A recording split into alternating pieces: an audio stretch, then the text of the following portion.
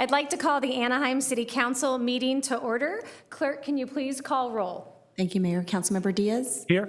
Councilmember Leon? Present. Mayor Pro Tem Bubalcaba? Here. Councilmember Fessel? Ho, ho, ho. That means here, in reindeer. Councilmember Meeks? Here. Councilmember Kurtz? Here. Mayor Aiken? Here. Let the record show we have 7 members present. And are there any additions or deletions to our closed session agenda? Mayor, we do have one. Item number 1 on the closed session is conference with legal counsel on anticipated litigation for one potential case. That is being removed from closed session, will not be discussed. And city attorney does have an announcement for item number 4. Item 4 regards a TOT, transit occupancy tax issue with the JW Marriott. Thank you. Do we have any speakers that put in cards for public comment? Mayor, we don't have any in-person speakers on closed session, and we did not receive any electronic comments on the closed session agenda. Okay, hearing none, we will close the public comment on the closed session agenda and recess into closed session. Thank you.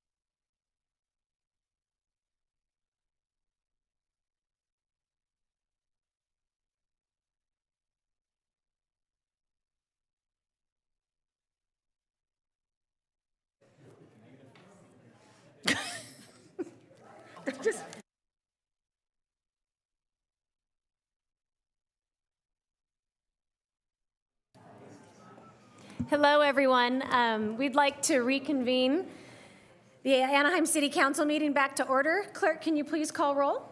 Yes, thank you, Mayor. Councilmember Diaz. Here. Councilmember Leon. Present. Mayor Pro Tem Bubakalva. Here. Councilmember Vessel. Here. Councilmember Meeks. Here. Councilmember Kurtz. Here. Mayor Aiken. Here. Let the record show we have 7 members present. Thank you very much. So the first item on our agenda is a workshop on the Brookhurst Corridor Study. City Manager, could you please introduce the workshop? It just is for clarity, we are going to, after the workshop, have questions by council, but we will be having public comment after the workshop. I'd ask for a staff report from Director Ramirez, please. Thank you. Good afternoon, Mayor and City Council members. I'm joined today by Economic Development Analyst Nick Gomez and our consultants from DUDEC, Ms. Catherine Saiz and Mr. Gaurav Sristava. By way of background, on August 23rd, 2022, the City Council voted to designate a portion of the Brookhurst Corridor as a Little Arabia District. That same evening, the City Council also directed staff to commission a study that would research the needs of the local community, engage all stakeholders, business patrons, and residents for the purpose of analyzing various district options for the corridor, as well as identify recommendations for improvements and possible funding sources. Staff issued an RFP. A multi-departmental team selected DUDEC as the top firm based on their experience, team qualifications, community outreach plans, and references. The purpose of the study was to complete a comprehensive analysis, visioning, and conduct community engagement for the enhancement of the 3.5-mile Brookhurst corridor. The study is meant to facilitate the long-term success and cultural identity of the corridor. DUDEC has met on a regular basis with a multi-departmental working group comprised of Public Works, Planning, Community Services, the City Manager's Office, and our Office in Economic Development. DUDEC has also conducted robust community engagement to ensure that all stakeholders have had an opportunity to provide their input and participate in this process. With that, I will now turn it over to the DUDEC team for their presentation. Thank you, Sergio. Madam Mayor, Council members, good afternoon. My name is Gaurav Srivastava. I'm with DUDEC, the consulting firm working with the community, the staff, and yourselves on the Brookhurst Corridor Study. In advance, I want to apologize for the lack of appropriate sweaters on part of our team, but we will try and keep this festive and cheerful. I also wanted to quickly thank staff, members of the community, and members of the working group, many of who are here today for their collaborative efforts to helping us get to where we are today. What we have in mind for the next 35 minutes or so is to make a presentation that covers 3 topics broadly. We'll provide you an overview of the corridor. We'll provide you an overview of all the outreach efforts that underlie the process that have gotten us to today. And finally, the majority of the discussion will be around the recommendations and suggestions we are making to improve the corridor. Having said that, I will launch us into an overview of the corridor. So we were tasked by City Council in early 2023. We kicked off in April of 2023 to study the entirety of the Brookhurst corridor. We had 3 specific objectives that we were tasked with. 1, to analyze the 3.5-mile segment of Brookhurst that exists within the city of Anaheim from the 91 freeway on the north to Catella on the south, and to understand the issues that needed addressing. And these issues ranged from land use, from the streetscape, marketing, branding, operations. Many of those issues we have made recommendations for, and we will share those with you today. We were also tasked very specifically to ensure that our outreach efforts and process was comprehensive, that we made every effort to engage, solicit input, and consult with residents who lived along the corridor, property owners and businesses that operated on the corridor, as well as users of the corridor, whether they lived in the area or outside. A third task placed before us was specifically around Little Arabia. We were asked to analyze whether the designation that was adopted in August of 2022 had the appropriate boundaries and whether they needed modification, and also whether the definition of the designation as adopted in August 2022 needed any modifications. So across those three topics, what we will share with you today is our analysis, review, assessment, and our recommendations to council on how to proceed further. But first, just to remind ourselves about the corridor itself. So how we define Brookhurst Corridor of Anaheim, so from the 91 freeway down south to Catella. We know that it is a notable commercial corridor of West Anaheim. It serves and traverses the communities of West Anaheim. It accommodates a mix of uses that range from residential neighborhoods to schools to parks, commercial clusters, religious institutions, cultural institutions. It is home to significant landmarks and anchors like Lynbrook Bowl, Home Depot, Stater Brothers, Ralph's. All these amenities along the corridor ensures that it plays a significant role in the daily lives of the community. We also know and have observed that the commercial activity that occurs along the corridor is concentrated in about a 1 mile segment from Lincoln to Ball. This segment is where the majority of businesses, restaurants are located and operate. This segment is also home to Little Arabia. Little Arabia is a clustering of businesses and cultural institutions that self-identify as originating from Arabic communities of the Middle East and North Africa. I want to just stress the self-identification aspect of their identity because while it would be convenient to neatly box the identity of Little Arabia across ethnicities, we have observed that the act of self-identifying is a hybrid and fluid process. While generally most of the businesses that self-identify as Arabic are originally from those areas of the world, but there are other businesses whose origins might be in Turkey or South Asia or Afghanistan who are not traditionally Arabic, but those businesses have co-opted and adopted that identity because of the fluid nature of the self-identifying nature of Little Arabia. From our research, we know that starting in the 1980s, Arabic businesses established themselves, became successful, and for the last 30, 40 years have really evolved an identity and a clustering, a cultural, economic clustering that brings visitors from across Southern California, across the state. It is a very rare and unique clustering, ethno-cultural clustering. It is the only such clustering in Southern California and in the state of California, and there are only a handful across the nation that can identify as clustering of Arabic businesses and cultural institutions. As you well know, Council recognized the significance and role of Little Arabia via the designation that it adopted last year. And all our analysis has confirmed and validated that the designation adopted was indeed the appropriate action. And as we go through the presentation, we'll suggest some nuances and tweaks to those designations. How we have gotten to today has taken us about 9 months.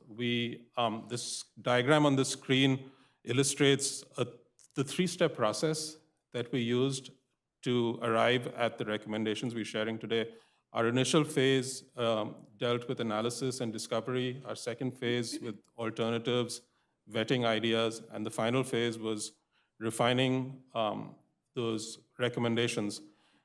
Each of those, and we are today at the final step where we're making our presentation to City Council. Each of these phases were punctuated with a community event, oftentimes multiple community events, which really form the basis for the ideas that have been generated through this process. And I'll hand over to my colleague, Kathy, just to walk us through what we did by way of engagement and how that played out. Great, thank you, Gaurav. Next, please. And one more, thank you. All right, so in terms of outreach and engagement, we recognize the need to have a multi-layered approach to speaking with the community. And this was given the corridor's just rich diversity of people and uses. So this means that we solicited input across multiple interests, multiple cultures, multiple languages, formats, and locations, all with the goal of creating a transparent and inclusive process so that we could really listen to the community and better understand what their needs are, what their issues are, and what their aspirations are for Brookhurst. So over the course of 9 months, we listened to residents, as well as businesses, property owners, community organizations, visitors, and consulted with various city staff departments. We did this across 3 public events, 3 focused stakeholder meetings, and 1 online survey. This was all in addition to constant noticing via a project website, social media posts, email blasts, and thousands of mailers that were sent to residents nearby. All of this resulted in the participation of about 300 community members, as well as stakeholders, whether they were in person or online, written or verbal. Next. So what did this look like? Well, we took it to the streets, literally, so Brookhurst Street. We focused our engagement on the corridor itself, making sure that we were accessible to the community by either being outside or at least directly on the corridor. Our first event was a walking tour, and despite the sweltering heat of that August morning, we had an amazing turnout and really positive feedback. Some folks said that they had never walked Brookhurst or experienced the corridor other than by car, so they really appreciated the format of the event, and as a result, provided us much richer input. Next. We met the community twice more at 2 open house events held last month in November, one on a Saturday morning and one on a Thursday evening at the Brookhurst Community Center. We shared preliminary ideas for the recommendations that we're going to share with you tonight. And again, mostly positive feedback, constructive conversations, all of which was incorporated into the final set of recommendations. Next. In addition, we also sought the focused input from a group of Brookhurst stakeholders. So these were residents, business and property owners, and community organizations. This allowed our team to test out some early ideas before sharing them with the broader public and even come up with new ones on the spot. We found that this was a really effective method because it allowed us to collaborate and have these one-on-one discussions with stakeholders in a brainstorming session. So all in all, we received and reviewed over 300 written comments, not inclusive of the many one-on-one conversations that our team had with members of the public. This was all over 9 months. Next. All of which is to say that the community wants a better Brookhurst. So yes to improving Brookhurst, yes to beautifying it, cleaning it up, making it more vibrant, more safe, more walkable, and celebrating its uniqueness as home to multiple cultures, multiple uses, especially Little Arabia. A more in-depth elaboration of what we heard is provided in our final report, but the community's feedback, alongside with our technical analysis, really served as an essential and critical basis for the recommendations that Gaurav will now introduce. Thank you, Kathy. Sorry, thank you, Kathy. Our recommendations that, as Kathy described, have emerged from input that we heard from the stakeholders and the community, but also from our own technical analysis, are broadly organized across 10 areas of interventions, 10 topics, and those are the ones that you see on the screen. Broadly, they address the entirety of issues that Brookhurst corridor is facing and that were revealed to us either through our analysis or through input from the community. They touch on improvements to the public right-of-way, to the streetscape, safety measures for multimodal transportation, so automobiles, bicyclists, pedestrians. They also touch on land use and development regulations, on branding and marketing opportunities in the future, operations and management, and there are a couple of topics that specifically address Little Arabia, given the guidance we received from Council to analyze the extents of the designation as well as the definition of the designation. So what we'll do is we will walk you through each of these 10 topics, lay out the issues and problems that we are trying to address, and what some of our recommendations are. Towards the end of this discussion, we have taken a stab at laying out a short-term and long-term action plan, because we recognize that some of these improvements are easier to implement in the short term, and we want to make sure that the city can focus in on them, while others will take longer and are more complex and may be implemented over a longer time frame. So the first topic that we wanted to address was the branding and identity of the entirety of Brookhurst corridor. We know that Brookhurst and Little Arabia in particular are very strong regional destinations. They have built an identity for themselves over the last several decades. They draw visitors from across the region, and they also provide amenities and services to the local residents.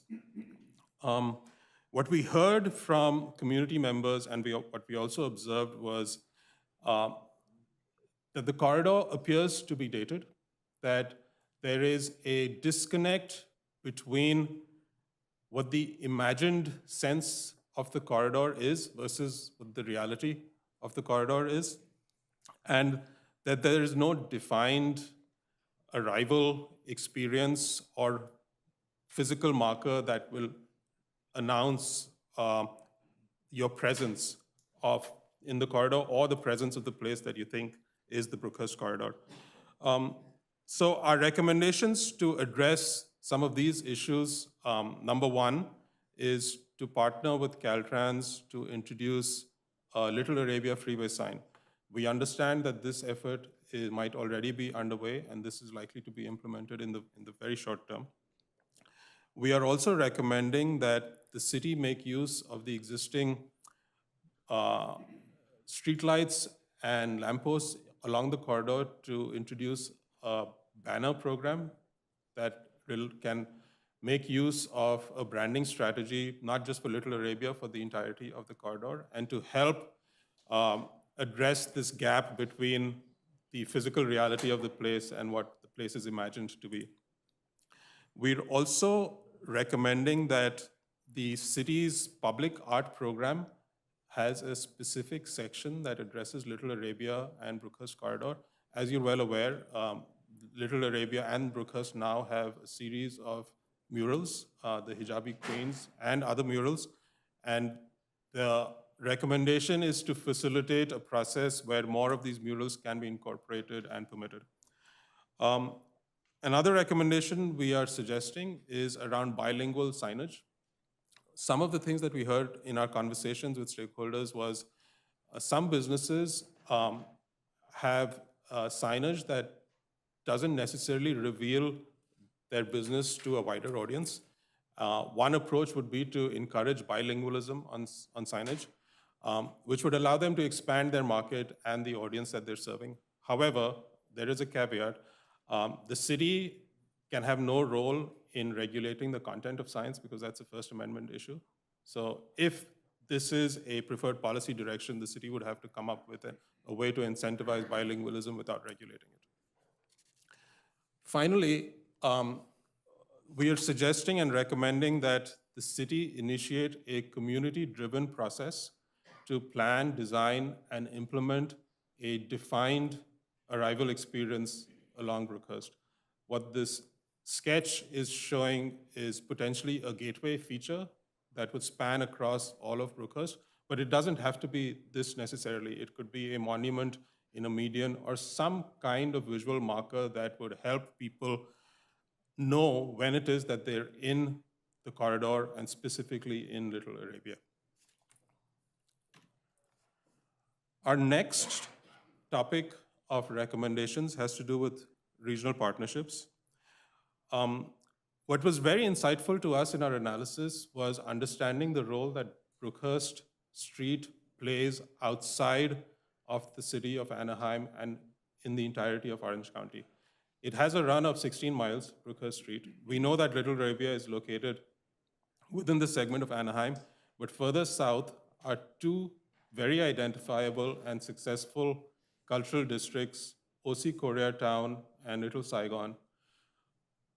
What we learned through this analysis is that there is something unique about Brookhurst that makes it inviting to immigrant entrepreneurs and provides them the setting and ingredients for long-term success. What this is also helpful is in setting up a potentially interjurisdictional marketing relationships with the cities of Westminster and Garden Grove to market Brookhurst, the entirety of Brookhurst, as Orange County's multicultural corridor, because it certainly is playing that role today. And thinking beyond that, to lobby Orange County to establish a county-wide network of cultural corridors, of which Brookhurst would be a pretty significant part. Related to these branding, marketing relationships and partnerships, our third set of recommendations addresses temporary events and celebrations. So what we know about Little Arabia in particular is that during the months of Ramadan, there are spontaneous, organic evening events where members of the community break their fast. And these are often communal events that are hosted in parking lots that function as night markets. One of our recommendations is for the city to put in place the regulatory framework that would facilitate and easily allow and permit such night markets to occur on parking lots and other private parcels. Another suggestion for Brookhurst is recognizing the diversity and multiculturalism of the corridor and how it is expressed uniquely through food. The one defining characteristic of Brookhurst is the variety of food that is available along the corridor. A suggestion that we would request the community and the city to consider is the idea of an annual Brookhurst Food Festival, which would, as the sketch shows, would potentially close Brookhurst to vehicular operations for a day, one day in a year, make it pedestrian only, and it functions as an outdoor farmers market, food market, and its purpose is to let the neighbors, the residents, the broader community experience and enjoy the diversity of offerings that Brookhurst has.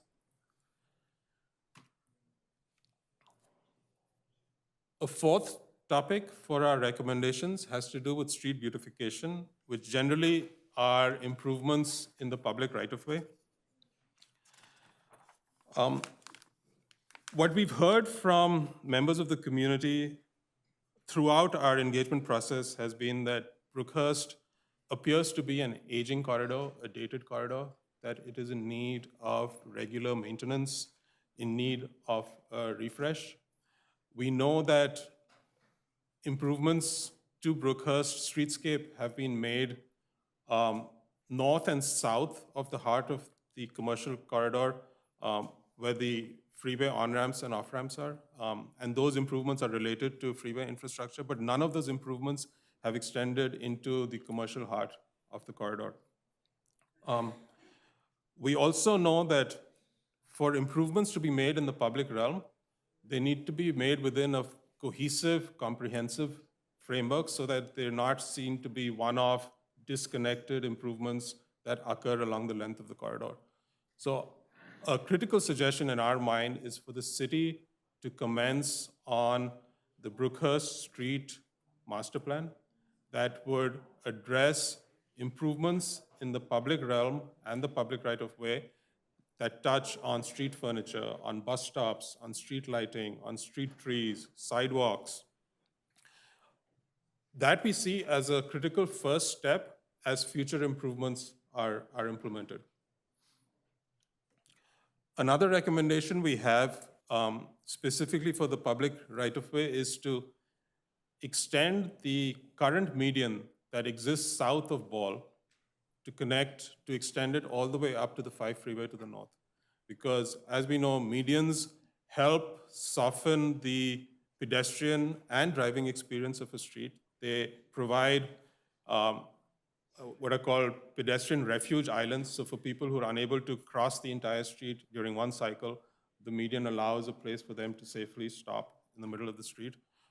It adds street trees, it adds vegetation, and generally improves the image of the street. And we think its absence between Lincoln and Ball, which is really the heart of the corridor, is very visible and felt. Our fifth broad area of intervention and recommendations has to do with pedestrian and bicycle safety. So from our walking tour, which I know many of us in the room were at that event, we learned that from a pedestrian perspective, it is difficult and unsafe for many pedestrians to cross the street. The street is too wide, the crossing time is not long enough, and the opportunities to cross the street are few and far between. We also learned and observed that the existing bicycle lane on Brookhurst is rarely used because it is unprotected and it places bicyclists in an unsafe condition where they have to bicycle adjacent to high-speed 7-lane traffic. So the bicyclists that do use Brookhurst are often on the sidewalk and not on the bicycle lane. So our recommendations to address both of these are pretty standard bicycle and pedestrian safety countermeasures. Things like ensuring all pedestrian facilities, intersections, crosswalks are ADA compliant.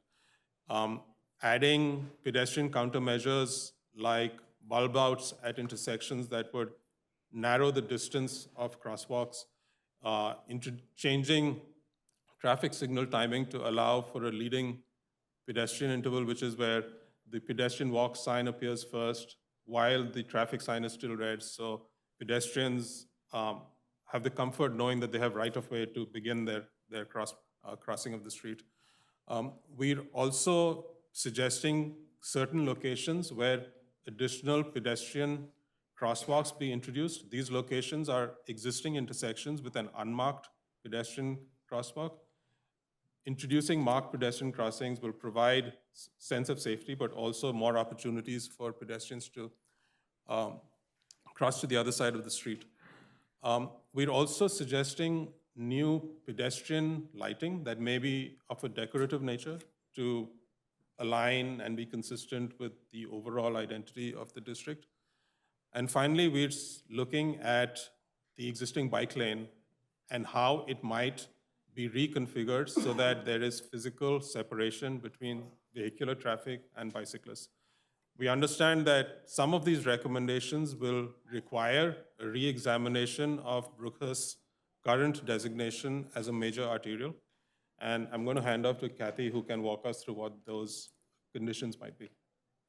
Thank you, Gaurav. Okay, next. Okay, so moving on to number 6. So the interventions that Gaurav just mentioned are ones that help to make Brookhurst a place for people, a place for activity, a place that can be considered a vibrant destination. So we recognize that the community's desire to have Brookhurst be a place conflicts with the corridor's function as a transportation facility. That is what the Orange County Transportation Agency, or OCTA, calls a major arterial highway. That is essentially a transportation corridor that is intentionally designed for the movement of automobiles. And in OCTA's mind, that is the second highest classification in terms of vehicular movement. So Brookhurst's designation by OCTA as the 7-lane wide major arterial highway is arguably the corridor's primary constraint against reimagining Brookhurst as this place that the community wants. Next. But there is an opportunity, especially for the corridor's most vibrant cluster of commercial activity between Lincoln and Ball. And that is to imagine a place not simply to cut through and drive through, but to stop and stroll and shop and dine. So one of the recommendations that we have is to redesignate a portion of Brookhurst from a major arterial highway to a primary arterial highway. And this can be done either by considering a portion of Brookhurst to remain as a major arterial highway and just reallocate some of the roadway space to give back to the bike lane, or as you see in the sections in purple or blue, is to redesignate just a portion of Brookhurst. So this would be for the commercial heart and center, predominantly Little Arabia, where you could reconfigure the street from 7 lanes to 5 lanes and then give you an opportunity to reallocate that road space for street parking, for landscaping, for trees, for sidewalk and outdoor dining. We believe this is a balance. This strikes a balance between being able to accommodate what the community envisions Brookhurst as a place, but also being realistic about the corridor's function as a transportation facility. The next intervention, number 7, is about not the roadway itself, but for private property. So here the recommendation is to provide Brookhurst the regulatory framework, so policies and regulations, that will allow the kinds of buildings and places and improvements that the community wants to see. And the simplest approach here is to work with what you already have, the now 30-year-old Brookhurst Commercial Corridor Overlay Zone, which, by the way, doesn't address the now changed nature of Brookhurst. So the multicultural significance, the presence of Little Arabia, it's just something that the overlay zone doesn't do. So in addition to updating the overlay zone, you can also look at the general plan to help cement Brookhurst as a destination and a place, and also maybe look at design guidelines to help provide supplemental guidance for the look and feel. Okay, number 8. So this was one of the direct tasks of the study to look at Little Arabia specifically. In our analysis, we found, as Gaurav mentioned, that Little Arabia's influence extends beyond its current extents from Broadway to Ball. In fact, there are more than 100 businesses that self-identify as Arab or MENA, so Middle Eastern or North African, along the entire length of Brookhurst, from the 91 all the way down to Catella, and even well beyond into the city of Garden Grove. But 70% of those businesses do lie between Broadway and Ball, the current extents of the district. So in an effort not to dilute, but to strengthen Little Arabia's identity and the public perception as the district, the recommendation here is to expand the extents just slightly south of Ball. This will capture a handful more commercial parcels, ultimately capturing 10 more businesses, including the iconic Al Tayebet Market, which opened in 1988 and is considered the first, or if not one of the first, Arab businesses along Brookhurst. An extension to capture this market would confirm and celebrate its special significance in the Arab community. Another option would be to extend the district's designation northward up to Crescent. This would capture 19 additional Arab businesses, including CARILE, the Council on American Islamic Relations, another staple in the Arab community. However, this option recognizes the extents could risk diluting the district's identity, since it would also include some non-associated stretch of homes between Catalina and Lincoln.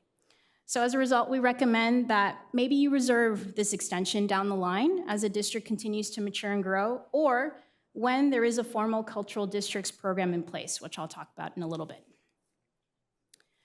Okay, number 9.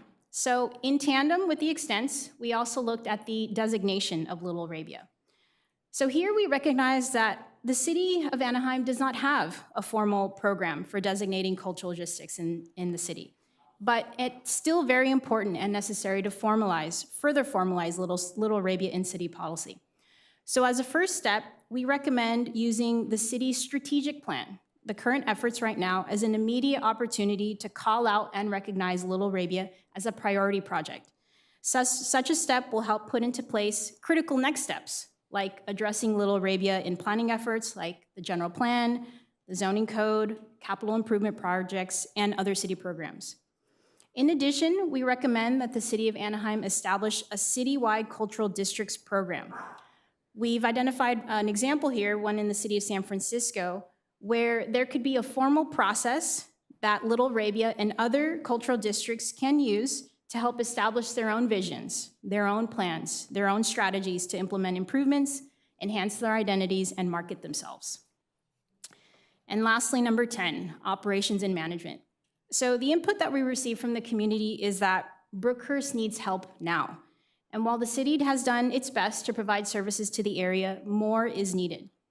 A first step here is establishing a task force or a committee that can continue the momentum started by this study. Many of the Brookhurst working group members that we engaged have expressed interest and enthusiasm in continuing the work with the city to help improve the corridor, something that should be absolutely leveraged moving forward. And one final recommendation that we heard repeatedly from stakeholders was for the creation of a business improvement district, or a BID, which is a very efficient and self-motivated way of addressing the district's needs at the very local level.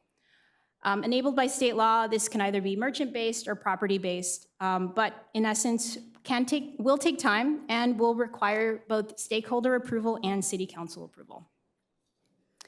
All right, so that's our 10 areas of intervention. As Gaurav mentioned, what we've done is we've taken a stab at putting together an action plan, knowing that we did cover a lot. But as you were listening, you were probably thinking that some of these can be done today and are actually probably critical in doing so in the near term. So some of those early wins can be the freeway sign for Little Arabia, most definitely cross-marketing with other tourist and transit agencies and other jurisdictions to elevate the visibility of Brookhurst, celebrating Little Arabia at a night market or a food festival are easy wins as well. But other improvements like improvements to the roadway or even reconfiguring the cross-section, we understand that that definitely needs more consideration and study. But in the near term, as Gaurav mentioned, that Brookhurst Street Master Plan is an essential first step in establishing a comprehensive vision and plan for the future. Lastly, the development regulations. We also think this is an easy lift that can be started quickly so that it can then set and stage and help facilitate success in the long term. And then one more, not to lose momentum on Little Arabia or the corridor in general, but confirm the district's extent and the designation and initiate those first steps in establishing a task force and bid to facilitate the long-term success of Brookhurst. With that, I want to reiterate our thanks. It has been a great pleasure working with staff, with the community, with stakeholders. We definitely think that Brookhurst is a very special place, and we hope for its continued success. So there's obviously a lot more to cover. It's in the final report that you have, but we are here for questions, and I'll turn it back to Sergio. Thank you, Catherine and Gaurav. I would like to take this opportunity to thank the consultant team for the thorough report and efforts required to conduct the study in the time frame that was provided by staff. Additionally, I would like to specifically thank Public Works Director Rudy Amami, Planning Director Ted White, Community Services Directors Shawnee Larson-Cash, Communications Manager Mike Lister, and our City Manager Jim Vanderpool, and all their staff who contributed to the study efforts. Additionally, I would like to thank the working group comprised of stakeholders from a broad range of backgrounds and interests that were assembled with various viewpoints that were received to help guide the study. A special thank you to Mr. Amin Nash, Mr. Patrick Didodo, Ms. Beck Levine, Mr. Hussam Aliouche, Mr. An Pham, Mr. Daryl Gamboa, Ms. Tracy Gamboa, Ms. Elaine Kraus, Mr. Nathan Zug, Ms. Nala Kayali, and Mr. Rashad Aldaba. In addition, thank you to all the residents, businesses, and stakeholders who participated in the community walkthrough, the meetings, and the survey.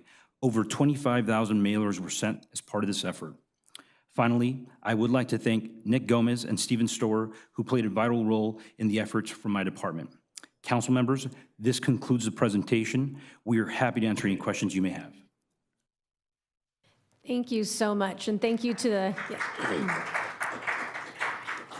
thank you so much to the team for putting this together, and thank you so much to city staff for bringing forward this workshop. I think the designation was long overdue, and it's exciting to actually now start taking the next steps to turn that designation into a tangible reality for both the business owners and the residents in this area. I'd like to turn it over to my colleagues for comments or questions, starting with Councilmember Leon.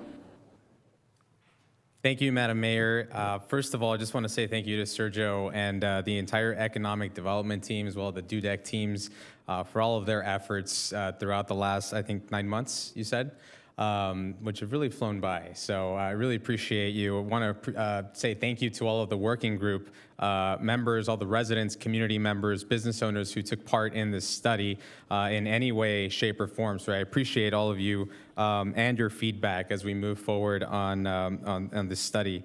I have a couple questions and then I have some comments. I just was wondering if you could repeat the total number of stakeholders that were engaged throughout this process. You brought it up at the beginning of the meeting.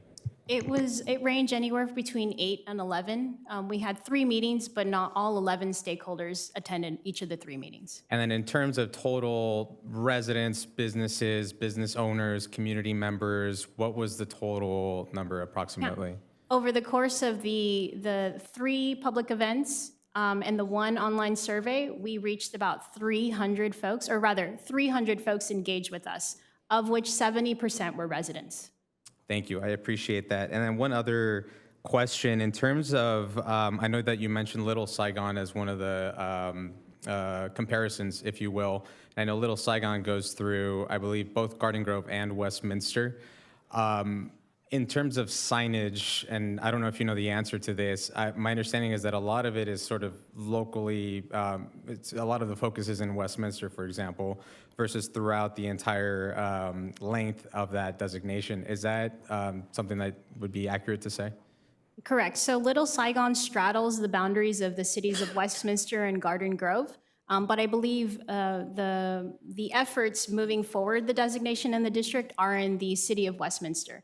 And signage, I'm not sure how much signage they have today, but I know that as of early this year, the city is currently undergoing a process to implement a gateway sign across Bolsa Avenue.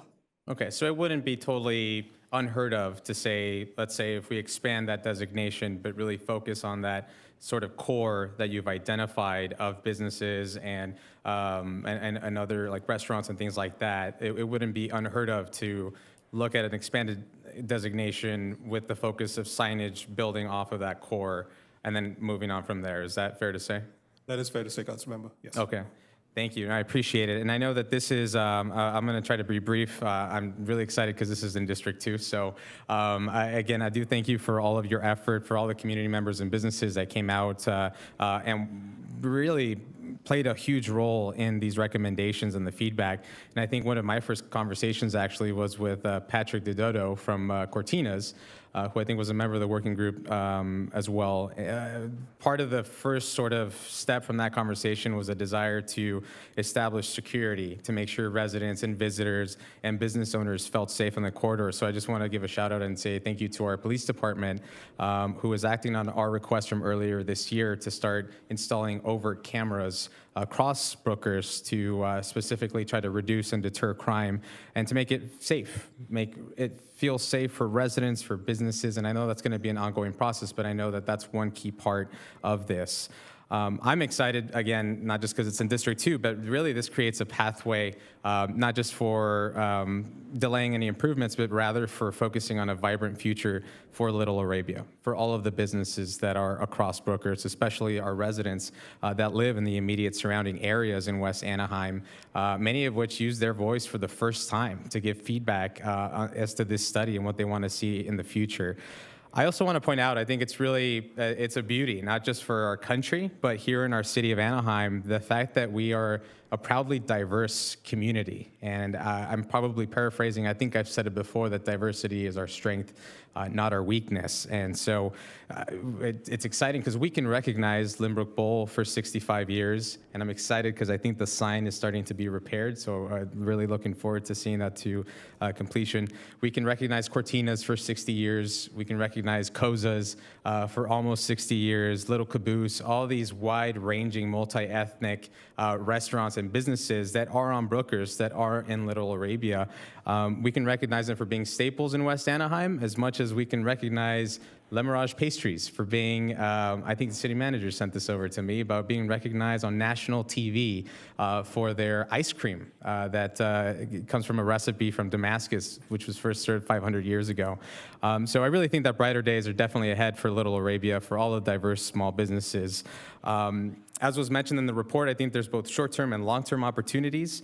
I think in the short term, my office intends to continue working with the city manager's office, with city staff, to bring a lot of those short-term wins, hopefully to fruition sooner versus later, focusing on, not including but not limiting to the signage, the branding, the looking at the length of the official designation, and as well as capital improvements and projects that are going to be beneficial for everybody in West Anaheim and that are much needed in the corridor. Obviously, that might be more in the midterm, long-term range, but having those conversations and sort of getting the ball rolling on that, as well as bringing that Caltrans application forward, hopefully soon in the new year, so that we can make sure people know that Little Arabia is here in Anaheim and West Anaheim. And I think, again, as you mentioned, some of the long-term recommendations, obviously being part of that strategic plan conversation that we're going to be having in the early year. And so to wrap this up, I appreciate my colleagues' patience. And again, appreciate the fact and the willingness, not just of our consultants, of our city staff, of the West Anaheim community, to really think outside the box, outside of the norm, especially in this area that for far too long has been a subject of conversations. And now hopefully we can shift that to not just conversations, but also actions in the new year. And I think there's a huge potential for a win for residents, for small businesses, for all of West Anaheim. I know Councilmember Diaz and I may not agree on policy 100% of the time, but I think one of the things we do agree on is the fact that West Anaheim has a huge economic potential in our city. And so I know it's going to be, I know the District 2 community has been patient as we've gone through this exercise. We're going to continue to not just ask for your patience, but also for your continued participation and collaboration as we move forward on some of these. And it's going to be a team effort to get this area to where we want it. But again, I think it's a good first step in the right direction. Again, appreciate the DUDEC team, economic development team, for all of their efforts. And I'm looking forward to hearing my colleagues' thoughts and feedbacks, as well as collaborating to bring these much needed improvements to fruition and to unlock that potential of Little Arabia and West Anaheim together. So thank you, Madam Mayor. Thank you, Councilmember. Councilmember Fessel? Thank you. I'll be brief because my colleague pretty well defined everything I think that all of us are going to say. I was one of two here back in August of 2022 that voted on this. One of the most important things for me was that we engaged the residents. I had no problem at all. I knew that we were going to engage the businesses, but I felt it was very, very important to engage the residents, many of whom didn't know what to expect. Several who had come to me and said they would like to be part of the process, but they didn't know what that was going to be like.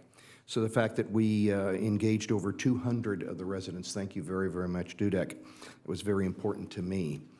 I think it's already been stated eloquently about where we go from here. Yes, we needed a study, and I remember back in August of 22, a lot of residents and businesses said, "Why do we need a study? Let's just start now." And government we have to have a study, folks. And I think what we've received from this is much more information than any of us probably expected. A lot of good information, a lot of good ideas that maybe individually we may not have come up with. So I'm very pleased that we're at this point. This is an important point in the process, and we can move forward from here. Thank you very much. Thank you. Councilmember Diaz? Thank you, Mayor. First, I want to thank Gloria Mai. This was her baby. She had to push hard for this study, and at the time was misinterpreted as she wanted this study to not to do the designation as a Little Arabia, but that was completely wrong. This is the right approach here. Thank you, Gloria. So I'm going to go for the things that are more important to me. Little Arabia sign at I-5, that's that had to happen. Encourage bilingual signs. That's awesome. As long as we leave it up to the property owner to determine what's right for them, that's up to them. They know better than us how to market their own business. Now, put brokers on the city public plans art. That needs to happen.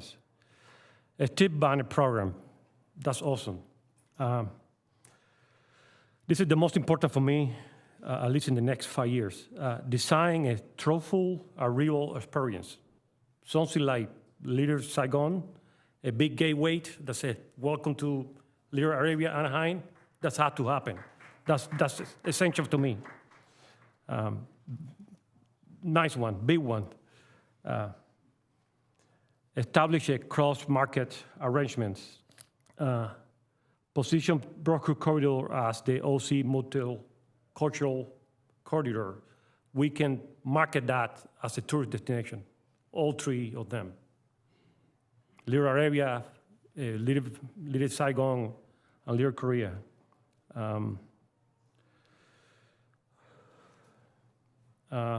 Night market, food festival, those are essentials. A tree beautification, that has to be essential. Landscaping medium, but that medium landscaping had to match Little Arabia. I envision the future like walking in Damascus or walking in Cairo. That had to match that type of vision. Pedestrian lights, safety measurements, bike lanes, going from major arterial to primary arterial. That's essential. I'm hoping Public Works was consulting on that. And I think they're gonna need an estadios in some, but I hope Public Works was consulted with that before we put it in here, because that's a major change there. Design guidelines, business improving district.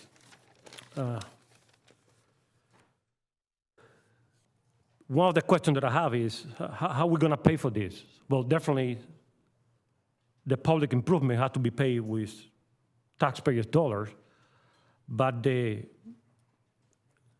marketing activities, things like that, had to be paid by the private sector. So that's why I like the business improving district portion of it.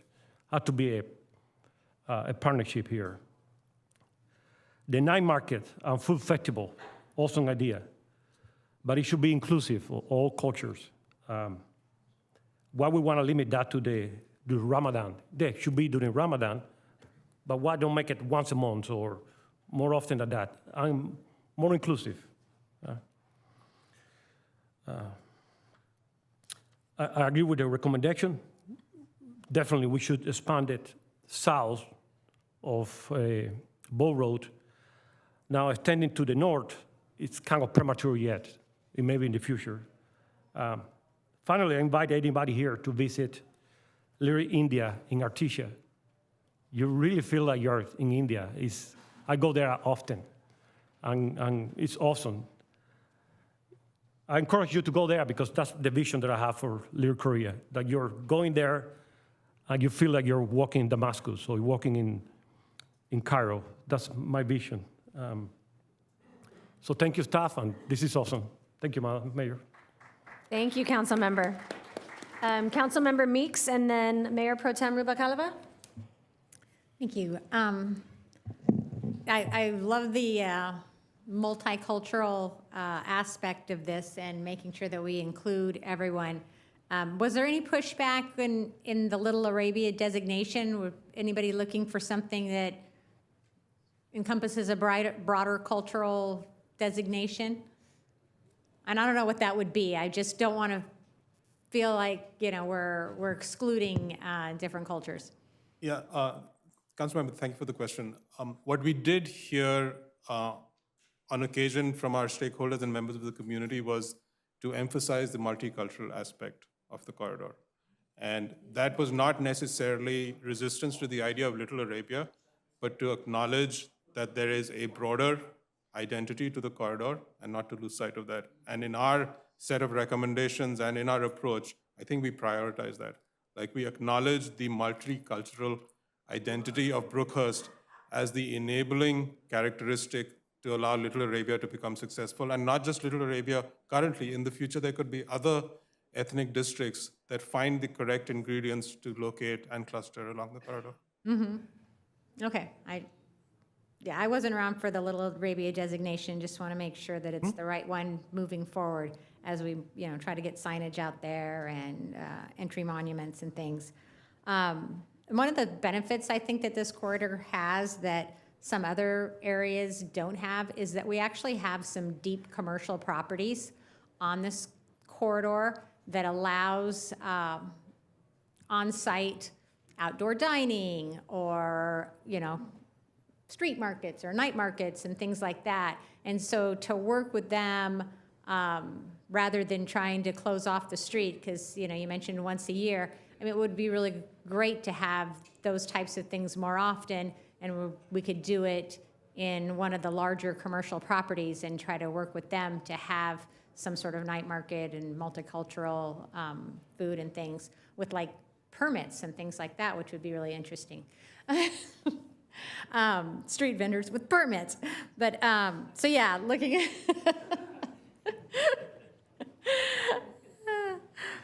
also, I think the idea of having a median, a landscape median, I think that makes a huge difference on corridors, and it creates a sense of place. Like Councilmember Diaz said, you can create a feeling and a sense of place with different landscape designs, and so moving forward with something like that would be really great. And yeah, just investing more in the corridor, determining where and if signalized intersections need to be included, that would improve crossing and traffic in and out of businesses. Because once you do that landscape corridor, you're going to lose a lot of left turn opportunities, and so you're going to have more signalized intersections at those points of entrance. So, and I'm not going to jump on board with redesignating it down to a primary, because I don't think any of the residents or businesses that you talked to out there said, I want to live with gridlock. So, so let's be careful if we jump forward on that one. That was all. Thank you. Mayor Pro Tem? Thank you. So I won't repeat a lot of what was already said, so I'm just going to get into some of my questions. So the business improvement district is something that I'm really interested in looking at, because I think that really does provide viability, at least long-term sustainable viability for this community in terms of businesses. So did you look at any models similar to the resort district where there's already an assessment that helps fund the infrastructure improvements and maintenance for that designated area? Councilor, thank you for the question. Our research looks typically at business improvement districts as California state law defines them, which is they're either merchant-based or property-based. And it is a complex process to get a business improvement district established, because the end point is 50% of your constituents, whether they're properties or merchants, need to vote to self-assess themselves. To get to that 50% vote threshold, there needs to be a period of coalition building with a core group that can help mobilize, canvas, and outreach to everyone who's going to vote. Often business improvement districts fail. The formation process is not successful. So knowing what I know, there are consultants who help business districts establish business improvement districts. So, and it is not an unusual or a non-traditional process. And it's good to know that Anaheim has a precedent for such self-assessed districts. Brookhurst would have to go through its own process, and it may not be a short process. Yeah, can you just share for the people in the room the already self-assessed district in our city? All right, I'll defer to Sergio for that. Yes, Mayor Pro Tem, the self-assessed district is the resort-specific resort district, which was created for the improvement and also maintenance, but also the promotion of the resort area here in our city. So this would be second. This would, if the stakeholders wish to advanced this idea, this would be the second special district in our city of that nature that's geared towards commercial improvement, maintenance, security, and also promotion. Perfect. And is that something that we will work with them to do? Because that's the one thing I am concerned about, is that we are going through this process, but there's not going to be a sustainable way to continue funding that corridor. And I think that's what makes the resort what it is today.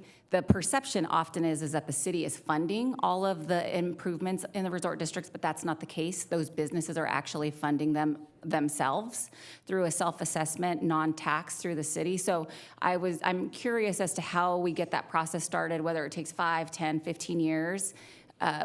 Could we do that sooner than later? Definitely, based on your council's direction and the input from the community, staff can engage in that process. And again, as the DUDEC team identified, typically the two models that that are available would be the PBID, or the Property-Based Improvement District, which the property owners assess themselves because of the increased property value that they will have from the district, or the Merchant-Based Business Improvement District, where the shopkeepers, store owners assess themselves for promotion and security and other things. So I think those models, based on the boundaries, we could explore and then assess what that 50% threshold would look like and what the stakeholders would like to see from that. But essentially, although the city would play a role, essentially the stakeholders, that is led by the stakeholders, to your point. Right, because the ATID, or TID, however you want to call it, that actually funds Visit Anaheim, which then markets the city and the resort district. So in order for this corridor to also benefit from that, there would have to be some sort of infusion of funds into Visit Anaheim, whether the city decided to, let's just say we as a council decided at some point to subsidize that for the first 10 years, as long as there was a long-term strategy. So I just want to make sure that that's something that we're looking at, because we are a city of 50 square miles, and my district also is a Latino-dominant district, and so I just want to make sure, to Councilmember Meeks's question, is this designation the one that is the entire community within that 1 mile corridor is looking to keep present?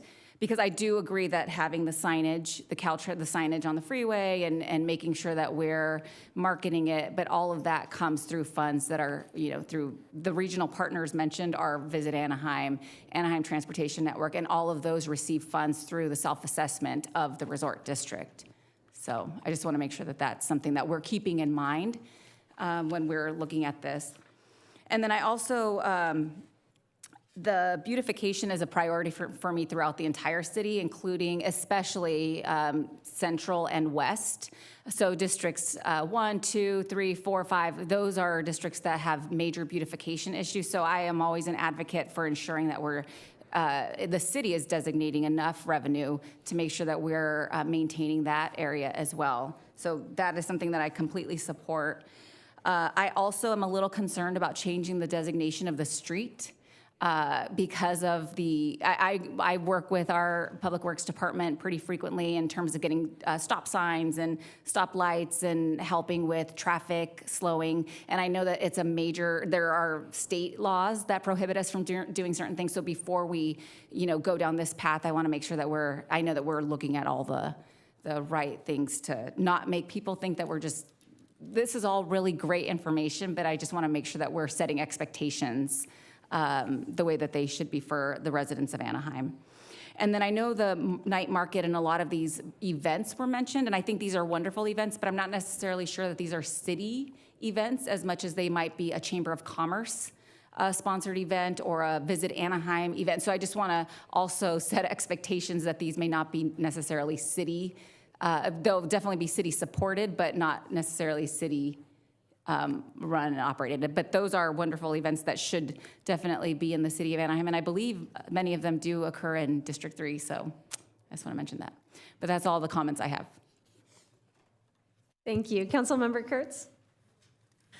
Thank you. Being the last one up here to say anything, I don't want to repeat all the comments. Just want to say that I support the Little Arabia designation and the ideas that you've brought forward. It's so important to have the appropriate signage and the appropriate feel to the neighborhood. As people have mentioned, they go to other areas, and you feel like you're there.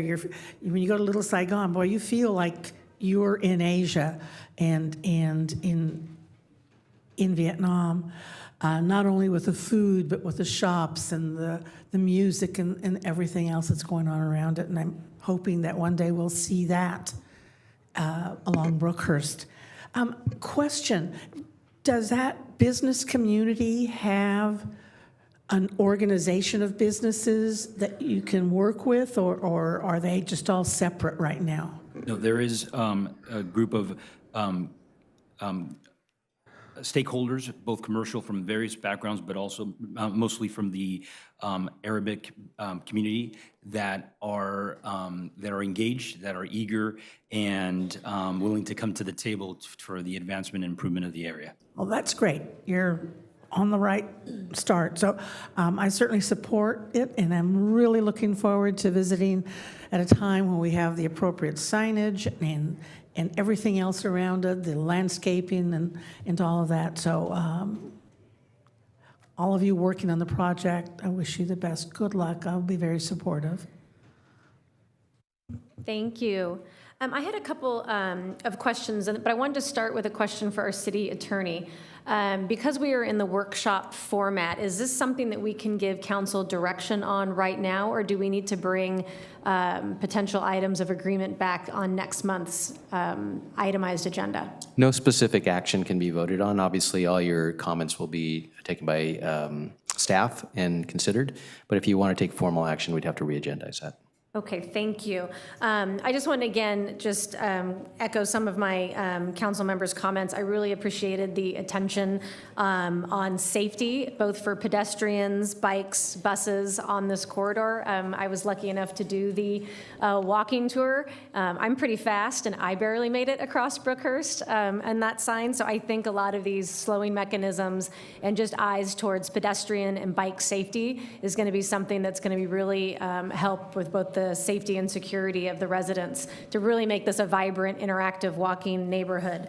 I would like to then ask if we could, if I cannot ask for a motion, can we agendize, at least for the next meeting, the ability to give specific council direction on some of the near-term items like the sign on the 5 freeway, potentially partnering with our community groups like the Arab American Civic Council in exploring what a type of food festival or night market would look like, as well as the initial smaller designation expansion to south of Ball, and including Little Arabia into our specific plan, because that's coming up in February.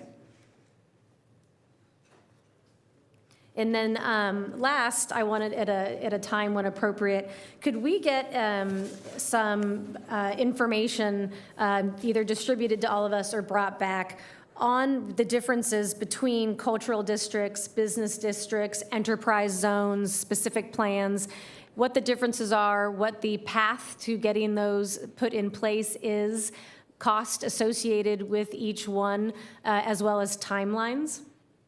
Mayor, as part of the report, we will go ahead. Right now, there is information to that effect, but we will further flesh it out. So part of what we will do is after the input that's been received, we will finalize the report, make it available to the entire council body and the public. Thank you. So I do echo my council members' comments about just going through this process, but then setting it up to succeed and figuring out what the best mechanism is for this area. And just, I know we mentioned a county cultural district. What other cultural districts are in Orange County that are not associated with Brookhurst?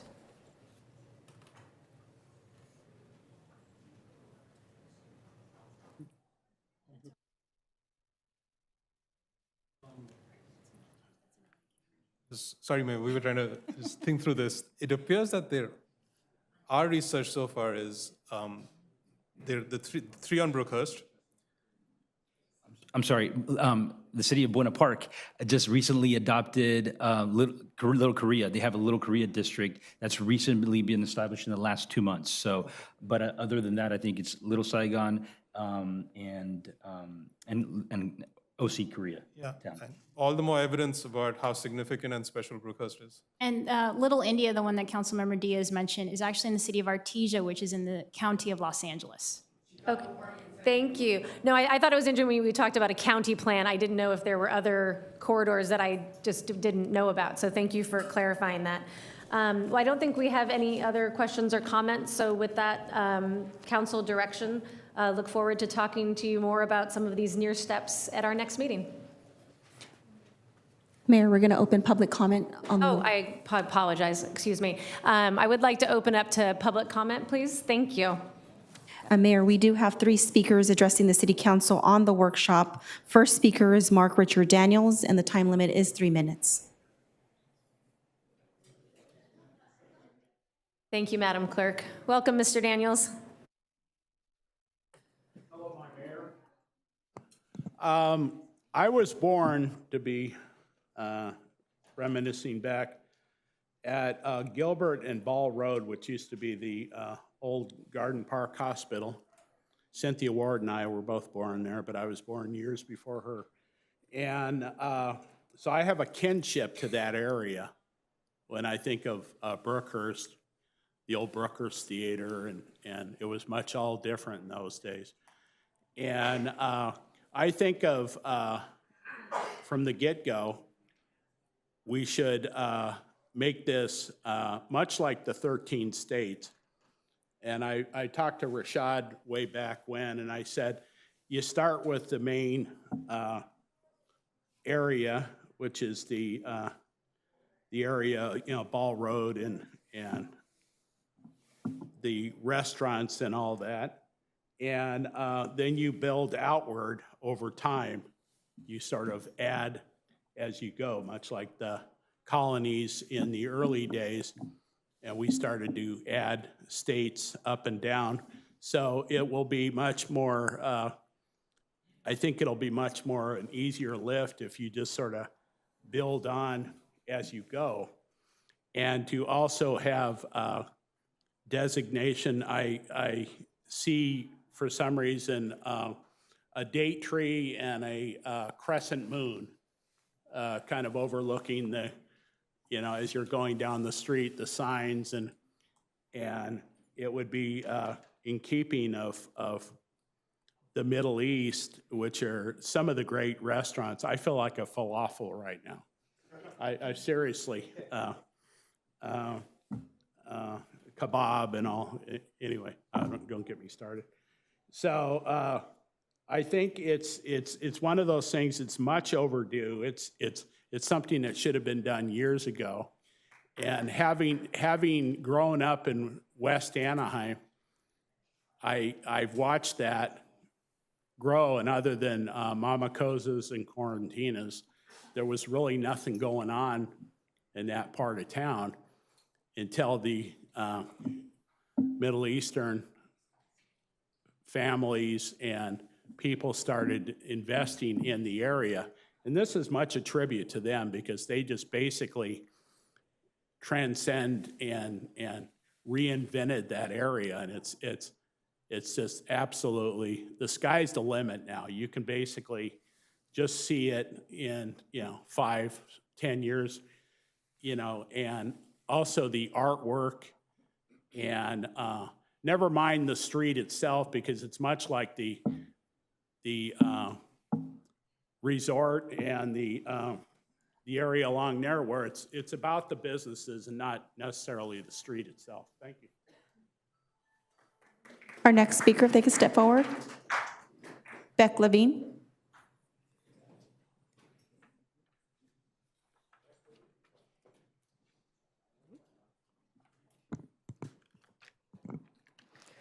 Good afternoon to our city council members, Mayor Atkin, Brookhurst Corridor Study presenters, and the greater Anaheim community. My name is Beck, and I am the Systems Change Advocate for the Dale McIntosh Center for the Disabled, otherwise known as DMC. DMC is an Orange County Center for Independent Living for people with disabilities and older adults. Our mission is to promote access and equity by and for people with disabilities and older adults. DMC's offices are located along the Brookhurst corridor at Brookhurst and Crescent. I am here today representing not only the needs of the disability and older adult communities, but also myself. As an Anaheim resident living on the corner of Brookhurst and Ball, decisions made about Little Arabia directly impact me and my neighbors. I begin and end my day on one side of Little Arabia and spend most of the day. I begin and end my day on one side of Little Arabia and spend most of the rest of my day on the other side of Little Arabia at DMC's offices. I had the privilege of working with the fine folks you see present recommendations for Little Arabia and have been blown away by their dedication, level-headedness, and willingness to listen and learn from the local community. The recommendations come from a deep analysis of the factors surrounding the Brookhurst corridor, as well as learnings from the community members themselves. I myself participated not only in work group meetings, but also the walking tour of the corridor, at which I was able to point out areas of accessibility concern that affect people with disabilities and older adults attempting to navigate the corridor. Consequently, I stand by all the recommendations made before you today and hope you will consider implementing many of them. I would be remiss if I did not mention the effect that international conflict has on this study. As a member of the Orange County Hate Prevention Network, I have learned that hate crimes and incidents motivated by Islamophobia have increased by several hundred percentage points in the past few months. Orange County's Muslim residents are being attacked verbally, virtually, and physically. That is why it is vital that we do any and everything possible to protect our community and our neighbors. Financing the development of Little Arabia sends the message that hate is not tolerated in Anaheim. It also sends the message that Anaheim celebrates the many facets of its community, regardless of religion, race, gender, or other protected categories. I think it also important to mention that I am a Jewish resident of Anaheim, and as the sun sets today, we are entering the 6th night of Hanukkah. Though religiously a minor holiday, Hanukkah has soared popularity as winter holidays became more secularized. The story goes that the Maccabees overtook the Syrian army, occupying Jerusalem, thus allowing them to practice their religion once more in the Holy Land. Taken at face value, this story is a celebration of rebellion, but as the reformjudaism.org points out, themes of the holiday include the refusal to submit the religious demands of an empire, practicing idolatry, the struggle against assimilation to Greek culture, and loss of Jewish identity and fight for Jewish autonomy. The fight against total assimilation by dominant culture is one that yes, thank you.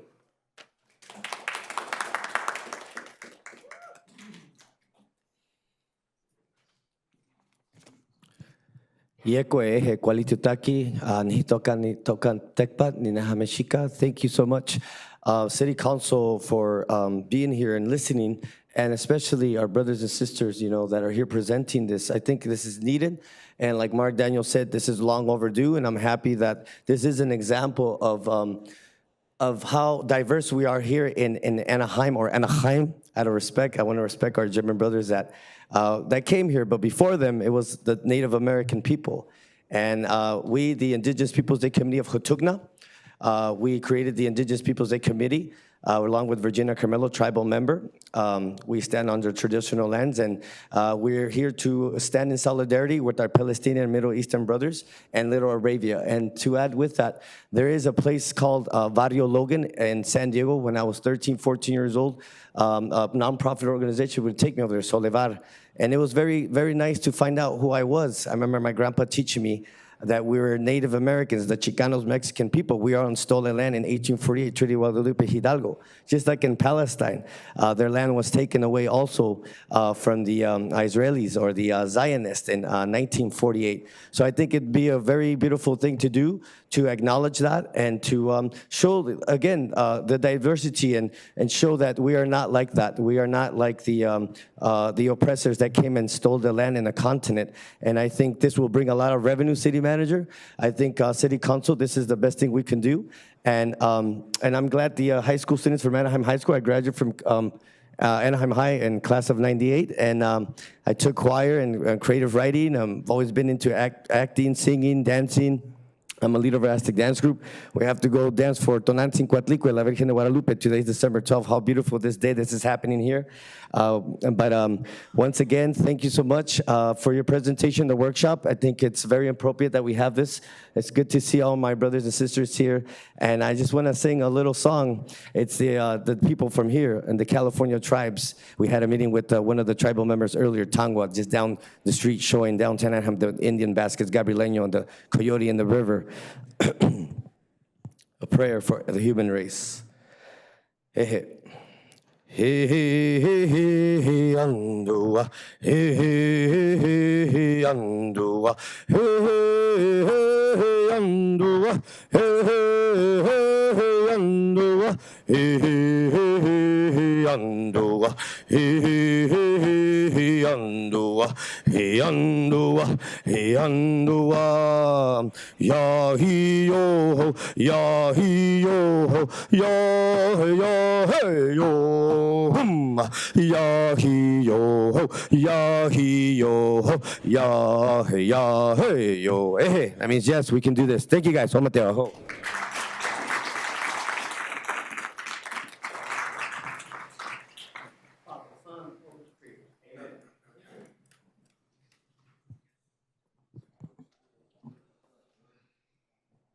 Am I good? Yes. Hello, Council. It's been a long time since I've been here. It's good to see everybody. Mayor Ashley Aiken, Carlos, Jose, it's good to see everybody.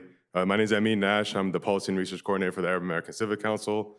I was here last year when the Little Arabia was designated, and now it's awesome to see all the good work that Dudek did. So thank you, Dudek. Thank you, Sergio, for putting this presentation together. It's been really cool to engage in this activity, in this exercise, to know that our community's voices are being heard, and also that there's tangible changes and action items to be had. You know, many things that I mentioned last year was like the trees, getting the businesses involved, the possibility of forming a business coalition of some kind to help uplift the community. So I'm really happy to see that these recommendations are occurring. But one thing, you know, I've always advocated for the humanity of the district. This is definitely a home, a gathering place. And I wouldn't, you know, Nahla Kayali is here right now, and she's one of the main people that helped Little Arabia be. If it wasn't for her to have access right there on Brookhurst, many people wouldn't have a chance to call Little Arabia home. In the 1980s, Little Arabia, before it even was called Little Arabia, was actually called Little Gaza. And the reason behind that was because there's a huge refugee population from Palestine, and they came to settle here. Since Little Arabia was designated, it's actually become a gathering spot for healing, especially with these international challenges and the death that's occurring on our screens. Little Arabia has become a place where hundreds of people have come and find healing, and they've come to this area to find a place to where they can call home. And this is very significant for our population. Also beyond that, Little Arabia has also come a place where people can make trips and gatherings. I don't know if you guys know this, but over 90 high school students from Pasadena came to Ferranjara to visit Little Arabia, to experience the Arabic culture. And beyond that, we've had night markets and everything like that occurring regularly. You know, people have been gathering, family, they've been having weddings on here. So it's become, since Little Arabia was designated, it's become a gathering spot, but it's become an important place for the community to find a place where they can heal, and find a place where they can have community. So I really appreciate everything that the city has done, and I hope that we can continue to push and think of ways to recognize the city and keep this place, because it's become really important. That's it. That's all my time. I really appreciate everything. Thank you. Also, I want to shout her out again, Nahla Kayali. She doesn't want to talk, but she's really one of the main leaders of this. So thank you, everybody.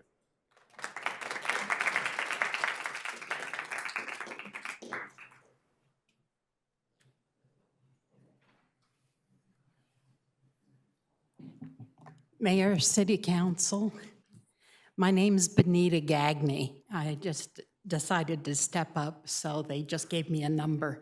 Thank you for that. I'm a resident of West Anaheim.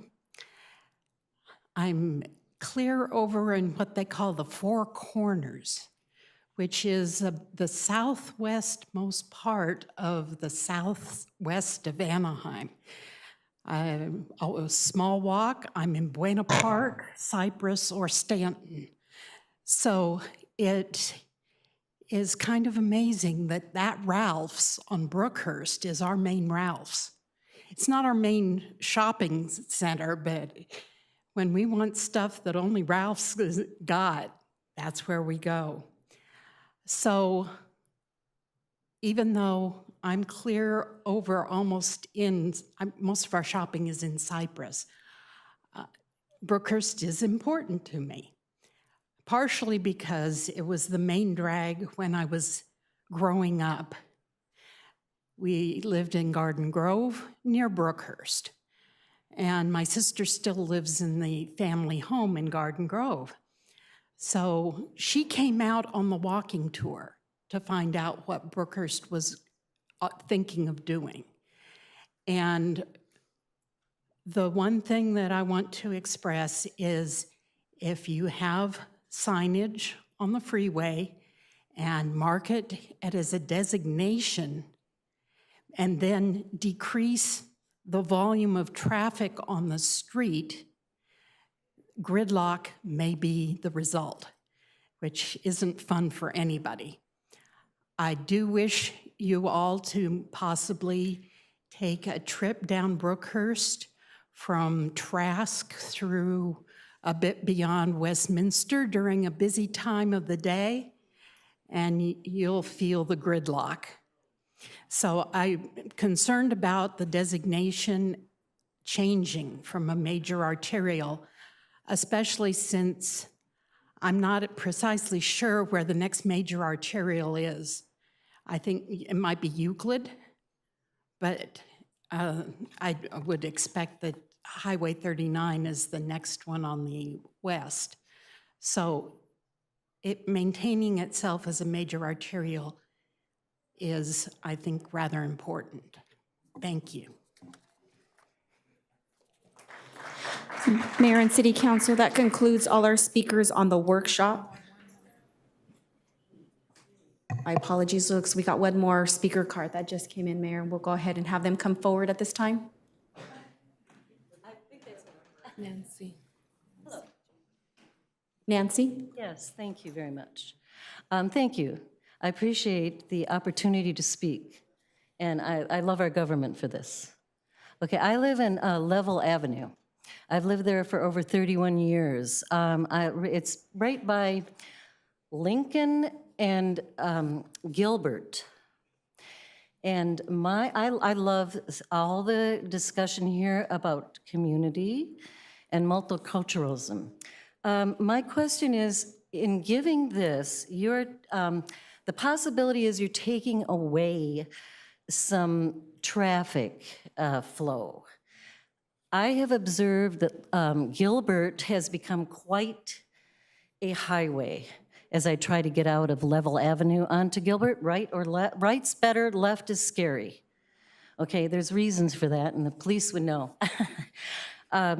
So what are your plans to add some parking? I was talking about lack of parking at Cortina's. It's also scary to try to go into Cortina's parking lot, you know, at lunchtime to get anything. If you're going to take away lanes, what are your plans to add traffic flow in other ways? There's a reason that they've got that Brookhurst has mostly planned for cars, because those cars also have trucks behind them. Those trucks takes goods to all those multicultural businesses. What are your plans to make traffic flow work if you're going to take some lanes away? If you're going to take away left turn lanes, right turn lanes for pedestrians, what about the people and the truck drivers? Are they going to go down Gilbert, past the high school and the elementary school where the guards are? And where are you going to park if people come for a night thing and you close down the area? It's hard to find parking right now. I love the new ideas. What are you going to do to provide what you're taking away? How are you going to give us some more parking? I heard you talk about the parking lots. I think you got what I'm talking about. So the people in the area, we love, you know, all the people, but let's let it keep flowing. How do you do that? Orange can't take that. Gilbert can't take that. Is it all going to go to Magnolia? You know, there's a lot of us in that old neighborhood that have been there for a long time, and let's go and make improvements, but let's also think about what you're going to take away. I guess it's my classroom experience as a teacher, and my father was a cop. So I think about traffic flow. I think about how you can move things. What if something happens here? How are you going to move it? So that's, I don't know what, I don't hear anything about parking, and that's what I put on my sticky. What are you going to, I don't know if we can put tall parking structures. How do we add that so people can come in from the 5 freeway and park? Okay, so, but it's great. What your ideas are great, but if you lived there, you know Ma'am, I'm what I was sorry, talking your time about. is up. You know, okay, thank you. And Mayor and City Council, that concludes our in-person speakers. Do noting for the record, we did receive one electronic comment on the workshop that was distributed, and it was posted on the city's website. Thank you. So with no more public speakers on the workshop, we will close public comment, and this also concludes the workshop. So seeing that it is after 5 o'clock, we're going to roll into the regular city council. The next item on our agenda is an invocation that's going to be offered tonight by Chaplain Nathan Zug from the Anaheim Police and Fire. After that, Council Member Meeks is going to lead us in the flag salute. Good evening. Let's pause a moment for a prayer. Father, we're in our last meeting of the year, as you know, and we're grateful, so grateful for this moment that we can just stop and just pause to reflect a little bit. So I'm grateful, Lord, for the year and for all that went on. There were hard things, challenging things, there were dilemmas, but there were also victories. So thank you for all that went on in 2023. We know that there's hope, so we're grateful for hope, and we look for that tonight. And we're grateful for opportunity. Thank you for opportunity. I pray tonight for wisdom, Lord, over our council and our mayor as they make decisions tonight, this very night, and in the future, this coming year. I pray for peace, Lord, peace in the building, this building, peace outside the building and all around our city. We want peace, Lord, here, and so help us to be peacemakers and peace givers. Help me to be a peacemaker and a peace giver. I pray for blessings also, Lord, on our beloved city staff, all of our department leaders, our residents, our businesses, our guests, so many people in our city, Lord. We ask your blessing and favor on them. Our entire city, Lord, every inch. And then favor, we ask your grace and favor. We don't deserve this, but we ask for it. We know you can give it, and I ask for it, Lord, tonight, for every individual that I've mentioned. And then finally, Lord, may the words of our mouths and the thoughts of our hearts be pleasing to you in your sight, O Lord, our strength and our Redeemer. Amen. Thank you. Tonight, we're going to pledge allegiance to the flag of this great country that allows us to embrace diversity like we've just talked about, especially at this time of year when we celebrate many holidays. And I just hope that you and your family celebrate your traditions with joy and peace and love within your family. And remember our first responders and our military that won't be able to be home to celebrate with their family this year, but they are here to protect us and our freedoms that we enjoy. So, ready, begin. I pledge allegiance to the flag of the United States of America and to the republic for which it stands, one nation, under God, indivisible, with liberty and justice for all. Father, Son, Holy Spirit, God bless America.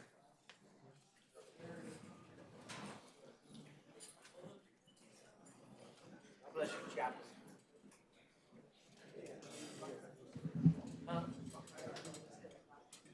I'm doing what I'm praying over the Israel thing. That America's safe. So I have the honor tonight of recognizing some of our local homegrown sports stars. In case this is any of your first council meeting, no, we don't normally dress in coordinating outfits. You guys just got us during the holiday season. I would like to recognize the Anaheim High School boys water polo team, who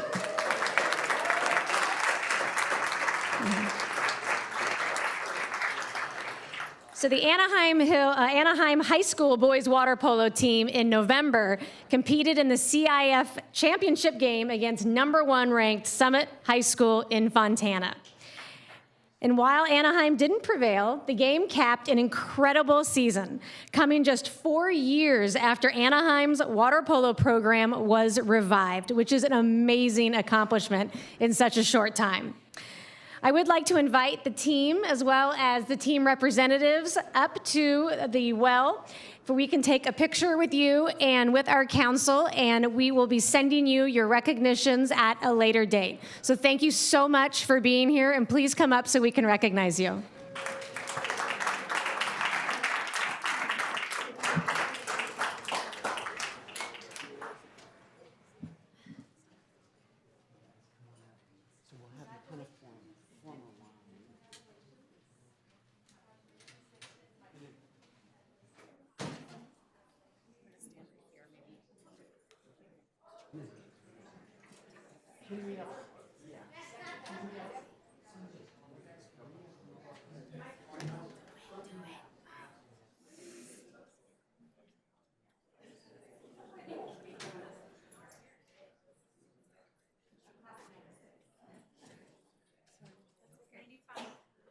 Need me to get them in.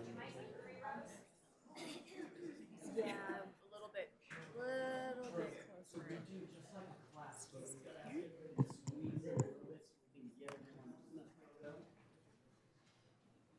How's that? Mike, can you step to the side a little bit? Thank you. Okay. Councilmember Fussell, can you step it a little bit more? Yeah, there we go. And then Thank for you. the official photo, if I can have everybody look right here. All right. We're gonna take a couple.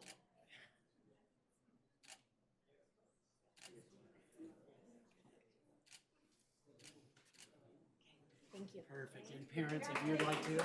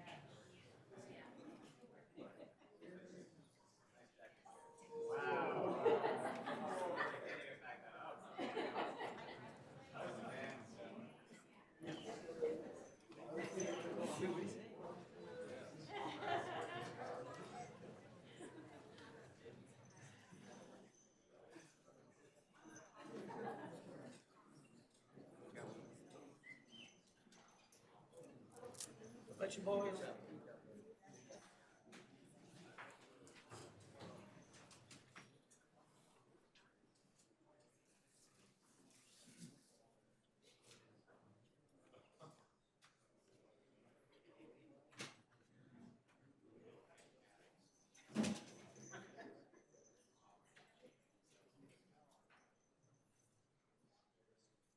So now I call to order the Anaheim Housing Authority in joint session with the City Council. Clerk, are there any additions or deletions to tonight's agenda?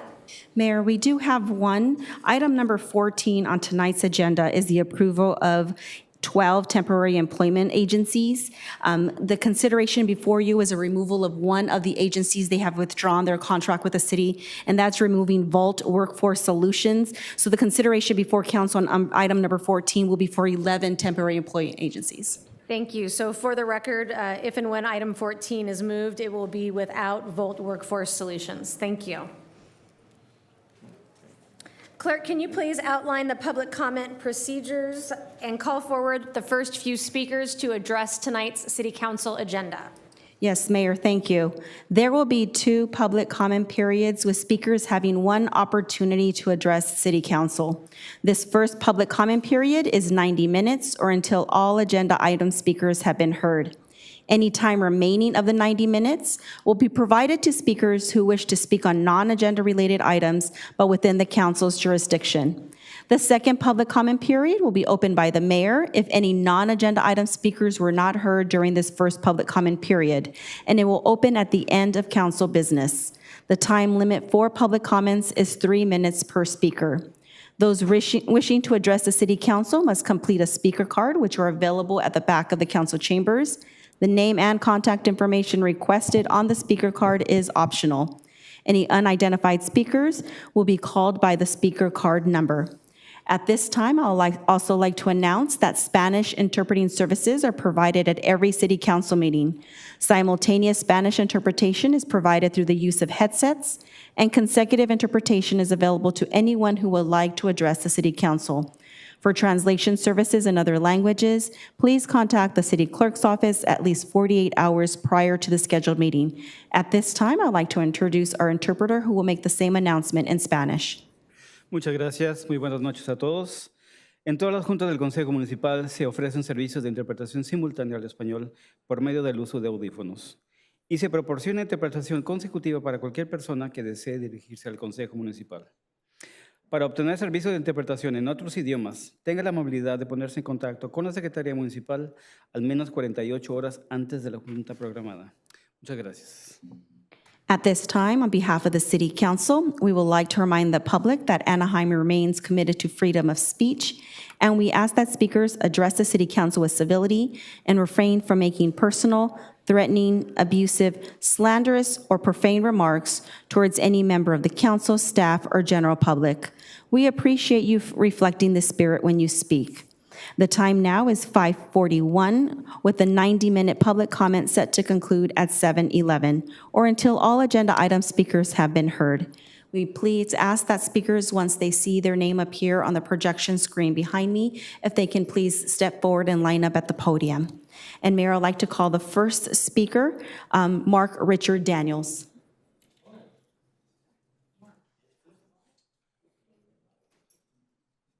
Here I am. That walk is getting longer and longer, it seems like. I want to speak on item 11, and I think this is an important, much important issue that we have to look out for those in need.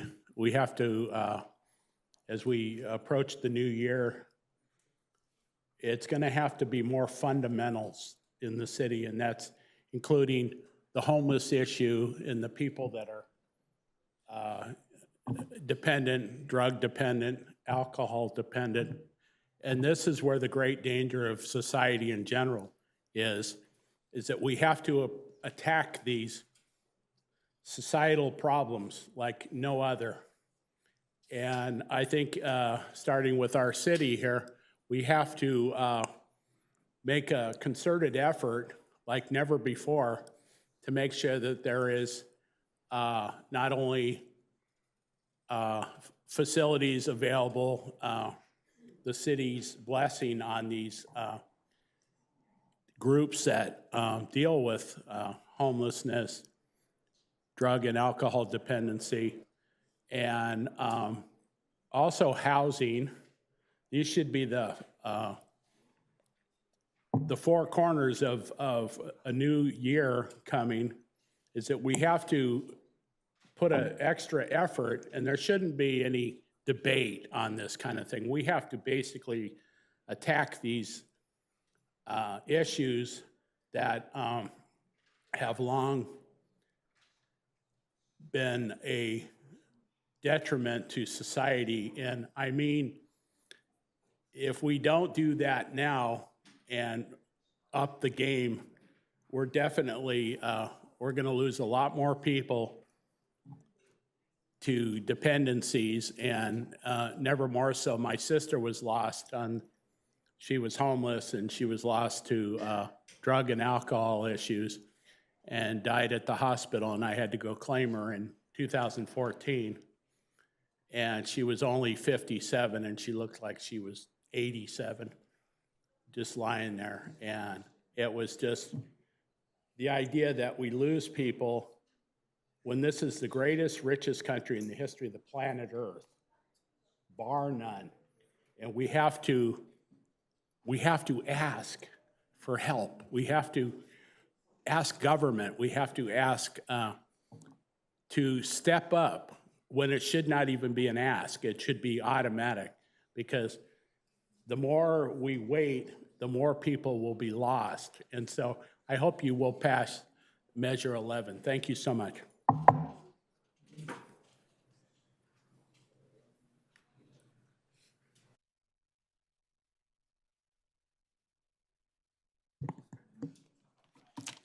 Good evening, Council. I'm Tamara Jimenez, for those of you who aren't super familiar with me, and I am the Community and Government Relations Manager for Anaheim Lighthouse.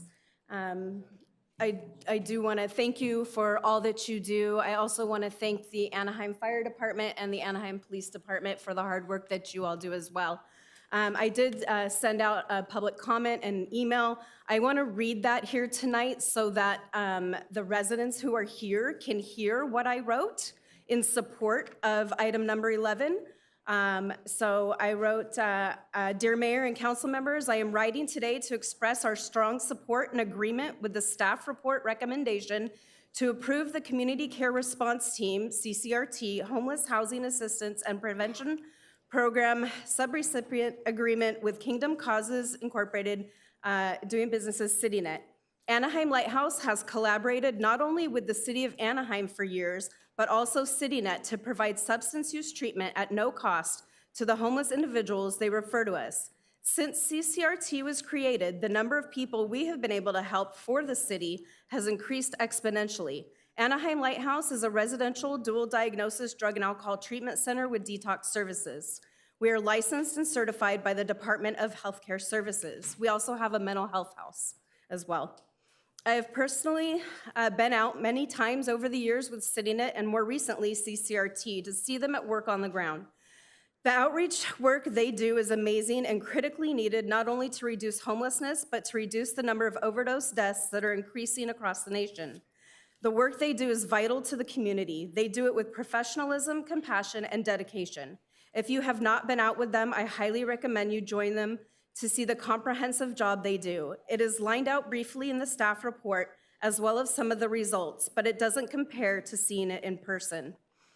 I also wanted to mention that we had sponsored the tree lighting event that Anaheim just had, and what a pleasure it was to see the community come out the way that it did, involving or including the vendors and participants and residents. We gave out free toys to all of the kids.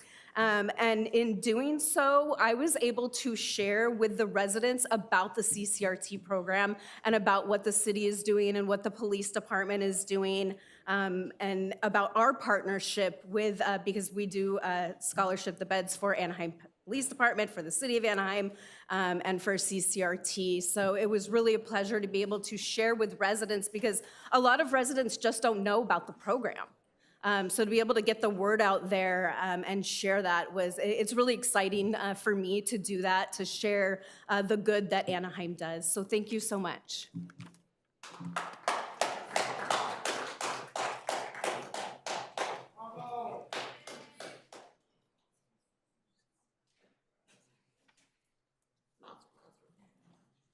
Hello, everyone. How are you guys doing? Merry early Christmas.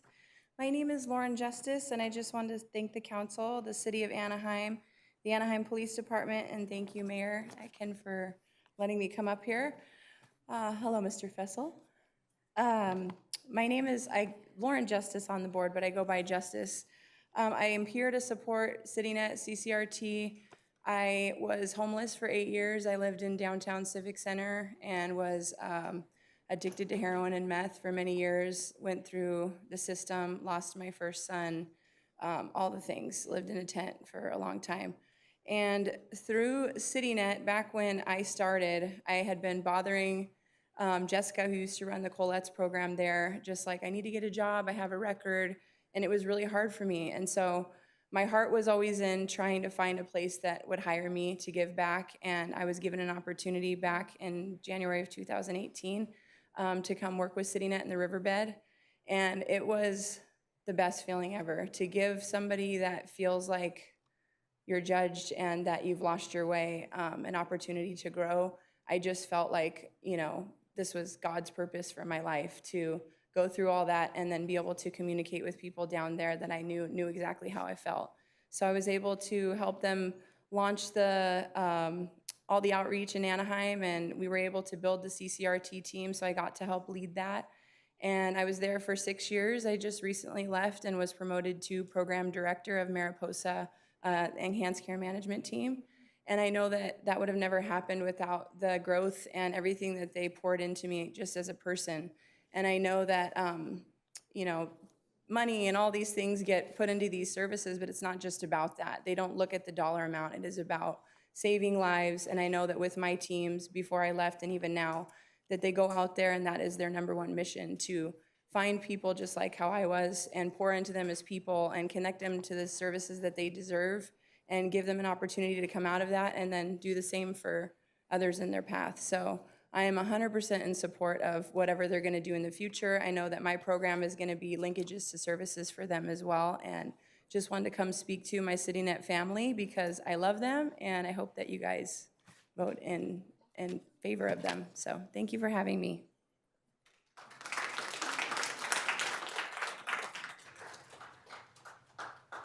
Our next speaker, Lucille Crane. Thank you, Teresa. Well, good evening, Mayor and City Council. Boy, it's a lot different on this side of the microphone as opposed to that side. Anyhow, I wanted to talk to you about the Orange County Mosquito and Vector District. It is an independent special district, and it's a public health agency that is tasked with protecting the public from vectors and vector-borne diseases, particularly mosquitoes, which is the #1 vector in the world. The district provides services and programs for mosquitoes, rats, red imported fire ants, and filth flies. Additional surveillance is done for fleas and ticks. Orange County Mosquito and Vector provides a comprehensive program, including education and awareness through school programs, outreach events, active social media posts, educational brochures, and presentations. The District Operations Department conducts control of vectors through service requests from residents, routine inspections of large area sites, such as flood channels, marshes, and routine smaller sources as gutters, storm drains, and other common areas. And actually, Mosquito and Vector has been out spraying Anaheim Cemetery very often in the past few months. The mosquitoes seem to love that place. As the weather gets cooler, I wanted to provide a recap of the mosquitoes that are impacting residential urban areas. I've given you some paper that shows you the 6 different types of mosquitoes. Orange County has more than 27 types of mosquitoes, but 4 mosquitoes, I'm sorry, there are 4 on your paperwork, are the ones that are most often found in our residential areas. The striped mosquitoes are often referred to as ankle biters. They're Aedes aegypti. They're ankle biters because they often bite on the lower legs and ankle area. But if you're like me, they don't stop there. They go up and down your legs, they go up and down your arms, they hit your face.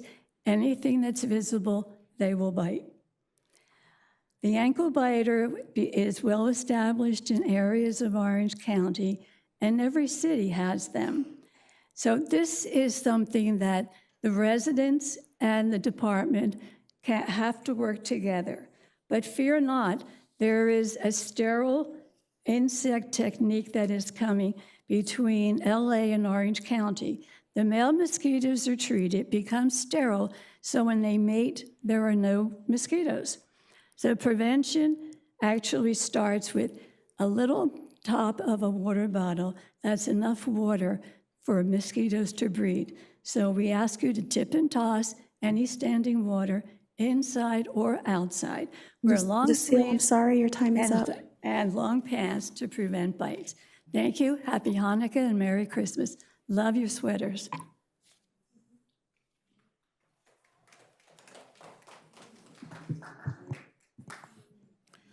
Good evening, Mayor and Honorable City Council. My name is Brad Filthouse. I'm the Executive Director of CityNet. And I'm here on behalf of our team of case managers and outreach specialists and folks like Justice that you just heard from, who unfortunately no longer works with us, but we are out there for the justices of the world. They are, every single person out there is worth giving those kind of opportunities to. So I'm here on behalf of our team, some of which are sitting here today, representing the CCRT team that's mentioned on item number 11.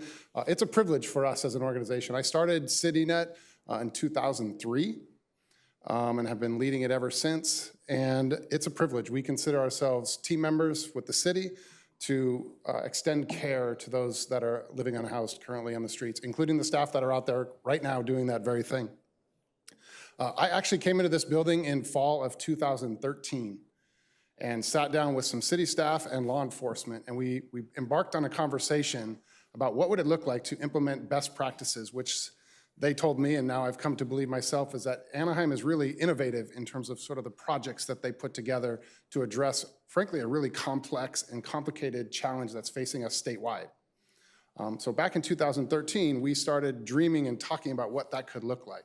We as a nonprofit, sort of, here's what we bring to the table as an independent nonprofit to partner with the city and the different departments and the different entities to bring the most care to those that are out on the streets.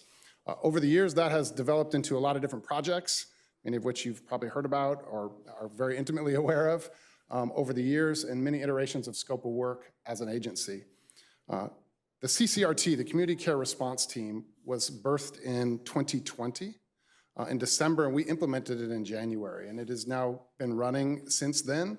And it is really a multidisciplinary approach to provide timely care, genuinely responding in need. And again, we are privileged to be a trusted partner with the city to make that happen on an ongoing basis. And you should be proud of the effort collectively, not just us, but all the different agencies that we work with across the city to provide care and opportunity for those that are living on the streets. Many people are looking to borrow these ideas, implement them at other places, literally statewide, and they come here to look at what Anaheim is doing. So you should be proud. And again, thank you for your consideration tonight to continue that partnership. I do want to end with an announcement and an invitation of sorts. This is the annual point in time count that's happens regularly here. It's happening next January on the 24th, both in the morning and in the evening. And as some speakers have said, I would encourage you to come out with us. We'd love to host you. And go out and actually do some interviews and talk to the folks that are out there. There still are, unfortunately, still people living on the streets or falling into homelessness, and we'd invite you to come and join us on January 24th to participate in the point in time count. And I'll be around if there's any questions later, if there's a staff report. Thank you. Next speaker, Janine Robbins.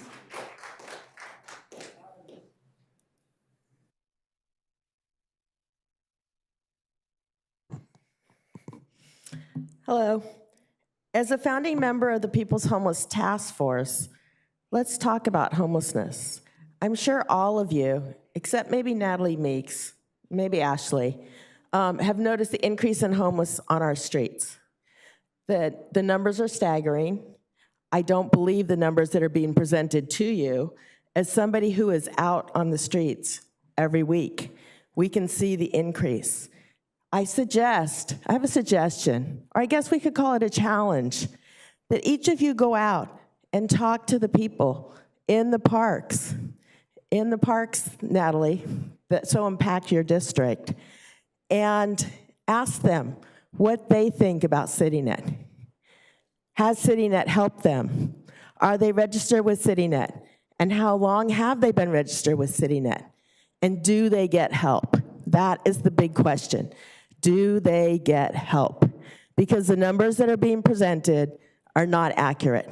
Let me tell you, as somebody who is out there every week, when I call CCRT, there's a 50%, maybe 40% chance that somebody will actually answer. And the chance of somebody actually coming out right then and there is very minimal. And as you know, when somebody is ready to go into shelter, they need to go then. If they don't, tomorrow doesn't work. The chance has bypassed. This behavior by CityNet goes back to the riverbed days. It's an interesting phenomenon because CityNet had a trailer there on the riverbed. And while the activists were walking the riverbed every day, miles and miles every week to help people, the CityNet people sat in their trailer in the air conditioning and went out twice a day in their little golf cart. And the residents there on the riverbed basically ignored them. Let's talk about the proposed shelter. When I read that, it broke my heart. To have people they're ready. Here we are almost to the end of December, and there is no place for people to go. No place. So instead, you're proposing that CityNet would vet them, which how long would that take? And then they would go into a church, a potential church. I don't know who came up with this idea, but it does not work for the population. Again, if you were out there and you would talk to the people, you would know and you would understand the way things work on the street. But that shelter, that idea doesn't work. There needs to be some place that people can walk up to and go in, and a yard where they can put their belongings. Because who's gonna pick them up and take them, and what are they supposed to do with their belongings? Can you imagine, would you leave all your belongings behind? Would you leave your pets behind? It's shameful, you guys. We're supposed to be the city of kindness, and I see we're anything but.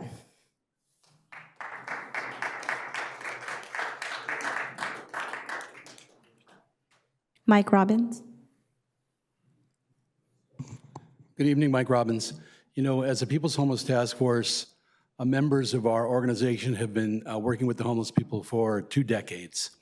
They actually, some of our members actually wrote the book on solutions in 2008. And of course, there was never any funding for it. And so it grew to the proportions it is now. You know, we always talk about how many people die on the streets. And it went from, in Anaheim, from 1 a week to 2 a week. We have a problem with our service providers. I think that, and we have said this before, that oversight could help. But I will point out to you also, if we talk about CityNet, in the $8 million, there's going to be $2 million. That's just for the CEO and the top staff and the people who put together the numbers, not the people on the streets. I'll send you those numbers this week. I think that the People's Homeless Task Force has done a lot for the city and for the homeless people on the streets. I would say that we would like to be oversight. That's all we want to do is meet with CityNet once a month, and they have to show us all the numbers, how much they spent, what they spent it on, who they put in what houses where, and how many people are in what shelters, where they're in shelters, and everything that's going on with them once a month. You will note that Bradfield House, for instance, has been here at least, 0 times this year. So we do have to assume that there's a question about whether the numbers we're getting, whether we're getting the proper representation, especially for our $8 million that we're going to invest in this. Something's wrong with the system, so before I think you give another $8 million to somebody anywhere, I think we need to look more into it, and you guys have to get together and talk about this and figure out what we're gonna do, hopefully, to get these people off the streets. Thank you so much. Our next speaker, Lupe Ramirez.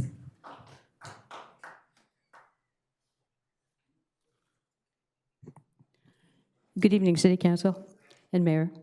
It's been a long time since I've been here. I used to be here every week, spitting, hollering, yelling, screaming, because I live at Rancho La Paz, and we watched our park go through literal hell with the new owner who his main cause in life is just to make poor people miserable and to get rich. And you've all taken money from him for your campaign, so you need to look into this. We're talking about spending $8 million for prevention of homelessness, but we couldn't even help the seniors at that park stay in their places without 42% increases. We had to go to the state assembly, and Sharon Quirk-Silva got us a bill. I personally don't have any fight left because I kept trying to explain to these people that a lot of us are in a senior mobile home park because we're sick, we're older. We planned well. We're not a bunch of cheap trailer trash. We planned well for our retirements. We bought smaller places, we sold our homes, and we've not had any peace there since Joe Saunders bought our park. This weekend, we've had one more episode with him. We're creating homeless people in Anaheim, not helping. And seniors that need medication and chairs and whatever, that's not going to happen at a shelter. They're just going to die. I'm going to be moving to Colorado in a couple of months because I have leukemia and it's getting worse and I have to go live with my brother. But in the meantime, the people that are left behind in the park are still getting shafted by Saunders. Now he's going to make it an all-age park. And he's told us from his own mouth, if it's an all-age park, people have 2 people out there working, and they're watching kids, and they'll have more money to spend, and he can charge more rent. So he's going to change it and start as soon as possible. We got a letter from him this weekend that says he's going to have a Zoom meeting. 80% of the people in our park don't even have internet. They don't have cell phones. But he's going to have a Zoom meeting, and that's going to be the sole way he's going to talk to us about the change that he's going to make with our park, where we live, and taking away our peace. I'm not going to be here when all of this happens with him, but for God's sakes, nobody on this committee ever did anything except for Mr. Marino to help us go ahead and stay in our homes and put up a fight. We planned, we bought, we took care of them. We're not out begging on the streets, and we don't get any help or any cooperation or even anybody telling John Saunders no. So please, please, would you intervene in this and tell him he can't have this meeting. Nobody has internet. Nobody will be responding. He'll be able to say he gave us an opportunity and we didn't take it. Who in the heck can take it? Thank you.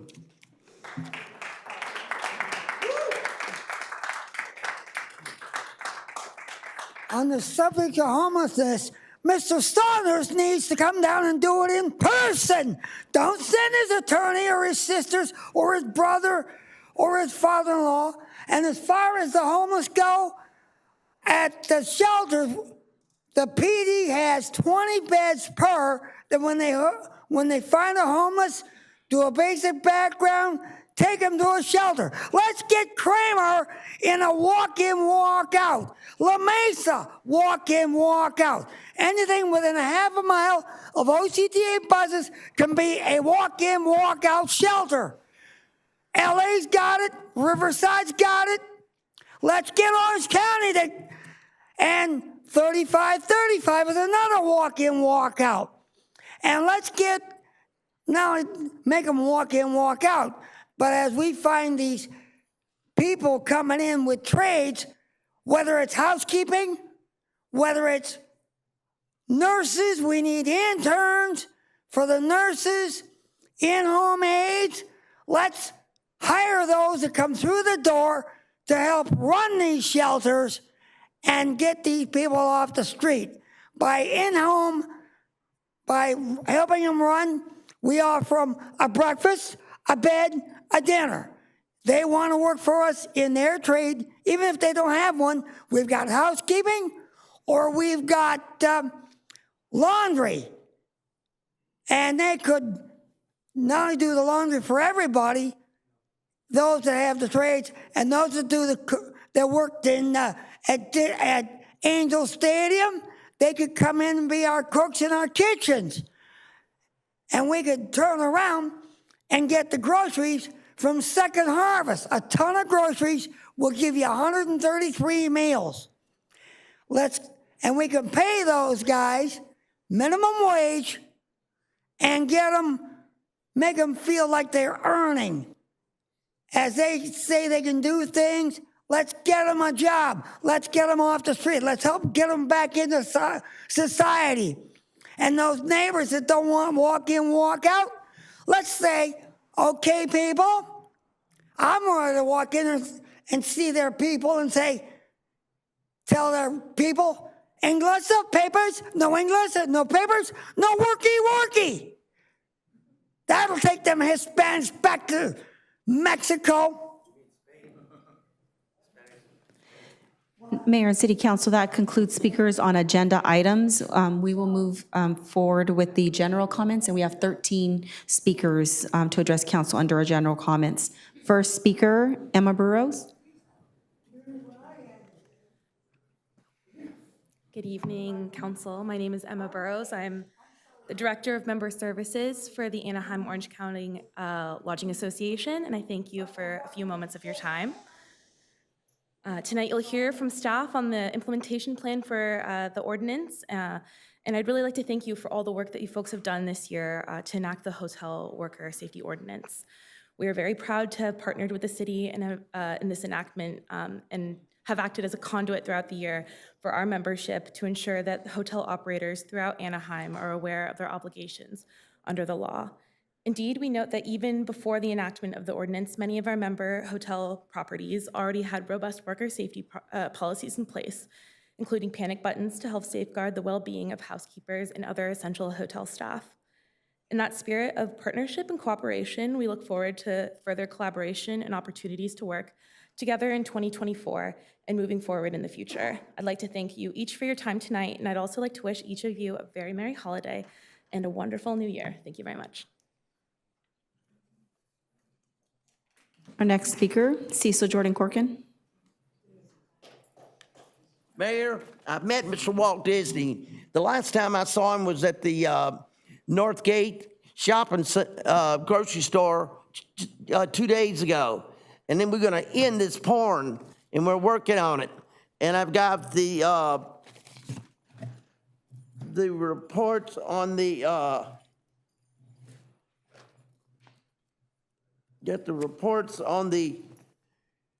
conspiracy zone, and it explained who he was in the originally. I had it all gathered up, and I put it in a notebook form because you saw me get it out of my bag and put it back in there. And I met Mr. Walt Disney. I don't know what happened. Elvis is alive, Walt's alive, and I don't know what's really going on. And I met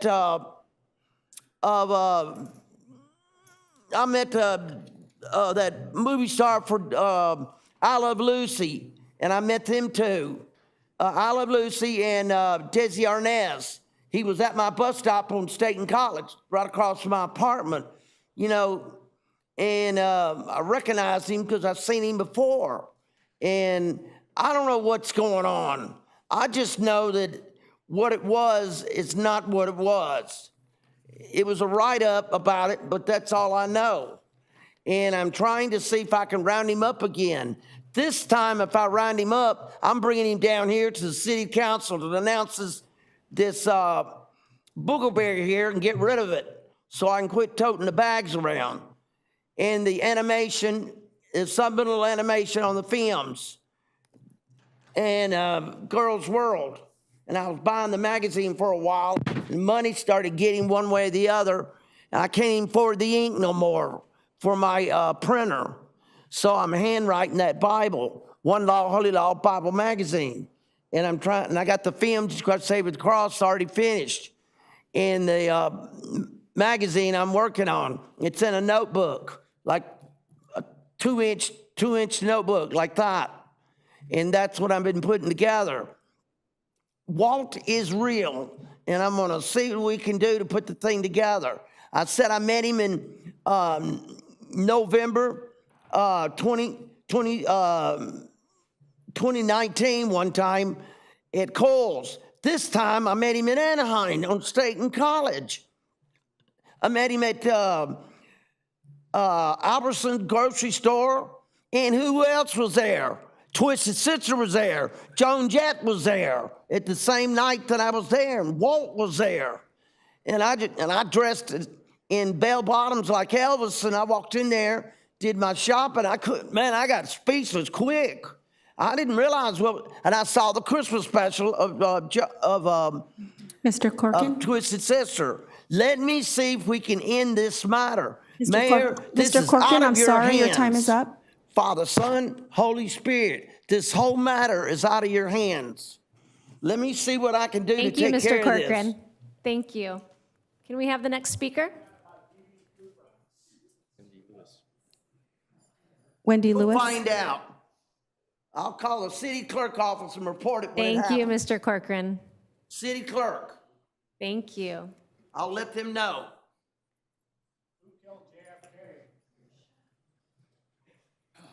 They're much easier to get in touch with than the council team. Thank you, Mr. Corcoran. I'm going to need you to sit down, please. We have the next speaker ready to address the council. Thank you, Mr. Corcoran. In the Father, Son, and the Holy Spirit. Hi, my name is Wendy Lewis, and I spoke at the April City Council meeting. You might remember me. And I'm very nervous right now. The reason I'm speaking, my son and I became homeless due to a tragedy in our family. And I'm older and have some issues, and my son is 20, and he still wears Pampers, but pull-ups. He's got a form of autism. And we called all these places. Nobody would help us. Nobody would even call us back. The only place that helped us was CityNet. And I've heard through the grapevine that their contract is up for renewal. So I certainly hope that you guys renew it, because they're the only, nobody gave a damn except them. These places don't even call you back. That's why we got part of the problem why we have the homeless problem. They don't call you back. I had one place that even told my friend, have Wendy call me. She gave her direct number. She still didn't call back. So even when they tell you to call back, they don't. But CityNet put us in their bridging program, and we're on the waiting list for a voucher. And they've been very helpful. They've all been respectful. They didn't treat us like we were, homeless trash, like a lot of places do. And the concern I have is we're waiting up for the voucher right now. And I gave them all the paperwork. But the reason I'm concerned is I've heard that the new contract is going to call for bridging people a much shorter amount of time, which means we're going to be thrown out in the street. And I don't know what we're going to do because we have nobody to help us and nothing, we don't have anything. So we're waiting for this voucher. So I was kind of surprised when the other lady said some negative things about CityNet, because I have the opposite. They're the only place that did anything for us, and they're still doing. They have a lot of benefits. They have referrals, and they have, when you call them, they call you back. When you text them, they text you back. Everybody I've dealt with there has been respectful, and I can't say anything bad about them. So what they said was kind of surprising. But anyway, it's just, I was just concerned because I heard the contract was up for renewal, and I heard all this talk, but they're the only place that helped us.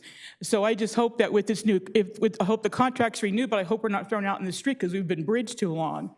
But I was told we'd be bridged until the vouchers came through, and then someone else said no, that it's too long. I don't know, it's just, you go by what people say, but I just kind of wanted to say that I wish you guys could do something about these places that don't help people. All these nonprofits, they get grants, they get free rent, they get money from companies and individuals, and they don't help people. They don't even call them back. They put on a good show, but they don't do anything. And there's people that need help. People that, like us, we don't have mental illness or drug abuse or alcohol or anything like that, but everybody needs help. And we have all these companies that are getting all these tax benefits and all this money. Ma'am, I'm sorry, They're not your helping time is up. anybody.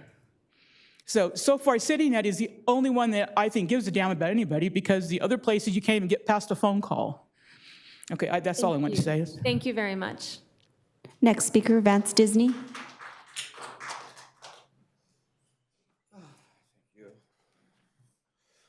Hola, Vance Disney here. And first of all, I'd like to compliment our new Mayor Atkin.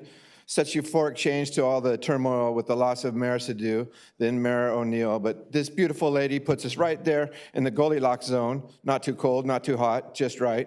Of course, with your experience as a trial lawyer, we're talking a different type of locks. and also a whole new city council with the exception of Mr. Cassell, which brings me back to my main subject, the adjustable center wall for our freeway, to keep it flowing, because I know he knows what I'm talking about when I say it's not the motors that's the problem with our cars, it's the freeway. Even if we go all electric with the freeway, the way it is in stalls, we're just going to produce some new toxin that destroys our minds and cracks the earth. So I e-booked a solution to this problem through March and May in 2022 in the public comments section, and went on to talk about easy battery replaceable e-cars, easy bat cars, to defend us from evil EVs that are designed to sit and charge in one place, then sit and melt down on the freeway. And so for this year's New Year's resolution, I plan to elaborate on these solutions and introduce a new subsidiary company to advance concepts at groupmail.com called Pirate Comics, with a new superhero clown clone to the Silver Surfer called the Punker Pirate and his side candy, the Jolly Raja, along with another Fantastic Four member, Miss Fantasy, a liquid bendy Tai Chi yoga artist named Taiga. So just to let you know, Advanced Concepts at groupmail.com has a new number, 840-230-5401. And the Puss in Boots on Disney campaign is still afoot, because one way to keep a healthy economy is not to befriend giant-sized rodents. But you know, keep Disney open as an adult theme park after dark. Thank you. Our next speaker, Nancy.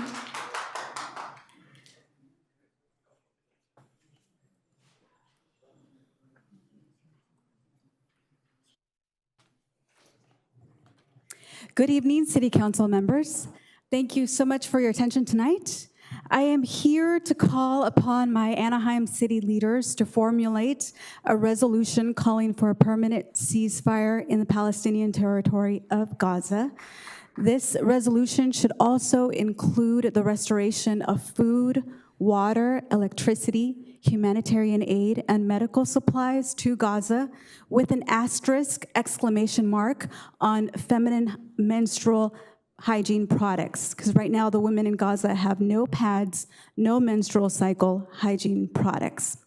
A permanent ceasefire in Gaza is going to allow for some things, and most importantly, it's going to allow for saving humanity. It's going to allow for discussions on a political solution, and it's going to allow for the saving of up to 2 million innocent civilian lives. First, our actions and inactions are right now shaping the future of the world, of our society, and especially of our children. A permanent ceasefire will save my humanity, your humanity, and the collective humanity of the world. Second, a permanent ceasefire will allow for a discussion on a political solution for Palestine and Israel. Enough blood has been spilled. Since the British rule in Palestine and the formation of the State of Israel, the Palestinian people have not been considered. Violence creates violence, and terrorism begets terrorism. Israel cannot slaughter its way to peace. The decades of apartheid, land theft, military occupation, and oppression of Palestine has proven deadly. Lastly, and most important, a permanent ceasefire will save up to 2 million civilian lives. We are witnessing in real time, by firsthand accounts that are on the ground in Gaza, the genocide, the mass murder, and the targeted assassination of innocent civilians. We are watching babies and children with limbs blown off and flesh burnt to the bone. Israel is destroying mosques, hospitals, and education facilities. Israel is carpet bombing civilian neighborhoods. Israeli snipers are killing nurses in hospitals. Israel is dropping white phosphorus bombs on civilians. It is blatantly clear that Israel is committing war crimes and crimes against humanity, breaking international laws. The Times of Israel reported today that the death toll in Gaza has surpassed 18,400. Nearly 8,000 children killed and more than 5,000 women murdered. That's almost 75% being killed, being women and children. Just think about the graveness of that. Ma'am, I'm Every sorry, your minute- time is up. Okay, every minute counts, and I urge you, please, before your Christmas break, to think, we are going to be celebrating Christmas in 2 weeks, the birth of Jesus. How can we celebrate the birth of a Thank you, child ma'am. in I'm Jesus? sorry, your time is up. Okay, knowing that our government is supporting the genocide, please cease fire. Thank you. Next speaker, Matthew Duncan. Palestine from the river to the sea. Oh. Matthew Duncan, 26-year resident of the city of Anaheim, California. Before I start, I just want to make reference to tonight's invocation, the comment about praying for peace, and I'm all for that. I don't pray, but I engage in direct action for peace, and I'm here tonight because I'm engaging in direct action, not for the human residents of Anaheim, but for the wildlife residents, specifically, as you know, the coyotes that you've been trapping and killing since 2017. Now, I have an update for you, in case you haven't heard. Trapper Jimmy Rizzo, owner of Coyote Wildlife and Pest Solutions, has been under investigation by the California Department of Fish and Wildlife for violation of the California Fish and Wildlife trapping regulations. I hope we're all listening. 465.5G3, if you want to look it up. You probably are aware of this. I'm sure he is. But anyway, Jim, the department just sent the information from this investigation to LA County District Attorney George Cascone. So I tell you this because Jimmy Rizzo is your trapper.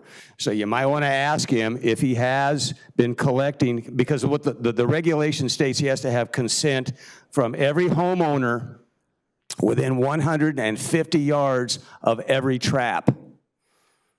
So has he been doing that? If I was to take a guess, I would say he's not doing it in Anaheim, just like he didn't do it in Torrance. So this may be an issue for you because he's your trapper. So again, the history of this city goes back, again, the people, and I'm running out of time here, so I got to talk fast. The people that I most respect growing up in this city were the people who were from the First Nations, who were very, very much respectful of the coyotes. They gave the coyotes the nickname the Song Dogs, which I think is just a neat name, very appropriate. The Tricksters. So maybe something we could think about, maybe discuss, is possibly changing the name of Anaheim High's mascot. Colonists? No. Invaders? No. Settlers? No. How about the coyotes? The Anaheim High Coyotes. Worthy of some thought. I appreciate your time. Thank you. Next speaker, Brian Kay.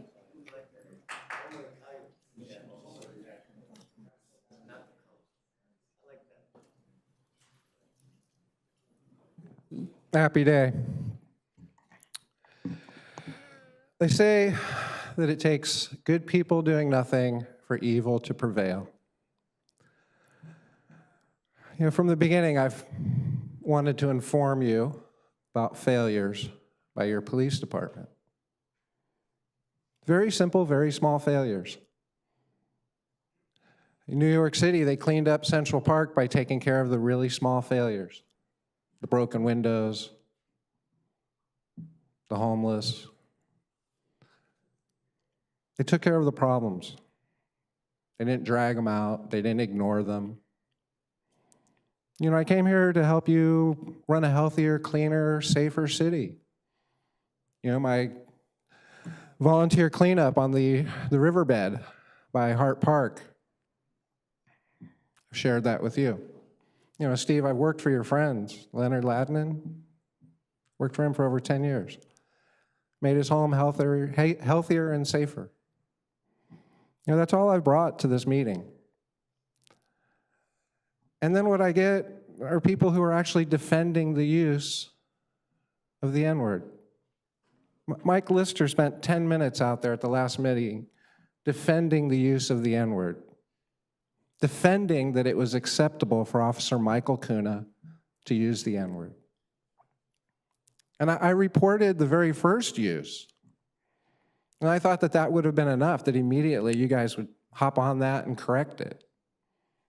You know, we saw new leaders come into place and we elected you, not just myself, but the people behind me. We elected you to make better and different decisions than were made in the past.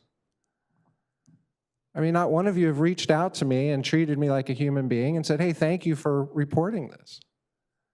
I mean, is this the kind of police officer you want interviewing your wife, your husband, your children? Is this the police officer you want to force to work with these men and women? I think the officers here deserve a better quality of coworker. You know, what's happened is torn my family apart. And the only reason why your friend is afraid is because she didn't have the courage or the strength to stand up and say that's not acceptable for that officer to do that. And now it's come back to you. You allowed that officer to do that, and now you're afraid. My family's experienced this same terror for 10 years that you experienced for 30 seconds while I was at the mic. We live with that terror. And I come down here and I offer you the chance this holiday to take that away and give my family and yours the opportunity to celebrate the holidays. Happy day. Next speaker, Michael Mayo.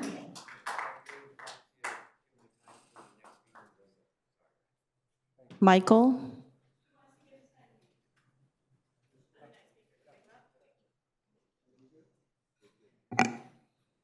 So you're the next speaker, Lisa's? Okay. And your time is still 3 minutes. Even though he's giving his time to me. Time can't be deferred, ma'am. I apologize. Got it, no problem. Okay, so I've been on housing for 12 years now. Somehow 2 years ago, okay, I'm disabled. My son had a reasonable accommodation.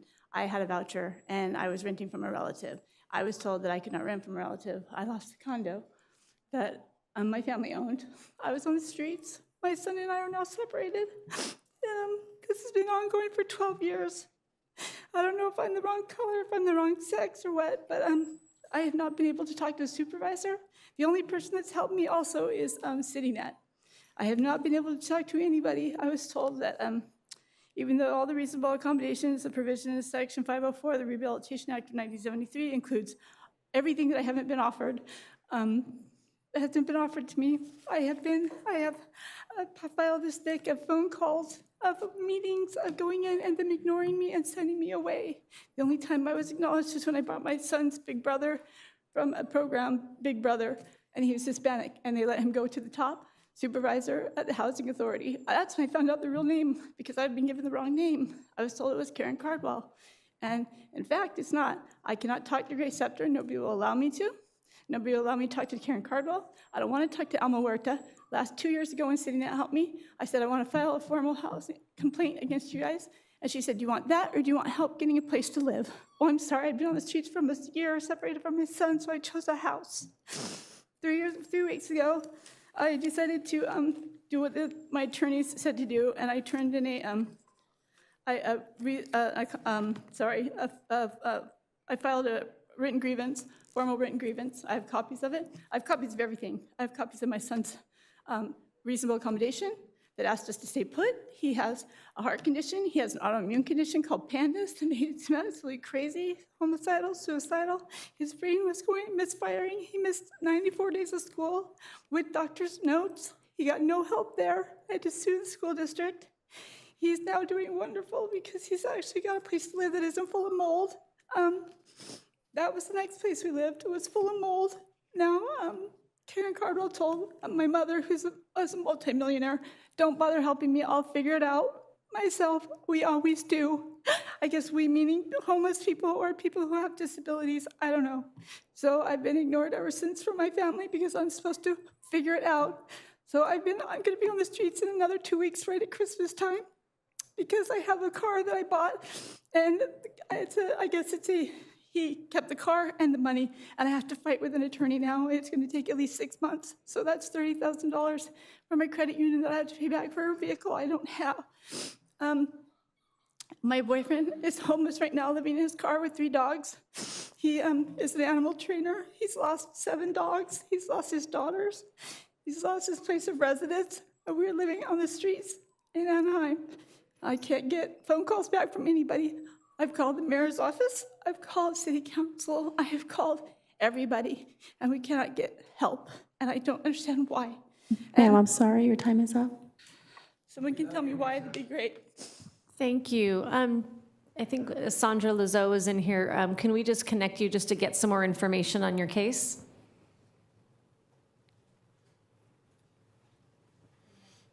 Next speaker, Art Castillo.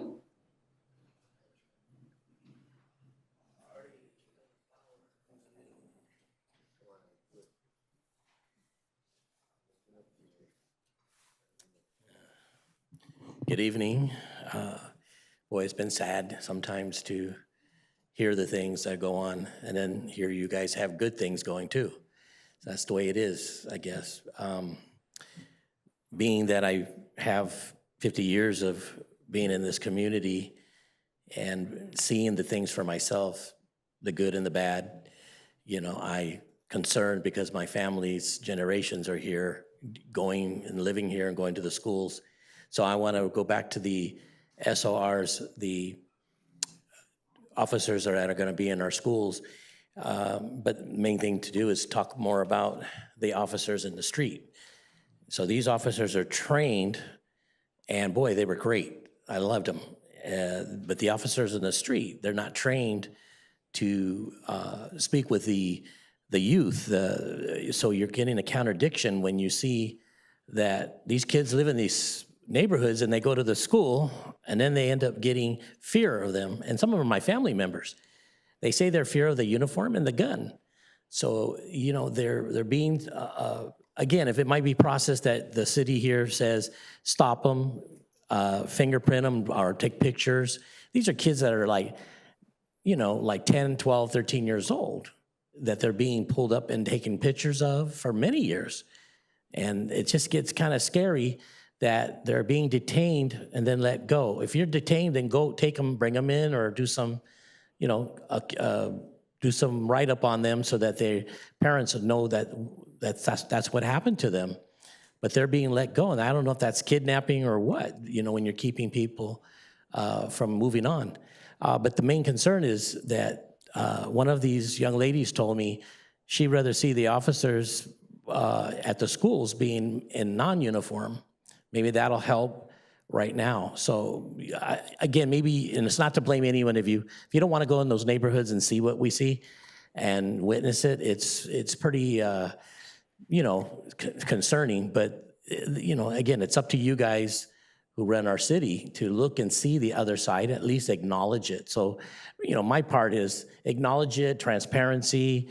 Let's try to work it together as a team. You know, we have to be in the community of the kids and the families as much as in our schools, or else we're going to have more problems. So I don't deny that we need that we need help in our schools. We do. But the part I'm getting really confused is I'm watching the kids being detained and they're scared. They won't tell a parent, they won't tell a police officer, they won't tell a teacher or nothing about their fear because they're fear of retaliation. That's the biggest thing, and I'm one of those kind of people. I was scared and in fear, but I fear nothing no more. You know, there's nothing Mr. Castillo, nobody I'm can sorry, do to your me. time is I'm just up. gonna go ahead and let you know that, you know, let's see what we can do because it's an epidemic that's gonna start happening again. Thank you. Next speaker, Vern Nelson.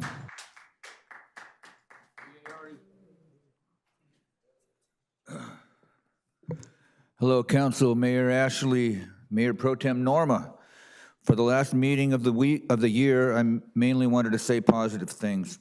But first, I hope everybody is making it okay through Republic's trash strike. At least it seems like a trash strike. This week, they skipped our alley on Anna Drive 2 days in a row, so it was a week since they did a pickup there, and this morning it was trash apocalypse. Every time they say, don't worry, the driver is 3 stops away. I called them yesterday morning and they said, sorry, we missed you Saturday, but the Monday driver is 3 stops away. After a few hours, I started to wonder if these 3 stops were maybe on Weir Canyon, then a quick stop at Knott and Ball, and then another stop on Weir Canyon. But by 4:30, they still hadn't come, so I called and said, don't worry, the truck is 3 stops away. And the bin was still overflowing this morning. Okay, Mr. Johnson, who says he watches these meetings, your drivers did finally show up this afternoon, but this does seem to be a citywide problem. Mostly, I want to thank the council today for the good things you've done this year, like overturning the Planning Commission to save Cecilia Flores' neighborhood from the scholarship prep mess, like fully funding the JL report and then releasing it without as many redactions as we feared, like getting a second Be Well van, and like trying to take reform seriously, most of you. We hope to see some real meaningful campaign finance reform in the coming year, something that'll really impact the problem of the millions in independent expenditures that flood into our council elections every 2 years. Something that'll make the coming 2024 election a lot cleaner and fairer than the last 6 elections. I know you all say that your votes are independent and that you only act in the best interest of the city, and maybe that's true, but it must be hard to vote against a company or union that pays hundreds of thousands of dollars to get you elected. How great would it be if Disney, the developers, and police union didn't do that this year so that independent candidates had half a chance of serving on this August council? 2 months ago, a Disney fan news site called DisneyFanatic.com wrote this surprising paragraph. The Anaheim City Council is now made up of a majority of people who do not believe Disney should be getting all the benefits it does now. Those council members are now fighting for more favorable deals that will benefit the city of Anaheim and its residents. I'm not sure where that writer got that, but that's great if it's true. 2024 will be the year of Disneyland Forward, and we need you guys, as well as the Planning Commission, to prioritize the city's interest over Disney's bottom line. And you need to remember that our biggest company is run by bean counters who are obsessed with making every cent possible and giving up as little as possible, and has a long record of not keeping its promises. So you guys will have to be serious, tough negotiators. We'll be talking a lot about Disneyland Forward this coming year, and the Anaheim Democrats Club will be discussing it at our next meeting, January 4th. We're hoping Carlos comes to that one because a lot of us walked for you and your nail-biter of an election. But I'm running out of time, so till then, Feliz Navidad. Feliz Navidad. Mr. Nelson, I'm sorry, your time is up. Feliz Navidad. Our next speaker is Mark Herbert. We want to wish you a Merry Christmas. We want to wish you a Thank you, Merry Vern. Christmas. Merry We wanna Christmas wish to you too. A Merry Christmas from Mr. the Herbert? bottom of our heart.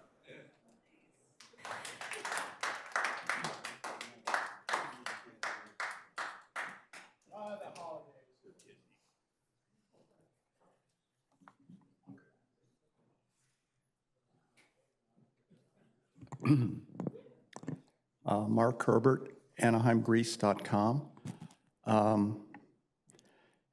If the city's homeless policies aren't broken, then why are there so many homeless people appearing before you? And it makes me wonder, this is when we're currently budgeting about $16.5 million in this year for these services. And starting in 2025, you approved the budget estimate to be 0. So what's it going to be like when it goes down to 0 in 2025 and the following year in the budget that you guys approved, the estimated budget? Okay, Planning Commission. Last time I spoke about how there's some procedural problems there. Apparently, they're handling the speaker cards differently now.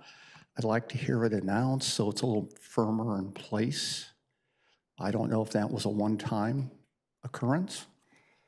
2, what happened to the streaming of the Planning Commission?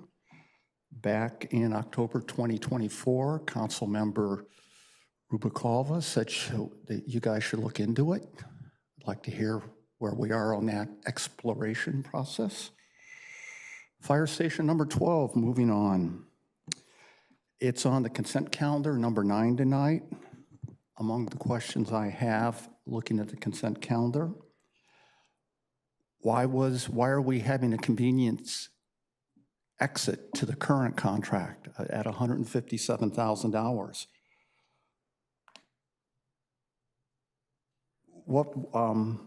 What's the benefit of changing?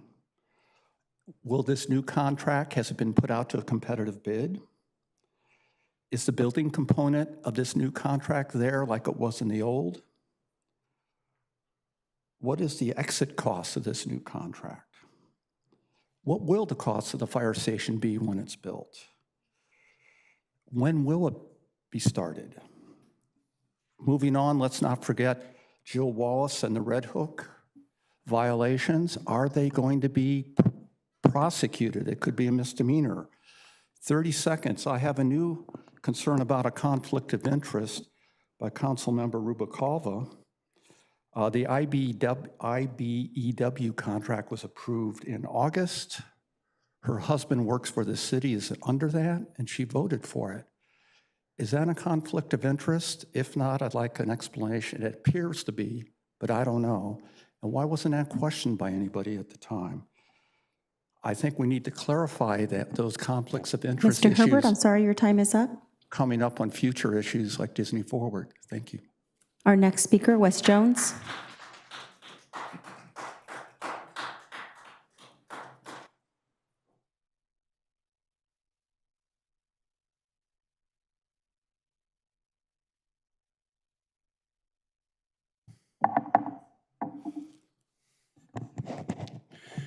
Mayor, Council, my name is Wes Jones and I'm a resident of Anaheim.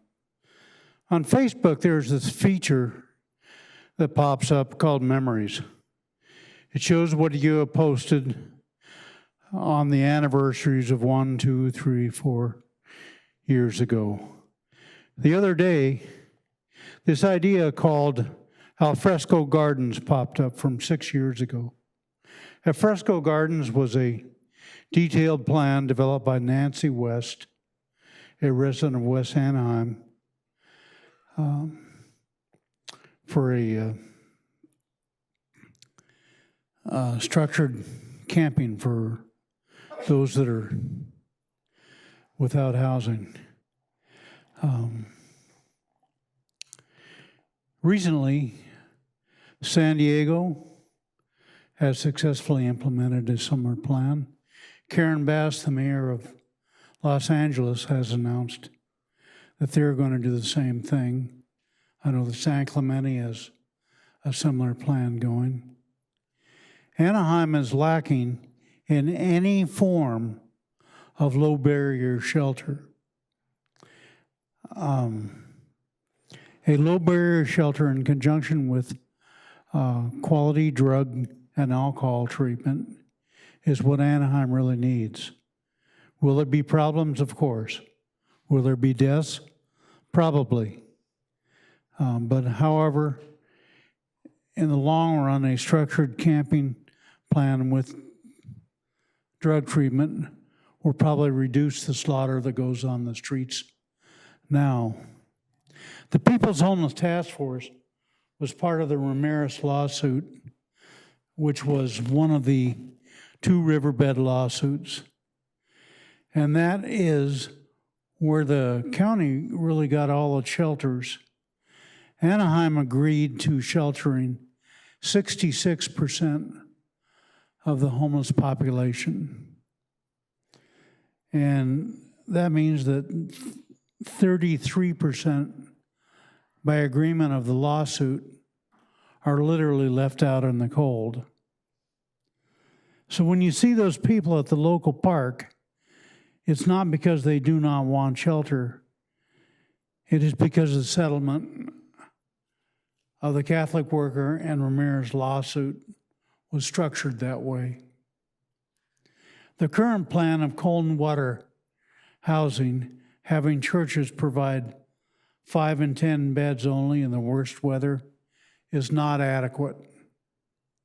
It is difficult to think of that coming Mr. from the Jones, city I'm of sorry, your time kindness. is up. Thank you. Mayor and City Council, that concludes all our in-person speakers. Noting that for the record, we did receive public comments electronically. 5 were related to agenda item number 11, and 5 were related, were just general comments. Those were distributed to City Council and posted on the city's website.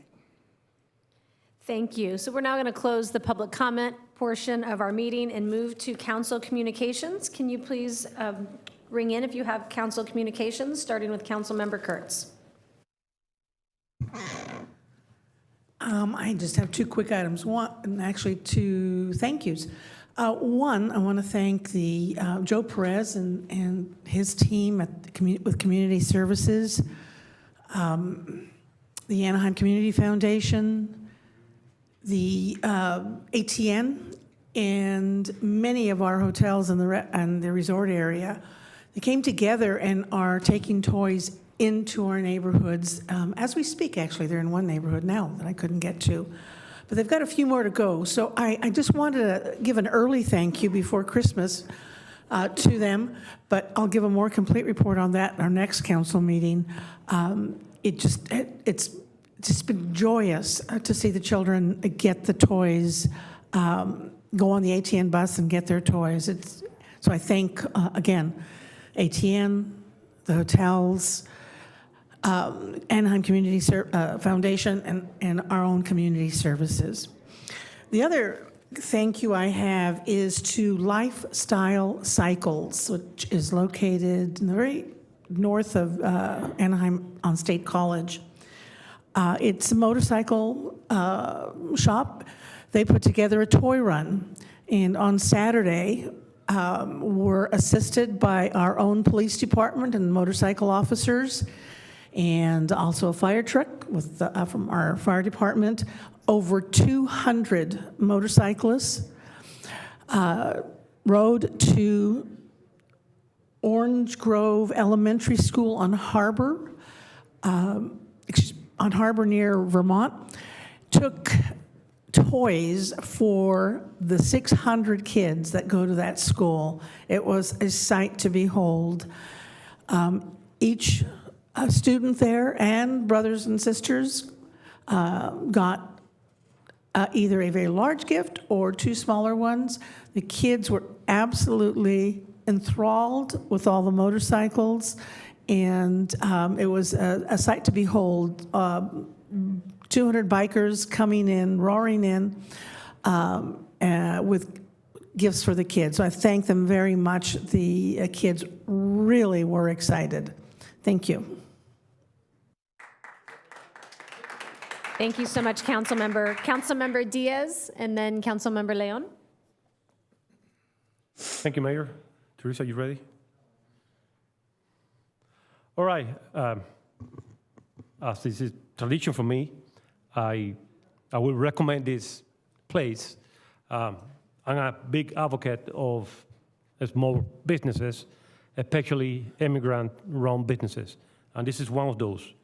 West Anaheim has a growing Vietnamese population, and the increase of businesses related to Vietnamese providing services to Vietnamese population is increasing as a consequence.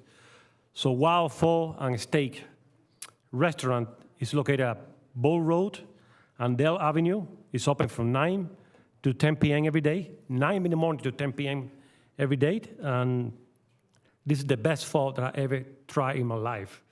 You should try it. It is delicious. And it's also so much that you have to take some home. That much it is. So please support our local businesses. Again, Dale and Bull Road. I also want to congratulate our city manager for winning the ugly sweatshirt competition. Thank you, Mayor.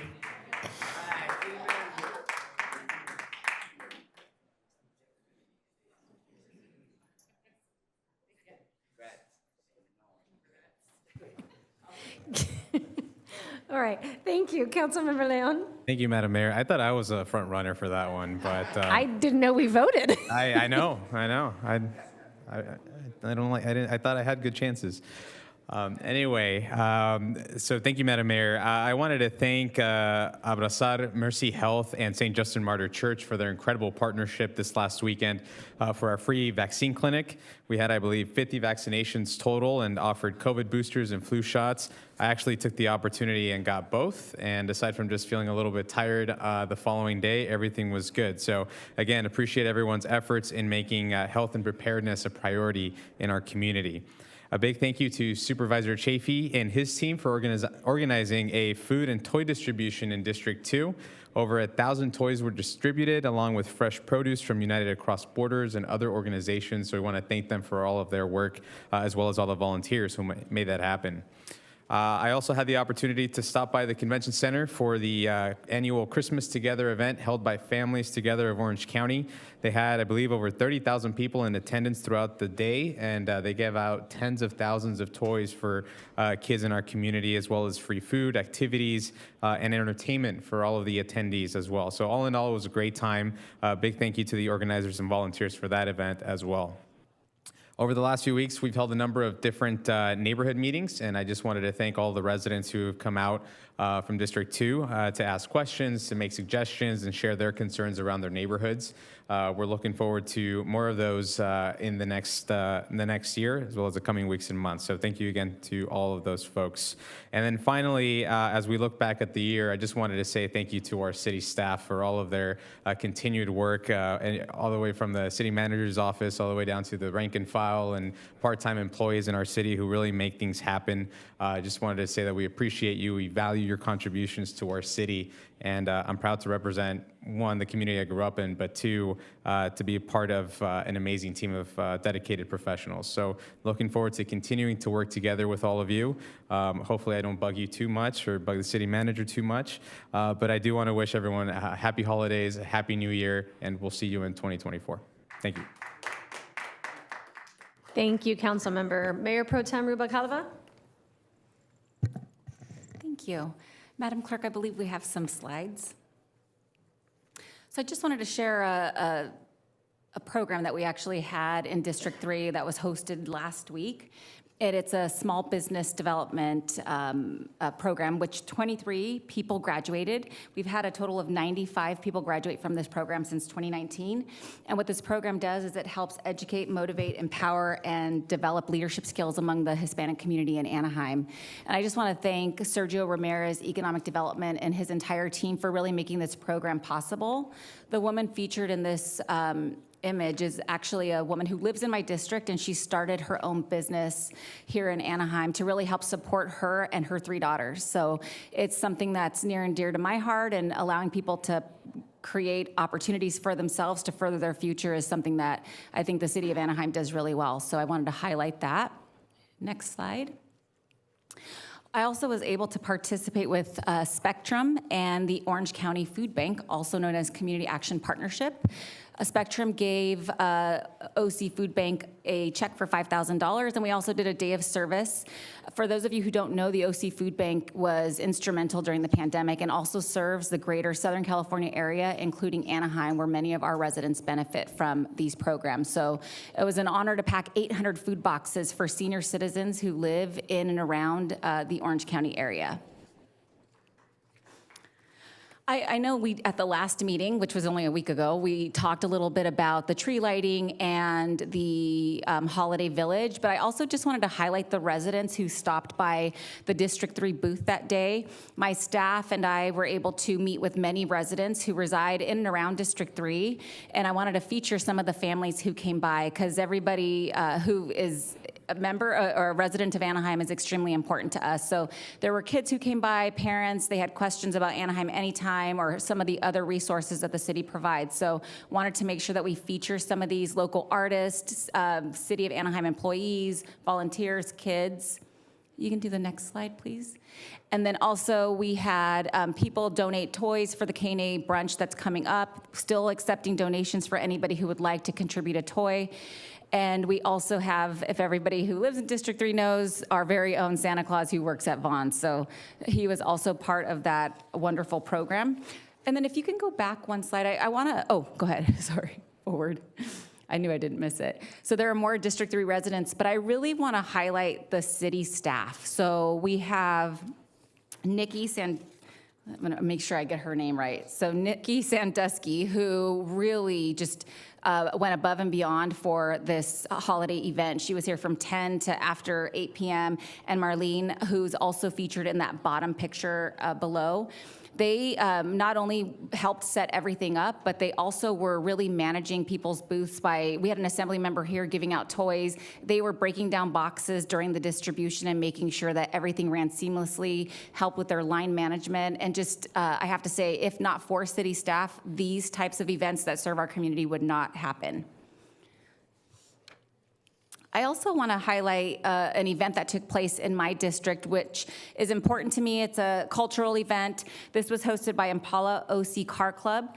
When I first got elected, this event was in jeopardy of not continuing in the city of Anaheim. And I also this will be Sergio's meeting. I want to thank Sergio Ramirez for helping to really facilitate the conversation with the association who manages the street. Center Street is not owned by the city of Anaheim, and it's actually owned by a private district group. So we were able to get them to allow the Car Club to continue doing this event. They actually partner with Toys for Tots. It's their 14th annual, and it really is supported by local small businesses in the area. The woman at the bottom is an Anaheim High School graduate who graduated in '89 and currently has her own small business. So just wanted to feature some of the people in our district who are supporting local events here. Next slide, please. And our neighborhood meetings continue. So we have completed, I think, approximately 12 neighborhood meetings. District 3, as I've mentioned before, has about 50,000 residents, all unique communities, ranging from the Colony District to Anaheim Shores to Pauline Street, Bush Street. So every community has different needs. I want to thank city staff because they have come along the entire way. Sandra has been the star of most of the shows, along with our new community police team, but just really being there to answer any questions for residents. We have Public Utilities, who is always on hand. Duke, who provides information on lighting.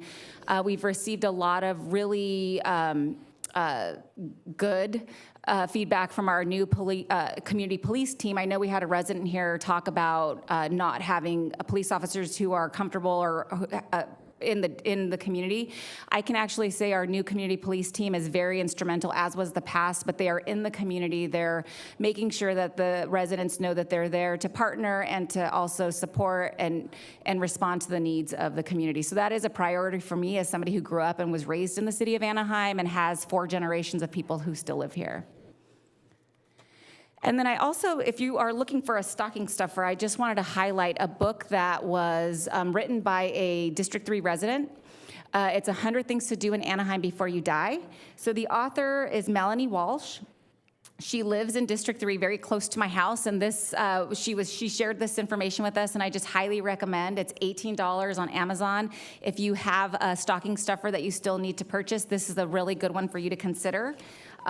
We don't hear enough good things about the city of Anaheim, and she really does highlight some interesting things, so I highly recommend doing that.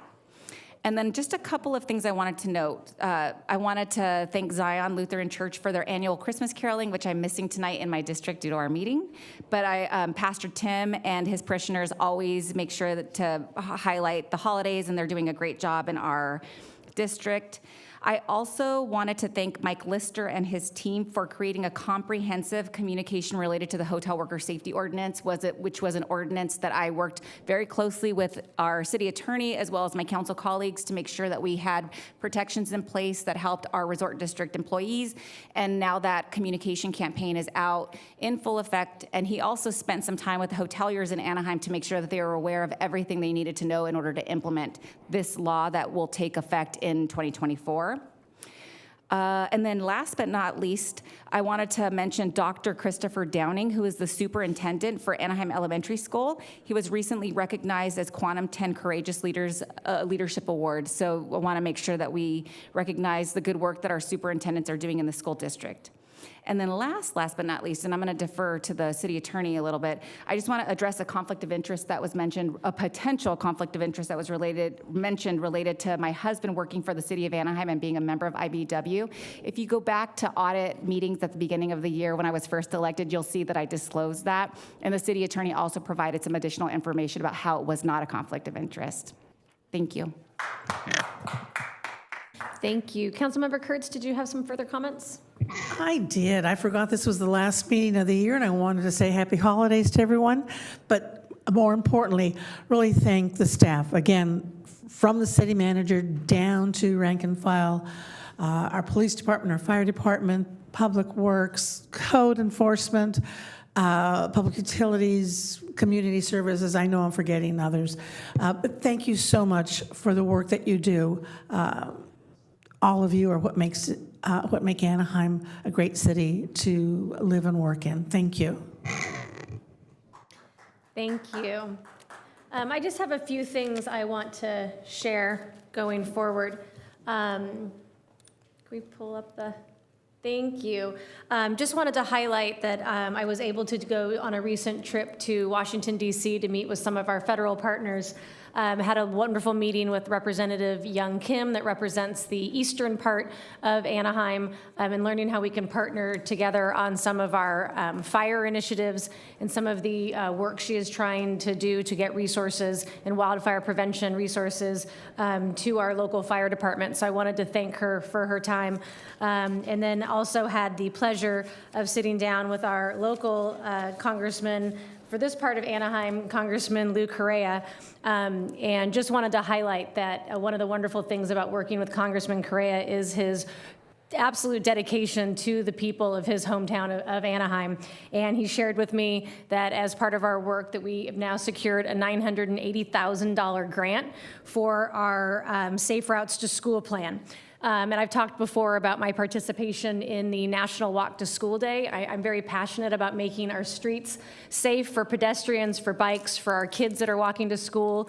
We know that it helps with issues from school performance, that endorphins get them ready when they walk to school. It helps with issues of childhood obesity. And grants like this are really going to ensure that parents, when they send their kids out the door, are going to be able to do that with a peace of mind.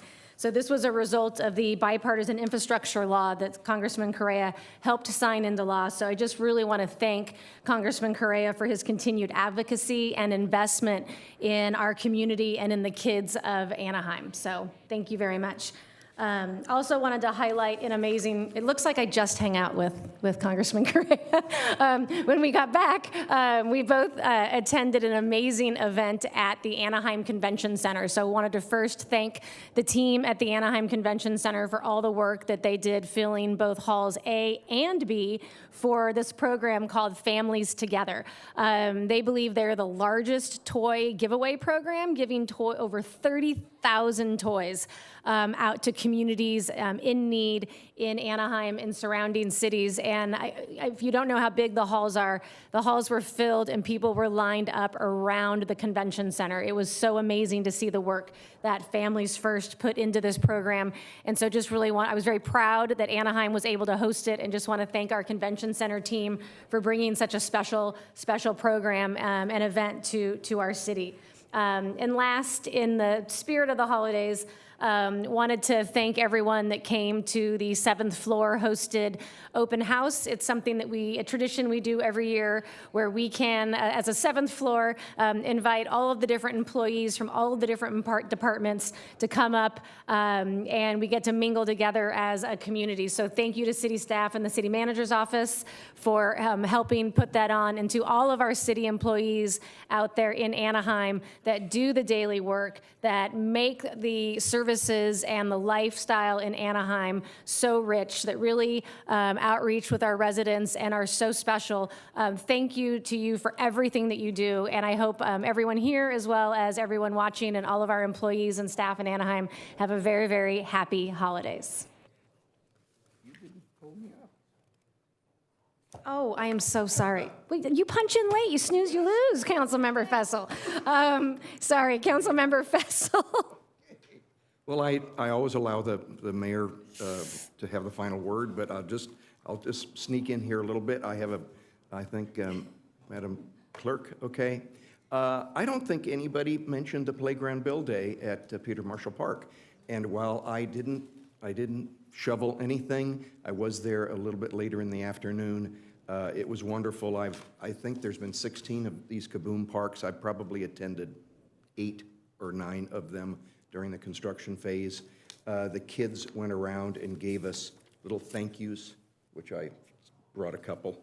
And even since the Ducks partnered, they gave us little bracelets that say "Thank you, Ducks." So I actually wore that earlier today.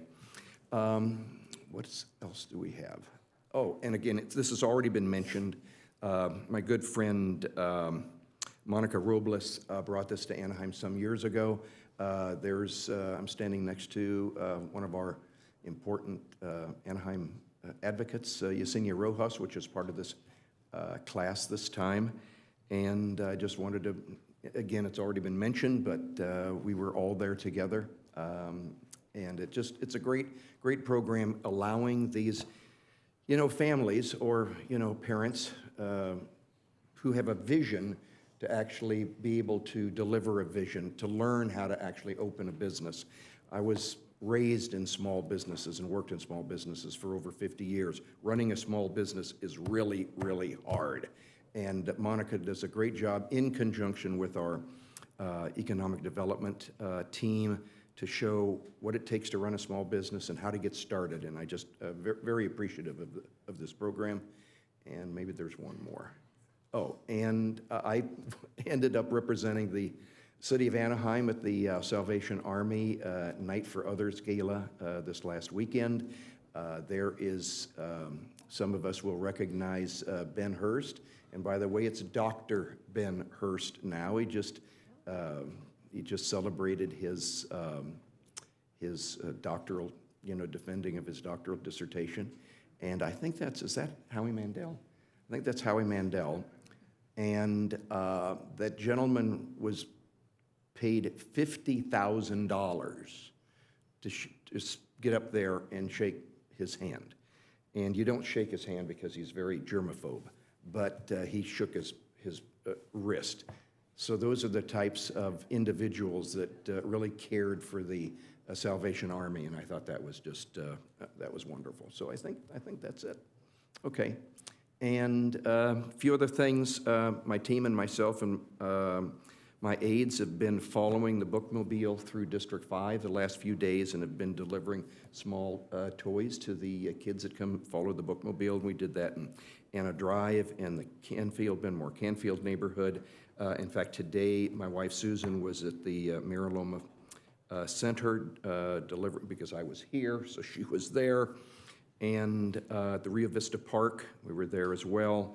So it's a lot of fun getting to talk to the parents and the children, and even though the gifts weren't huge, it was heartfelt and always fun to be able to go out there in the neighborhood and talk to the families. And Madam Mayor, I think that's all. Thank you. Thank you. I'm going to talk to Dr. Hertz. He probably could have gotten the 7 of us for $45,000. Yes. I think Mayor Pro Tem has one closing comment. Yeah, I just wanted to mention Councilmember Meeks, because she actually attended that playground build and was told by Ryan Getzlaff, for those Ducks fans out there, that she was the hardest working person there. So not even in her district, showed up and did a full day of work. So I just wanted to mention the fact that she was there. So. Okay, last call. Okay, we're going to move on to the city manager's update. Mr. City Manager, do you have anything to report? I do. Thank you, Madam Mayor, members of the City Council, and the public. First, I want to thank Mr. Daniels for the question. It was a very good one. We will be posting the Brookhurst Corridor Study on our website even tonight. So certainly look later tonight for that report. Certainly by tomorrow, it will be live for the public to view in its entirety, the one that was presented tonight. So thank you, Mr. Daniels, for that question. 2 new playgrounds were built for the Peter Marshall Park neighborhood. The playgrounds were designed by kids in the community and feature group swings, slides, spinners, climbing walls, zip line, musical sensory stations, and many more amenities that will offer more than 50 new play opportunities. Along with 2 new playgrounds, the park's refresh also included new trees, shrubs, benches, and painted amenities. The West Anaheim playgrounds will officially open this week after the concrete sets and safety checks are complete. This build marks the 16th Kaboom play space in our city. Thank you to Anaheim Ducks, Kaboom Boys and Girls Club, Peter Marshall Elementary School, and all of the hundreds of incredible volunteers who joined us to bring this community gift of play. Posadas en el Vecindario. We are bringing holiday cheer to our neighborhood celebrations all throughout the city. Our mobile family resource center is strolling through our neighborhoods and spreading the joy of the holidays. We have partnered with Anaheim Fire and Rescue through their Spark of Love toy drive. We are making sure that toys donated through this drive get delivered to the children in Anaheim. If you find it in the heart to give to this holiday season, you can do so by donating unwrapped toys and dropping them off at any local Anaheim fire station now through December 21st. Mayor Pro Tem mentioned this, Councilmember Fessel mentioned this, but I've got a fancy video I'm supposed to show, so I'm going to talk through it if that's all right. For the past 8 weeks, 24 Spanish-speaking entrepreneurs have taken part in a program to grow their young business ideas. The program teaches aspiring entrepreneurs what they need to know to build a business in our new economy. This latest class included a mom turning a lifetime of cooking into a catering business to support her family. A longtime gardener is using his passion to begin environmentally friendly landscaping business. And a former beauty queen is building on her pageant experience with a style startup that aims to build confidence in young women. This program is one way we are helping our immigrant and first-generation residents pursue the American dream. So many with skills or a great idea may not know where to begin. Students learned marketing, permitting, and licensing and other ways to successfully run a business. Thank you to the program participants and our economic development team. This program has seen nearly 100 entrepreneurs go on to build successful businesses since starting in 2016. We hope this inspires others in our community, including those who might be operating on our streets today, to join us in building businesses the right way with the support of your city. On behalf of Anaheim, I want to congratulate all the participants, and we look forward to seeing your businesses grow in Anaheim. We'll be offering this program again next summer, July 2024. For more information, go to the website to get all the information that you might need. And finally, on behalf of your 3,000 plus Anaheim employees, it is our pleasure to serve all of you, all of our residents, our businesses, our visitors, and we look forward to a safe 2023 holiday season and a vibrant and successful 2024. Thanks so much. Thank you, City Manager. We're now going to recess the City Council to address the Housing Authority agenda. Items 1 and 2 are before us. Is there a motion? We have a motion by Councilmember Leon and a second by Councilmember Fessel. Please vote.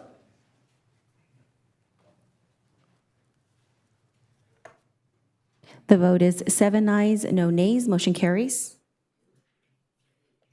Thank you. We will adjourn the Housing Authority and reconvene the City Council to address the City Council consent calendar. Items 3 through 19 are before us. Are there any members of council who wish to remove an item for further discussion? Mayor Pro Tem Rubalcaba? I'd like to pull 5, 11, and 17. Thank you. Councilmember Kurtz? I'd like to pull 8, 9, and 12. Thank you. Seeing no other items to be pulled, do we have a motion to move the remainder? Move the balance. We have a motion and a second. Please vote on the remainder.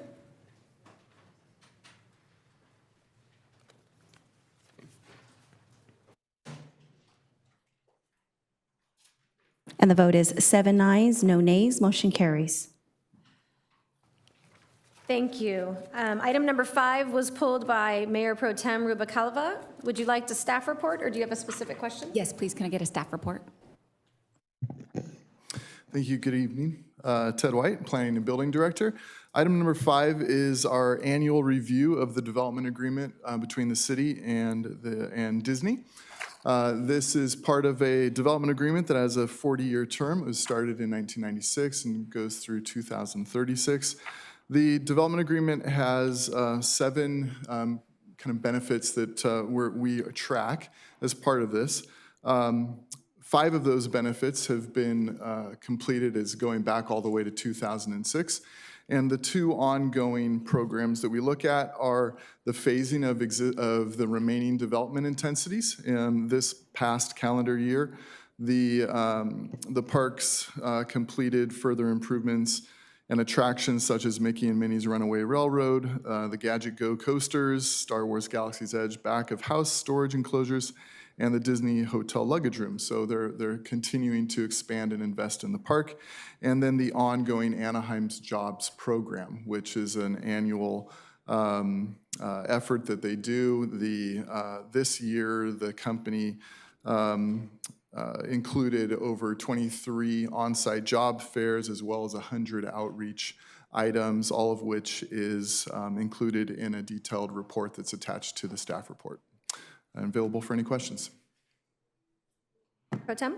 Thank you. I have questions related to the jobs program as well as the childcare aspect of the community benefits that are included in this. Can you elaborate more on, I see the value of all the jobs and all of that, but then we have the childcare program. Can you share some detail on that, as childcare is really expensive? And I know that we're coming up on looking at other community benefits for future Disney initiatives. So I just want to make sure that we're fully aware of how the jobs are being generated and are we staying on track with some of the expectations?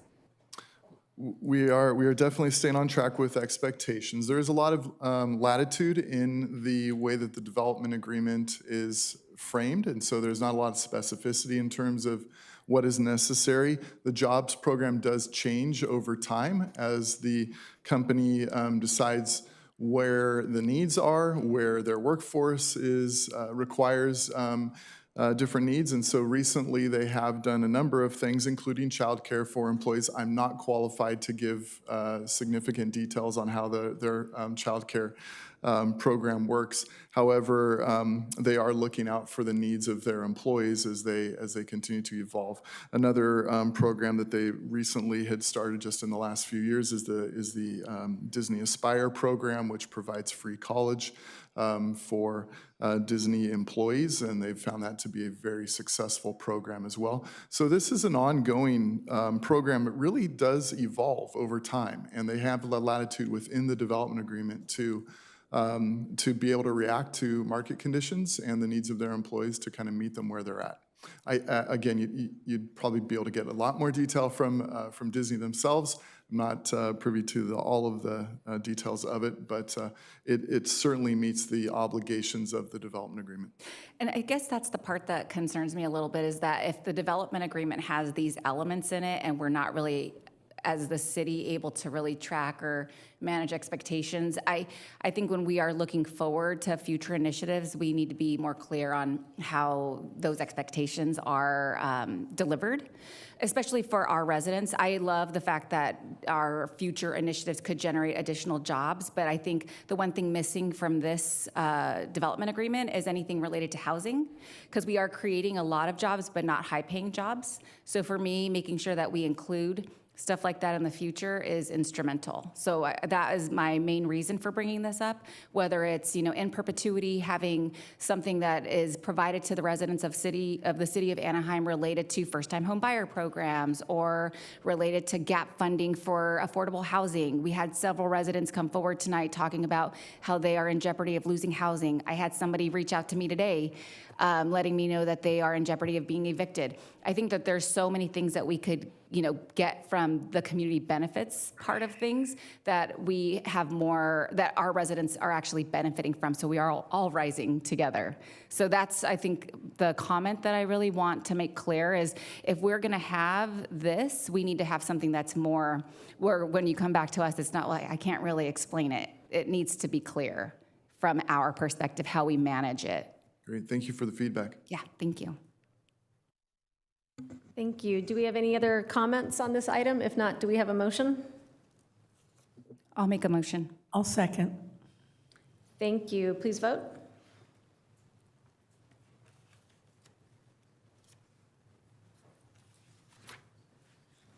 The vote is 7 ayes, no nays. Motion carries.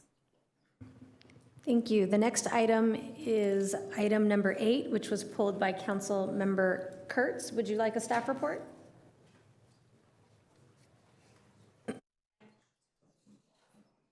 Actually not. For this item, I just wanted to say thank you for recognizing that this project can be bundled with others, bringing the cost down, and also then it falls under the community workforce agreement. So I just wanted to say thank you for that. And if there's no comments, I can move the item. A motion and a second. Please vote.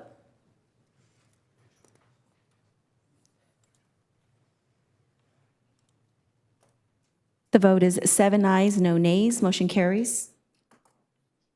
The next item, number 9, also pulled by Council Member Kurtz. This one, not so easy. Help me understand. So we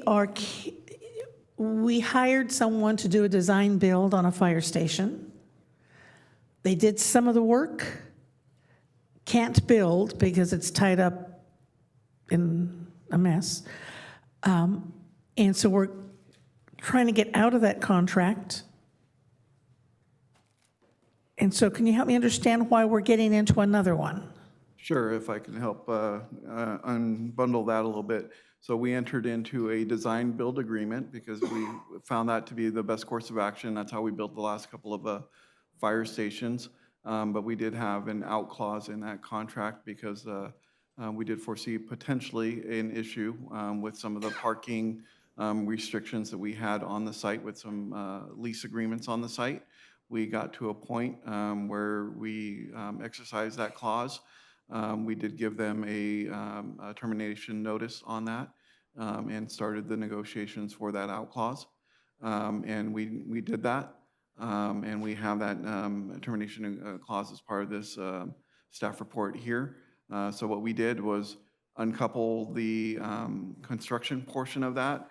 That design group that was part of that design build team is moving forward with a design contract to continue.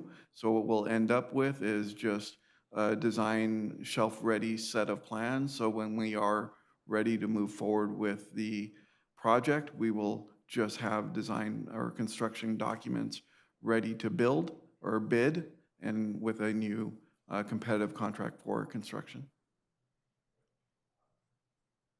Okay, so we're not, this core design group they're completing the design plans? Is that it for that amount of money? Yeah, so typically when you go into a design build contract, it's usually a partnership or they create an entity between a construction contractor and a designer or architect.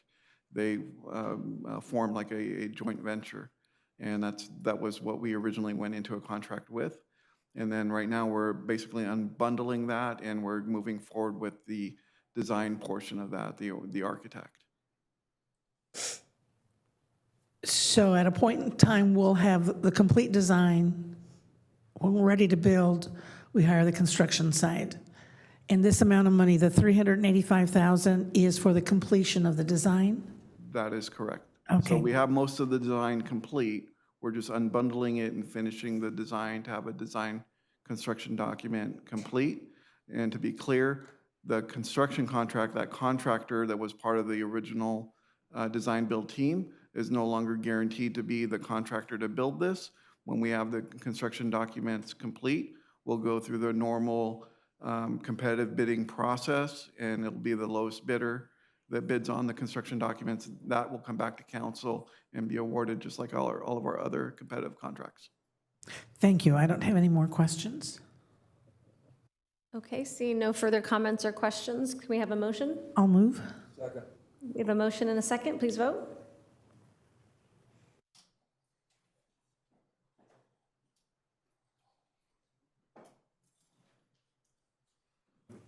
Mayor Aiken? The vote is 7 ayes, no nays. Motion carries. Thank you. The next item pulled was item number 11, pulled by Mayor Pro Tem. Thank you. Can I please get a staff report?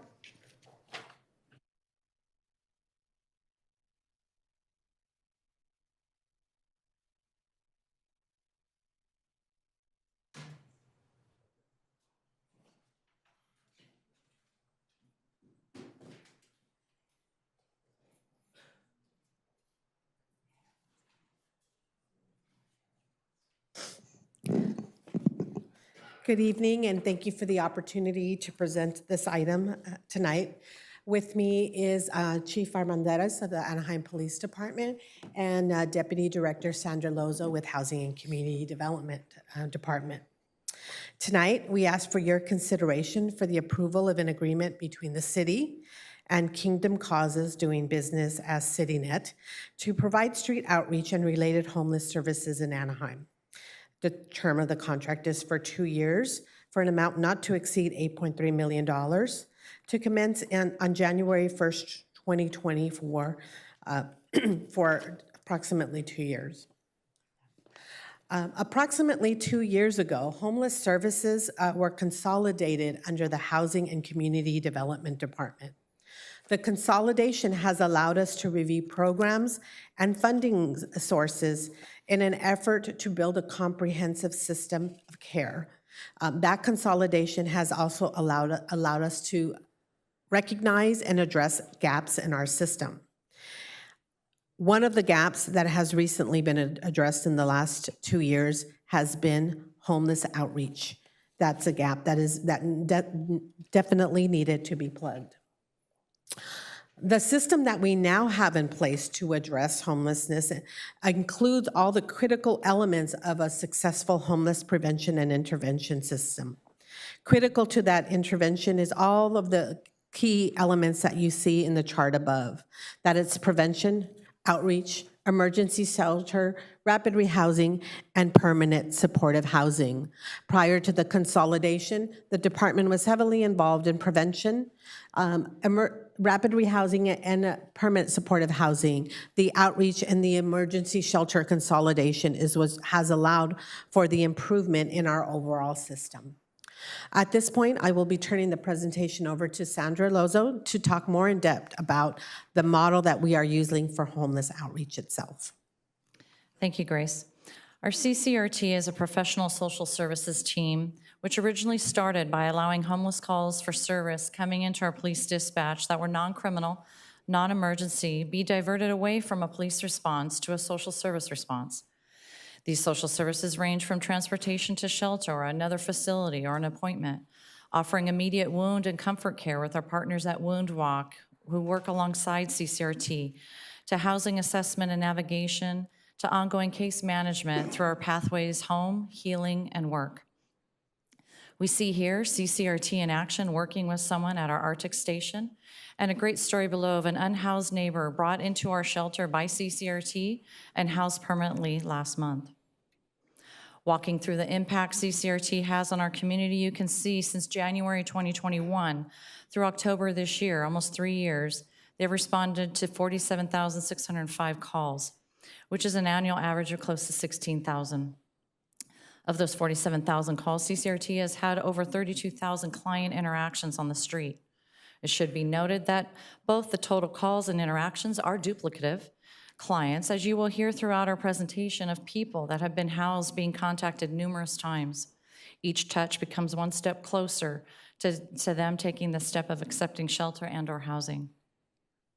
From there, we have 11,858 assessments and entries into our countywide homeless management information system, which may include some minimal duplication, as some people will not disclose their name at first touch, but are entered into HMIS as required by contract and the state under the Homeless Housing Assistance and Prevention Funds. Once someone is identified in HMIS, then all resources and services are documented under the one entry.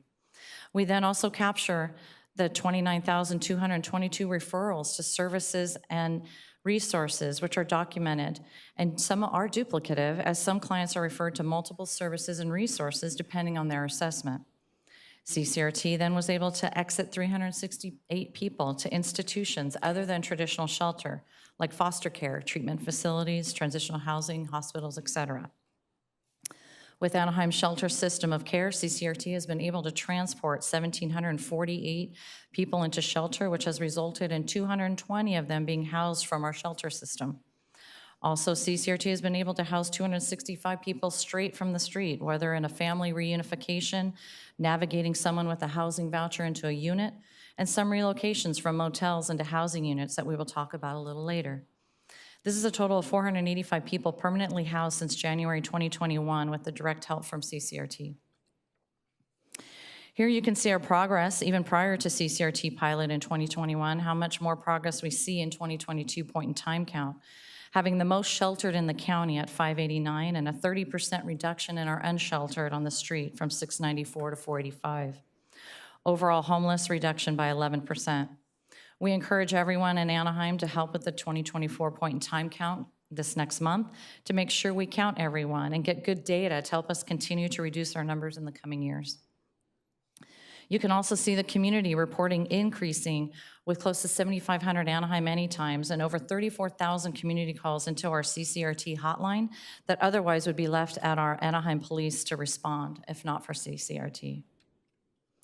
Another part of our robust street outreach is our neighborhood outreaches. We have weekly park outreaches throughout our city where CCRT sets up in a park for a few hours conducting outreach and meeting the residents in the neighborhood. They also attend several community events like school resource fairs, a recent mental health fair, and other community events to stay involved and engaged. During this current contract, we asked CCRT to partner with us as we partnered with Caltrans and Union Pacific on outreach and cleanup efforts. CCRT conduct multiple outreaches on Caltrans and railroad areas with our city agreements and have been able to get over 35 people into shelter that we otherwise would not be able to reach due to the property area and their camping.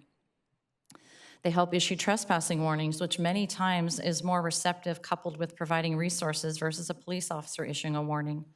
This has assisted in further diversion of low-level criminal trespassing calls away from our police and preventing future enforcement. After transporting people to shelter, then our amazing public works team come in and clean up, and since March of this year, have disposed of over 300,000 pounds of trash under and around Caltrans freeways in our community. Again, this year, we requested CCRT leadership and assistance with occupancy and relocation at several housing projects. When the city purchased Studio 6 at Harbor and 91, CCRT was able to help move 63 people, 20 pets, and 23 vehicles straight off the streets and into Studio 6 within a 2-week period before Thanksgiving.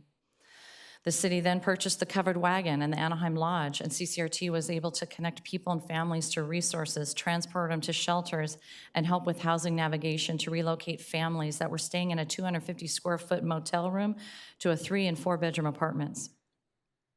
One particular family had 3 children, and the mother was pregnant and due within weeks with her 4th child, and CCRT, in partnership with our housing authority, was able to relocate them to a 4-bedroom apartment, and CCRT helped furnish the entire apartment and provide a welcome home care package. In the coming years, we will continue to look to CCRT to assist with other housing projects on the horizon, like the Studio 6 Phase 2, Center of Hope Phase 2, and the Tampico Motel project. As we are in winter season, inclement weather becomes a challenge that CCRT accepts as part of their mission to continue to help people off the streets. This was evident this last winter and most recently during Hurricane Hilary. When many of us stay at home and wait out the storm, CCRT teams work to provide warnings of inclement weather, coming alongside with signing up people on our Anaheim Alert to get the latest information and emergencies in the area. This past March, they were able to transport 30 people within a 72-hour period into our shelter. These photos show the warnings and outreach prior to the storm arriving and the water rising with the fast currents. One of the most amazing projects started this year was our Anaheim Collaborative Courts Evaluating Strategies and Solutions, or ACCESS.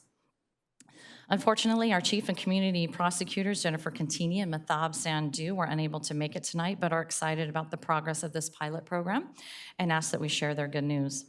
They're also hosting their annual Access event tomorrow afternoon at the Convention Center at 1 p.m. to go over their progress and upcoming changes for the next year. This pilot program involves our county court system for those justice-involved homeless individuals who are high risk and high need, which many people refer to as service resistant, which usually involves someone suffering from substance use disorder, mental health, or co-occurring. Anaheim creates a diversion program away from the justice system and provides a care plan, including a housing plan. This includes intense case management, connecting to resources, transportation to and from court, to and from treatment, to and from shelter, and housing navigation into permanent housing. This gentleman seen here was homeless in Anaheim since 1989, lived with his family here, lost his parents and brother. Their home burned down and he was left on his own. He was someone that police would contact and or arrest 50 to 60 times a year.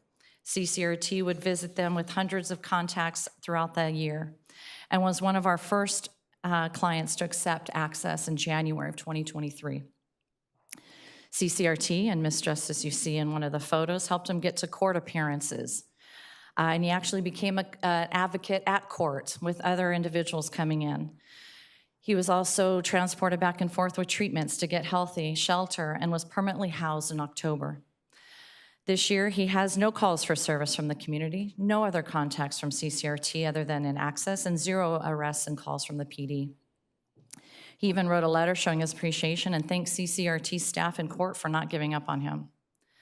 We have 5 more people just like this gentleman graduating next month and have 51 people now signed up in our access program working on their personal wellness plans. I would like to now turn the presentation over to our Police Chief, Armendariz, to highlight the impact CCRT has had on our amazing Anaheim Police Department. Good evening, Mayor and members of City Council. If you recall, when we started CCRT, the whole intent was to look at alternative responses to non-criminal situations where law enforcement was often called to because of the fact that we are 24 hours, 7 days a week, 365 days a year.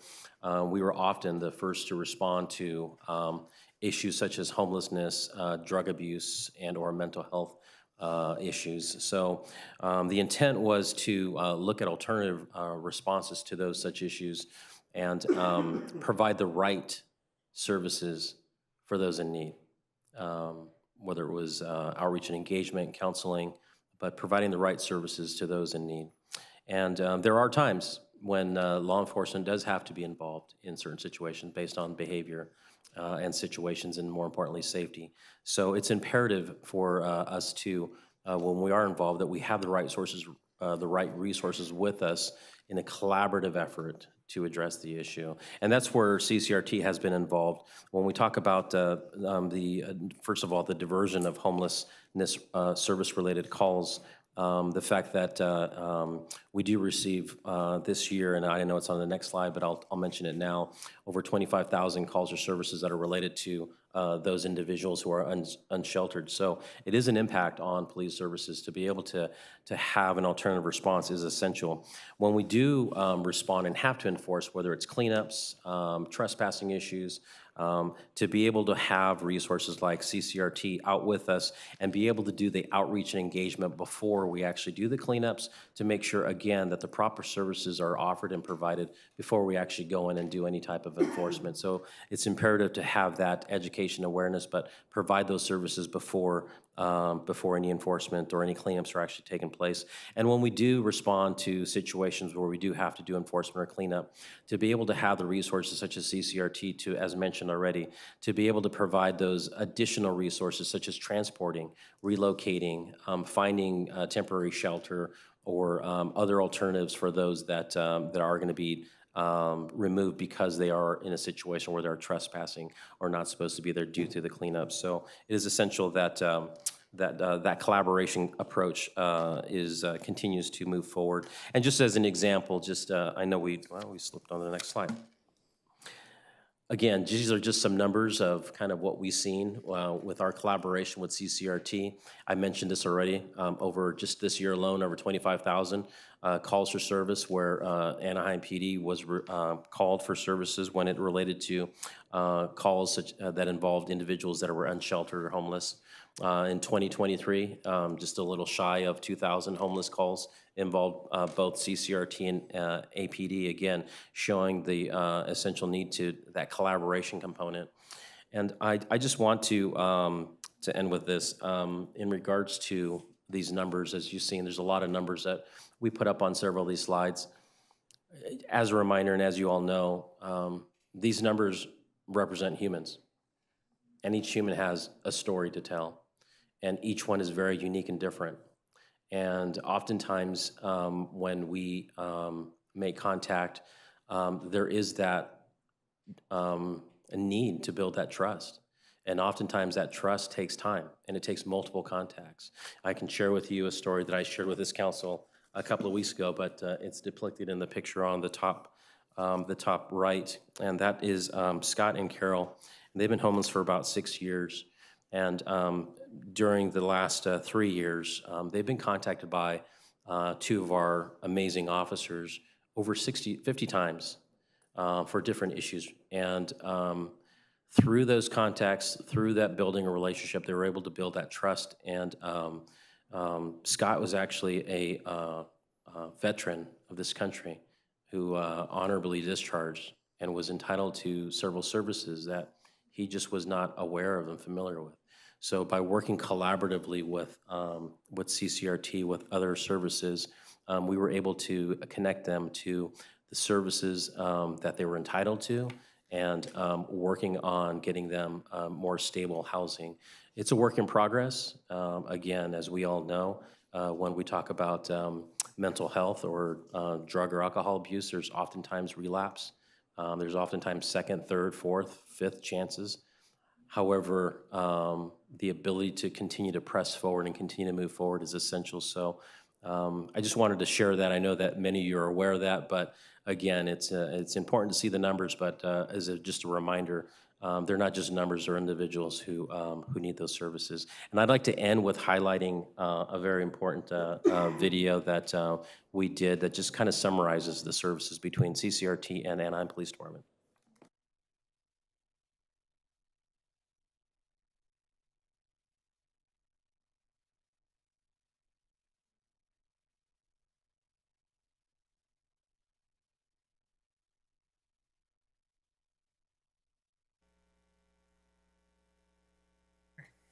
Our apologies, Chief. It looks like we're having technical difficulties and we may not be able to get to the video. So in closing, I would like to share information about the budget. When CCRT was first initiated, it was funded completely by emergency solutions grant funds that came from the federal government in response to COVID. Currently, as we move forward, our proposal is that the funding for the expansion of CCRT would come from state homeless housing and assistance prevention programs. We have been successful here to date in getting up to 4 rounds and anticipate a 5th round.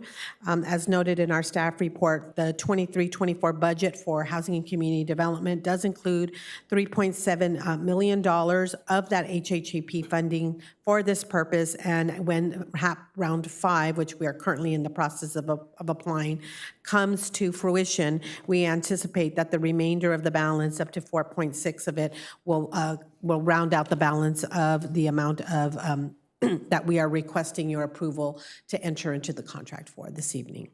And with that, we will take your questions. Thank you. Thank you so much. Mayor Pro Tem, do you have a question?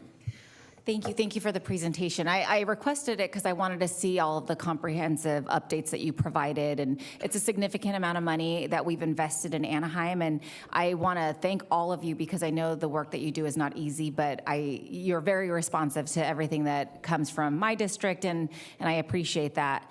I also just want to mention, I know Councilmember Meeks and I met with the city manager and Grace earlier this year, and we really talked about a pilot program that would follow unhoused residents in Anaheim from contact to placement and helping them bridge or be housed. And I was just wondering if there's a possibility of, is that included in this? And we talked about identifying each of the individuals who are here so that we could really follow them and measure our results.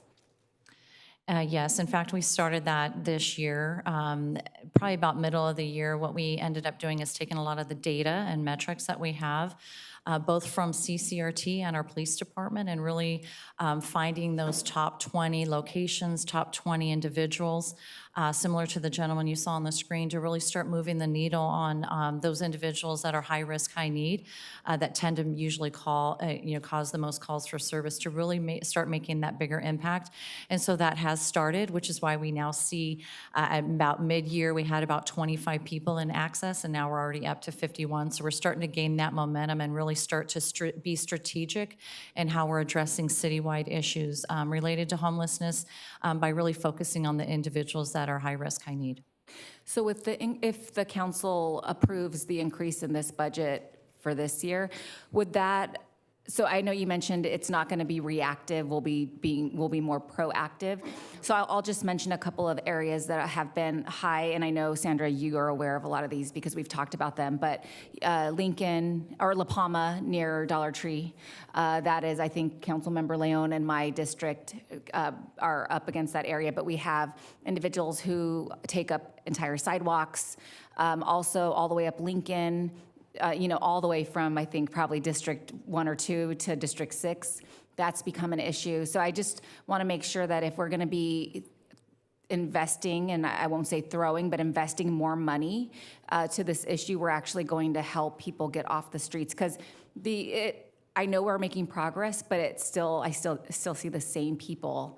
And I'll bring up the gentleman who is right here on Lincoln and Olive, who lives at the bus stop, and the person who is on Harbor Boulevard at the right there by the freeway. So these are all individuals that definitely need to be housed, and we need to help them. So I just want to make sure that we're going to be proactive with this new investment and not just reactive to emails or text messages from council members who are requesting to have people looked at and supported.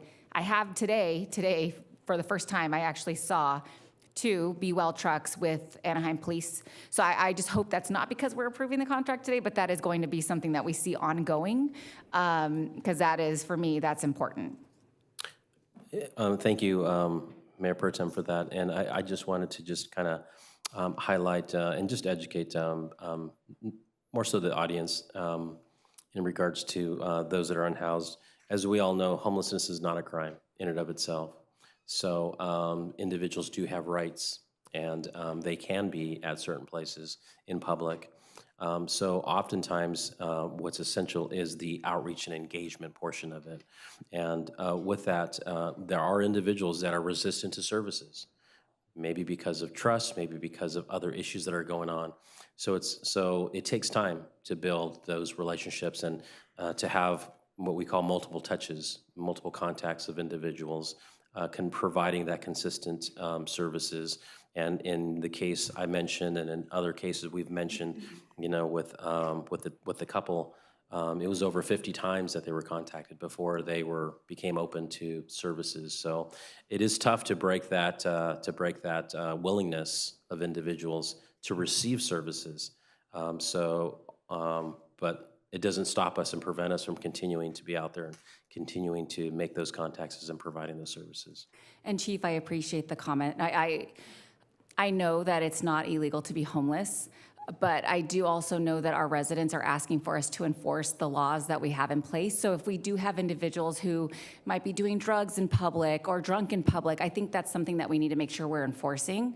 I mean, District 3 residents are looking for that, and I think I've heard that comment from several residents this week, and they were very frustrated hearing that comment because we know that. So I just want to make sure that we're enforcing the laws that we have in place when we can. So thank you. Thank you, Mayor Pro Tem. Councilmember Leon and then Councilmember Meeks. Thank you, Madam Mayor. Sandy, you mentioned the Access Program. What is CityNet's involvement with that? What does that look like? It's been an evolution. So they were the lead this first year through the pilot program. And now that we're kind of shifting and having more on the housing navigation and other types of permanent resolution, they're still involved going into the next year. And we've kind of shifted to have actually Be Well now have a full-time access coordinator or navigator through there. And so CityNet does continue to help with bringing them to the shelter, to the appointments, back to court. So there's still a lot of involvement on logistics that the CityNet team still continue to help with, and so does Be Well. But we are shifting the lead more just from the mental health side and the care plans, and then CityNet's still involved in housing navigation and case management. Okay, thank you. Thank you. Councilmember Meeks and then Councilmember Diaz. Thank you. And, I'm just going to support Mayor Pro Tem and try to clarify. I think what we're looking for is, yes, it does take multiple touches, building that trust. It takes time. What we're asking is we want that to be a proactive re-engagement, that we don't wait until somebody calls 50 times, but we know somebody's out there, and that we continue to try to go out there and build that trust without the neighbor or the resident having to call in 50 times. So that's, I think, what we were talking about. Let me ask a question about, because I think I saw a slide up there, something about 19-minute response time or something from CCRT. So what happens when I put in an Anaheim Anytime about a homeless issue? I did just the other day because they were in the roadway and, seemed pretty dangerous on a freeway off-ramp. So, where does that go, and what is the response time for that? Is that 19 minutes, or does somebody have to actually make the call? Thank you, Councilmember Meeks, for that question. So the Anaheim Anytime is obviously an online reporting. We have a number of days to respond to that. Related to homeless, we try and respond very quickly. We triage that depending if we need our Anaheim Halo team or CCRT or a combination. So we do have staff that will respond to those and then coordinate and facilitate which team needs to go out there. So there is a longer delay on that side when we're answering those versus the 19-minute response time is when they're getting the calls directly through the community call or through the APD dispatch. As soon as they get those calls, then they do respond on average within the 19 minutes. But the Anaheim Anytime, sometimes we already know they're out there or they're going to be doing a cleanup the next day, so we're able to give some more updated information through the Anaheim Anytime as well. Okay, so if there's an immediate situation like that, I shouldn't do Anaheim Anytime. I should make a call so that we can get a more immediate response out there. I mean, I just want to understand not only what I should do, but what I should be recommending to the community to do when I get concerns about homelessness. I try to give them proactive steps on how they can help. I always encourage the public to call the hotline, especially during those 14-hour shifts from 7 a.m. to 9 p.m. where they can get out there right away. And then even if it's after hours at 10 or 11 o'clock, leave a message and they'll have their teams come on at 7 a.m. and address that. So that's the quickest way, and we try to have everybody encouraged to do that. But we do also encourage people to use Anaheim Anytime, especially if they're seeing encampments forming and that sort of stuff, and we'll provide that update and also facilitate getting the teams out there as quick as possible. Okay. And then I do want to, just commend you on the Access program. I think that's kind of cutting edge, and we're in the lead of addressing this as we have been in the past. One more question.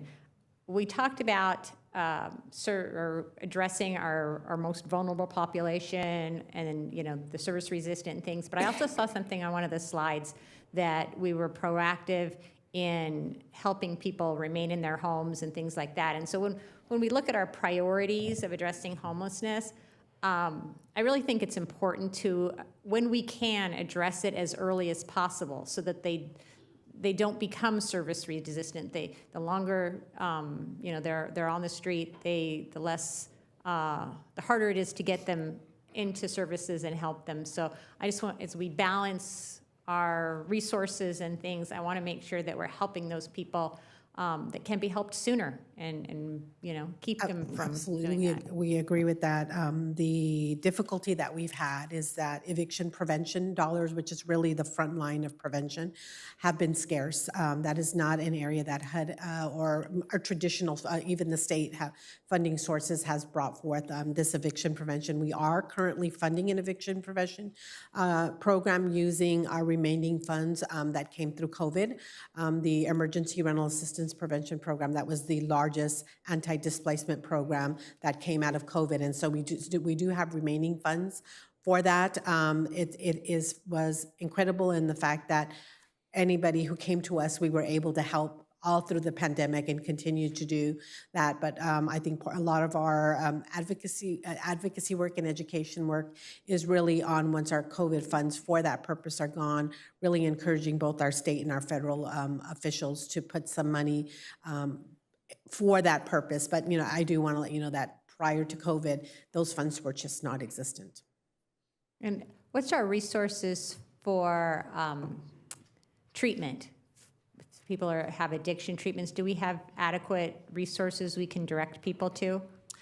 Yes, through the opioid settlement funds, that has brought a stream of funding, and so we've gotten into several agreements with the opioid settlement funds that Access actually utilizes, as well as CCRT on the street. You did hear from Tamara Jimenez from Anaheim Lighthouse. They do sponsor a bed straight from the street, so when we need one, we have some available. But treatment beds are scarce as well, so continuing to get into agreements utilizing the opioid settlement money has been very helpful.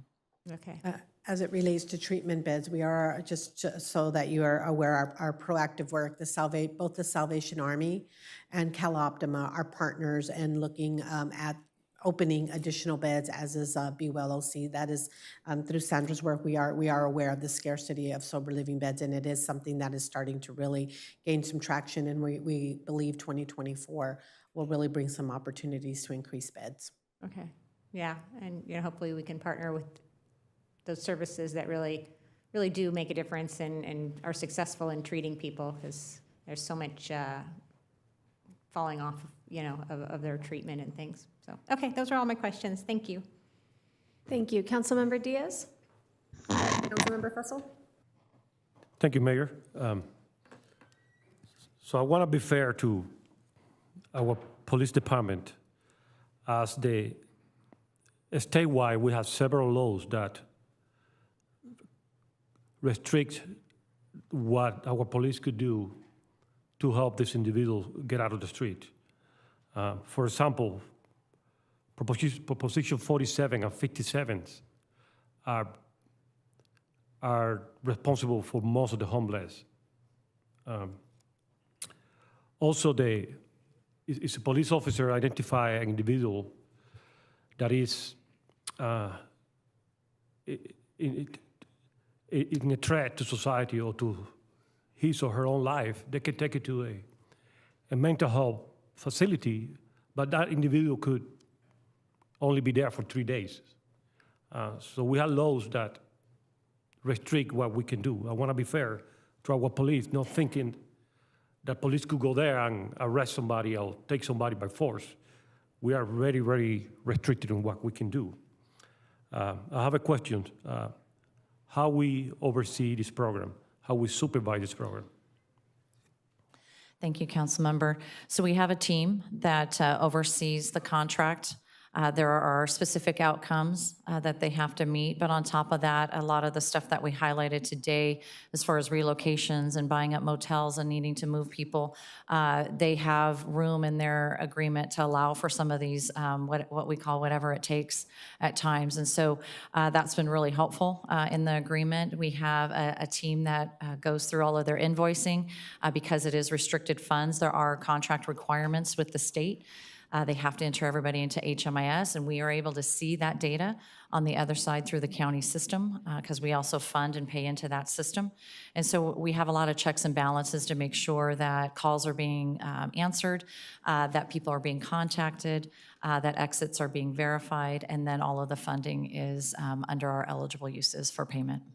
I will add that in addition to the staff auditing the work, we also engage an outside consultant, Michael Baker and Associates, because this was primarily leading up to now emergency solutions grants dollars. We have requirements for monitoring our subrecipients. With the amount of money that we were giving to them, they were definitely monitored using not only our internal staff, but as an additional layer, Michael Baker and Associates, and often also by our independent auditors. A lot of our COVID funds have been audited that way. So there has been multiple layers. Certainly the front line being our own staff. In some ways, city council as a litmus test in terms of how responsive we're being, but formally through that monthly auditing of nothing gets paid until it's invoiced, and it goes through first our staff, then our finance staff, and then the city's finance staff. So 3 layers before a monthly invoice gets paid. And then in addition to that, all the HUD processing, the single audit processing, and then that third party, Michael Baker and Associates audits. Thank you. I just also want to say that we call it homeless, but it's multiple phases, multiple causes, and that require multiple approaches, and I think that's what the city is doing these days. Thank you, Madam Mayor. Thank you. Councilmember Fessel and then Councilmember Leon. Thank you, Madam Mayor. Well, first off, Tamara, thank you for the work that you do, and Chief and Grace, and certainly Sandra. I want to chat a little bit more about the being proactive out on the streets. Yesterday, early evening, Susan and I had an opportunity we needed to go someplace in Catella, and we drove all the way north on State College from Lincoln all the way to Catella. This was about 8 p.m. And not every, but almost every bus stop had an encampment. And I was wondering, okay, I don't know how our partners are dispatched, but I would say across the city, there are likely potential corridors that we shouldn't be waiting for them to get dispatched. I would think that they could take, a number of corridors across the city, certainly State College in District 5, and just regularly, drive State College once a day and, do the best they can to, again, further outreach. Are we doing any patrolling of that type, or are we only depending upon our residents to reach out? And incidentally, I've used, as some of you know, I've used Anaheim Anytime for a long time, and I use it a lot. But I'm very concerned, and that's a polite word. I was thinking of something other. But I'm very concerned the fact that if I turn in, or any of our residents turn in, a concern that they have on a homeless individual or encampment, that isn't directed pretty darn quick to our outreach service providers, that it has to go through the standard process. I was going to use the word bureaucracy, but I chose a different word. But nonetheless, it's a bureaucracy. To get out, if it's graffiti, we can get graffiti done in 24 hours. We can't communicate through Anaheim Anytime to our service providers less than 48 hours. I don't understand that. So set me right. 2 questions. Do we patrol regularly important corridors? And how do we speed up the process between an Anaheim Anytime call and the dispatching of our service providers? Thank you. So they do proactive work. I can tell you they're not waiting around. They're always busy, so they're either working the proactive park outreaches weekly. We have monthly meetings with them and Be Well on those top locations, top individuals. So when they do have time, they will hit certain areas. They've done Beach Boulevard, they've done a lot of corridors, they've done State College. And so when we do see upticks, then we will dispatch them to do proactive work.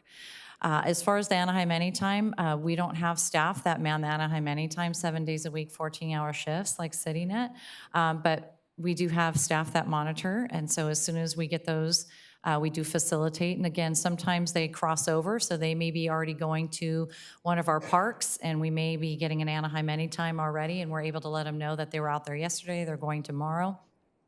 So sometimes we don't need to send those requests directly to CityNet if we already know that they're working and doing certain things or scheduled cleanups with Caltrans or UP. So those ones that are new that we need to get out, we do. So the most time would be maybe something from the weekend, a Saturday and Sunday that we would get on Monday if we don't have staff over the weekend monitoring those. But for the most part, they get it pretty real time especially Monday mornings. We give them a lot of stuff to do for the whole week. Well, Sandra, and you attend all the community meetings, just, in our various districts, just like I do. And I think we've done a pretty good job of training our residents to use Anaheim Anytime. I think we've done a very good job, as a matter of fact. And when you, in making your report here, said, there is a delay, whether it's hours, days, or hopefully not longer than that, between an Anaheim Anytime online report and the disposition of our service providers, how do I address my neighbors about that? And saying, hey, this is a great idea if you're only turning in graffiti, but it's probably not such a good idea if you're turning in a homeless concern. And then you say, okay, well, now we're going to have to give them the other homeless telephone number. If we have this great program in Anaheim Anytime, which I think all of us use, is it time that we do a little fine tuning on that? I'm not convinced that we don't have the ability to speed up the time frame from the contact of one of our residents via Anaheim Anytime to the contact of our service providers. If we do it for graffiti, how come we can't do it for CityNet?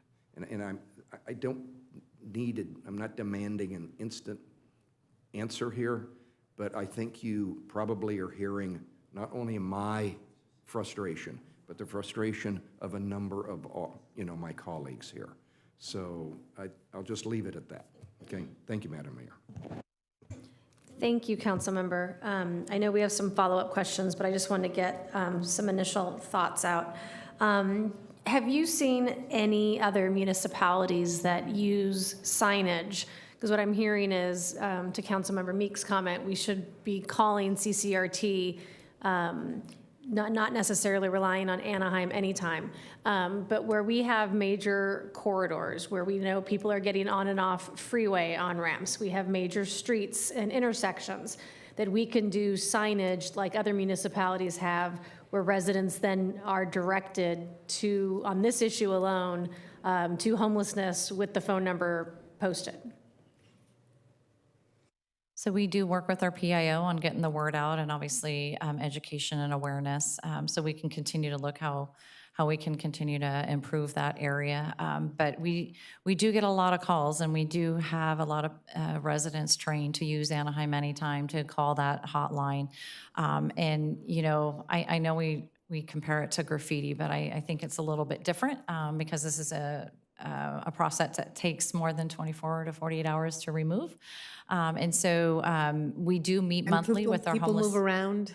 The graffiti is basically on the wall, and you can come and it's going to be where you guys said it's going to be. And when you come, and when our homeless outreach teams respond to homelessness, they may or may not be there.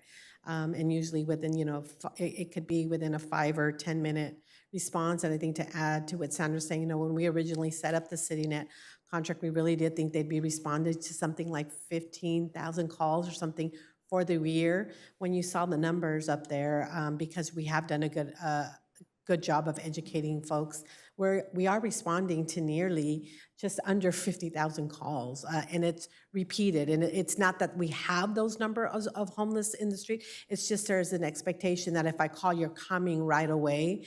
And so I think just in terms of, it's a bandwidth issue. CityNet has 2 vans? Well, they have more than that. So in terms of, trying to balance out the calls and the proactive, then becomes the balancing act, just like the Anaheim Anytime, in terms of trying to really balance out the staffing resource that we have in terms of if I pull somebody from, if I have somebody dedicated all the full time to responding to Anaheim Anytime.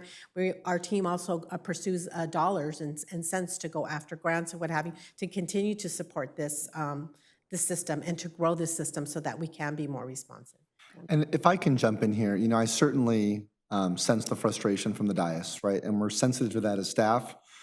As council's aware, we doubled our resources, our budget allocation to this council doubled what we're spending on this outreach in our last budget.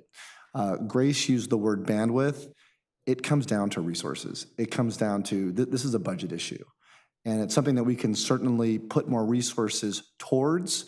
But, to Grace's point about us being proactive to the extent that we have the resources to do so and be proactive and be responsive, it comes down to resources and bodies.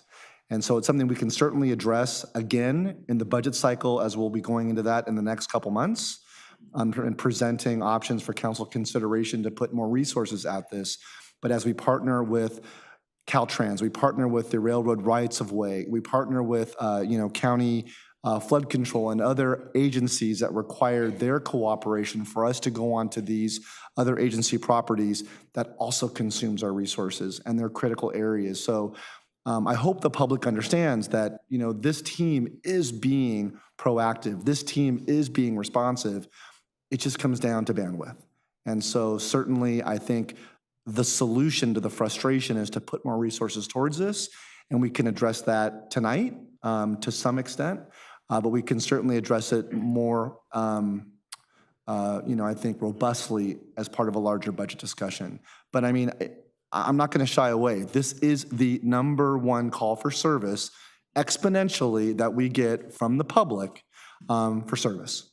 And so it would be responsible to address it accordingly, and I think that we need to do that. No, absolutely, and I don't think anyone here is questioning the dedication, compassion, and hard work of our city staff. It is an impossible job that you have been given, and I think everybody understands that. I just think this item brings up a lot of questions, which I think we would like answers to, and we wouldn't be doing our jobs if we didn't Absolutely. go through that motion. And and Councilmember Fessel just pulled up the picture that I shared with him about another municipality, that it is not a cost prohibitive action to take, that helps us educate our residents on just who is the proper person to contact, because I don't expect residents to know the phone number by heart of every department in the city. I mean, we don't even know that. But I wanted to move on to my second question. Do we have an idea or data around the ratio between how many people we are housing or removing from the street versus the influx that we are getting onto the streets? Are we housing one and getting 3 more? Are we housing one and it's... So we do, I don't have the actual ratios, we can get that to you, but we do have, usually I think the number is around 23 to 25% of the contacts, we're able to at least move them and get them into some sheltered environment.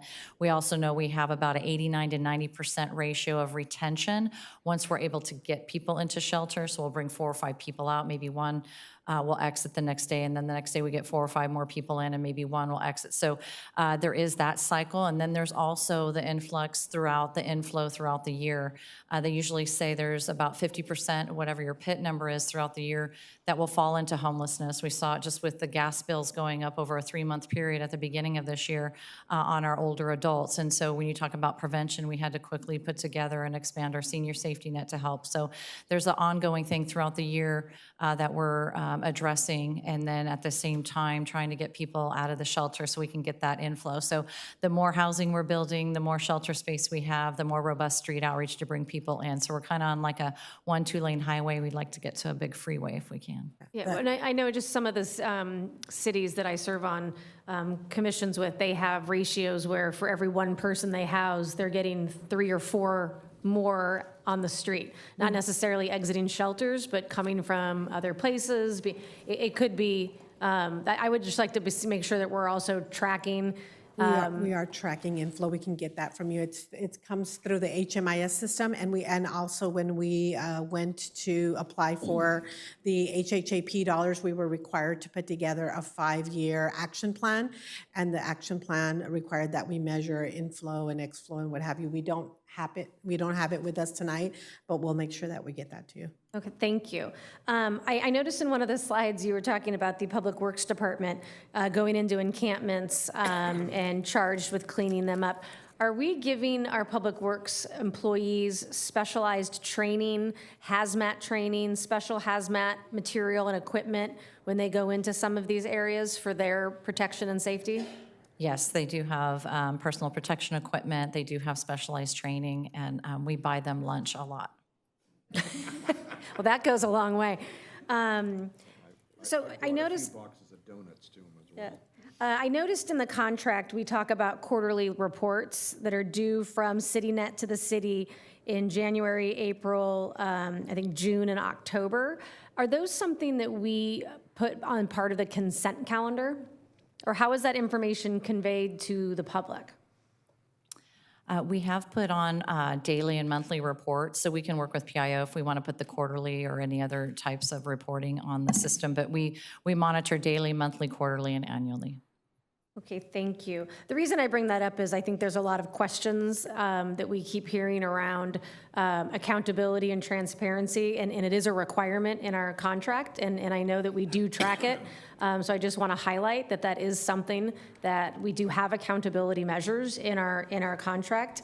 And that brings me kind of to my next point about the HAP funding, something that I spend a lot of time advocating for. In our city, I can say when we talk to our state partners, does an amazing job. So thank you to the team for arming me with the information, the statistics, and the data that we do track, because we're one of the only cities that I think tells our story and what we are doing and how we move the needle. And in our contract, it talks about that we have audit rights, and I think your response to Councilmember Diaz's questions talked a lot about the very strict restrictions that go into accepting these types of dollars, either from the federal government or from the state government. So would it be fair to say that also these funds that we use and before we disperse are heavily audited by multiple sources? Absolutely, yes. They're audited up front and in the middle and in the end. Even we have retention requirements for documents, so there's even a potential look-back period if there's any question about whether or not maybe 3 or 4 years ago we made a misuse of expenditures. There's even a clawback period for that. And I know as part of our city staff report, we have an $8 billion budget that fit on one piece of paper. I'm assuming that we have a much more robust, independently audited budget that we get as a city? Oh, no, absolutely. Finance has a complete, full, thorough audit that we win awards for. Wonderful. So we are tracking our taxpayers' dollars as we are accepting them and moving forward. You bet. Thank you. I think that's important for the public to hear that we are tracking these dollars and independently and auditing them both as a city and living up to our expectations and obligations to the state and federal government. Last, I wanted to ask about where we are in our shelter openness rates, because we are often told that we can't enforce our anti-camping ordinance unless we have open shelter beds. What is our ratio right now, and how do we intend to use any open beds as a tool to enforce our anti-camping ordinance?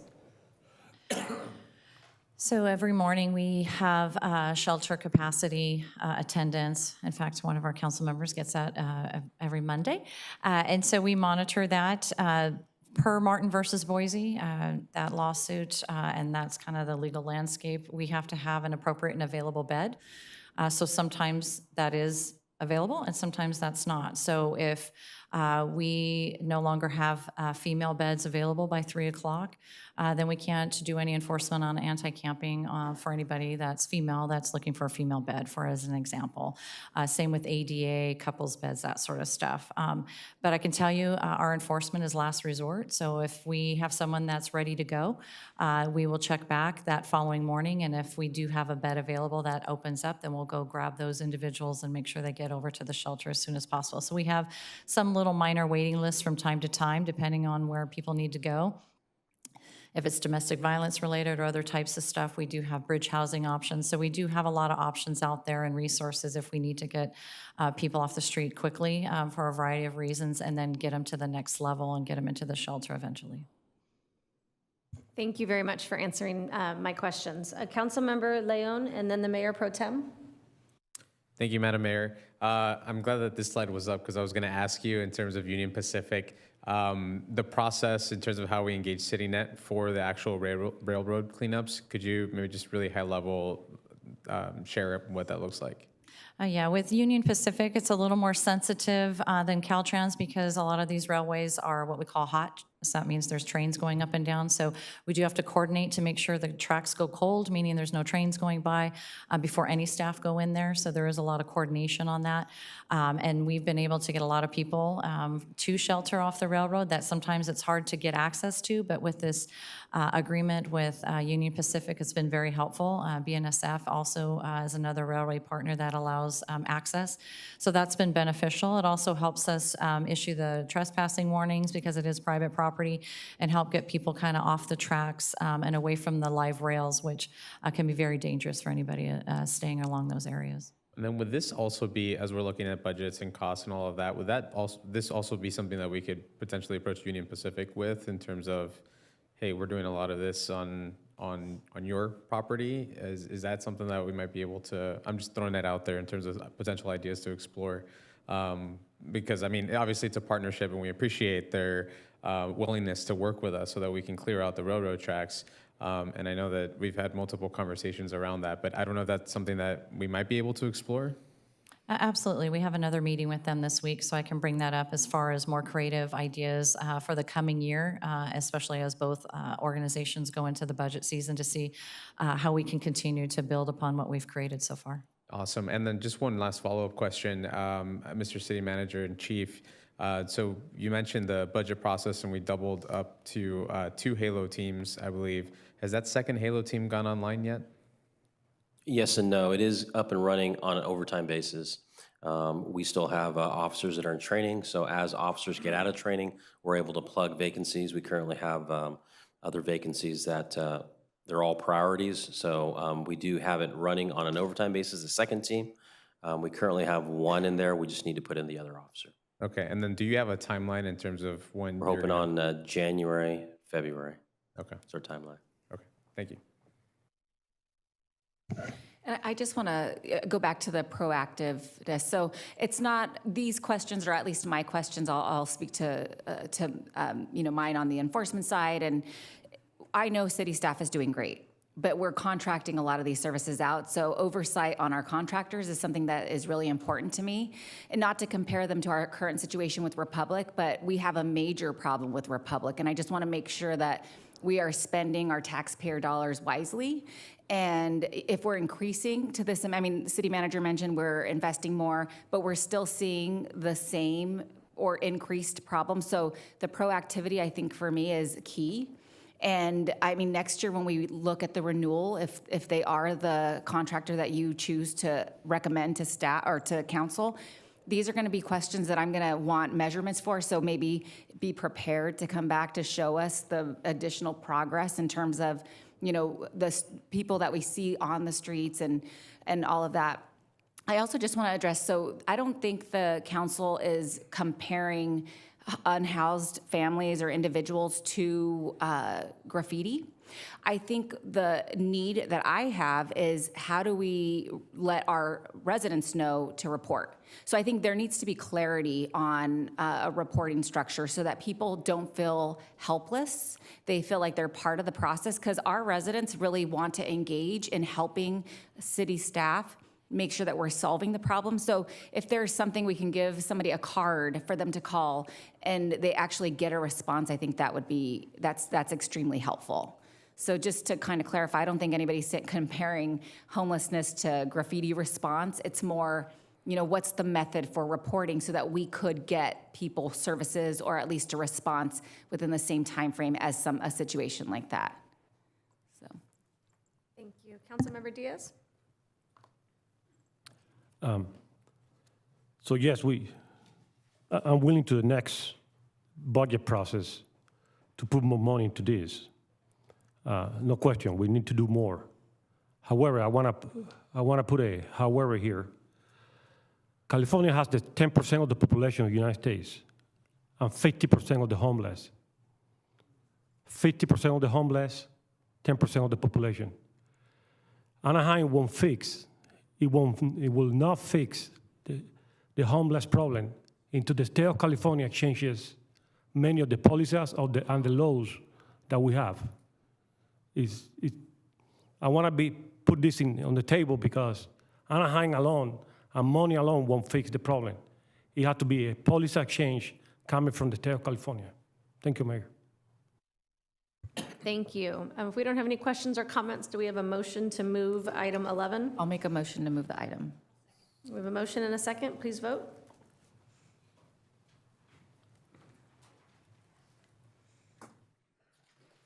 The vote is 7 ayes, no nays. Motion carries. Thank you. Next is item number 12, which was pulled by Councilmember Kurtz.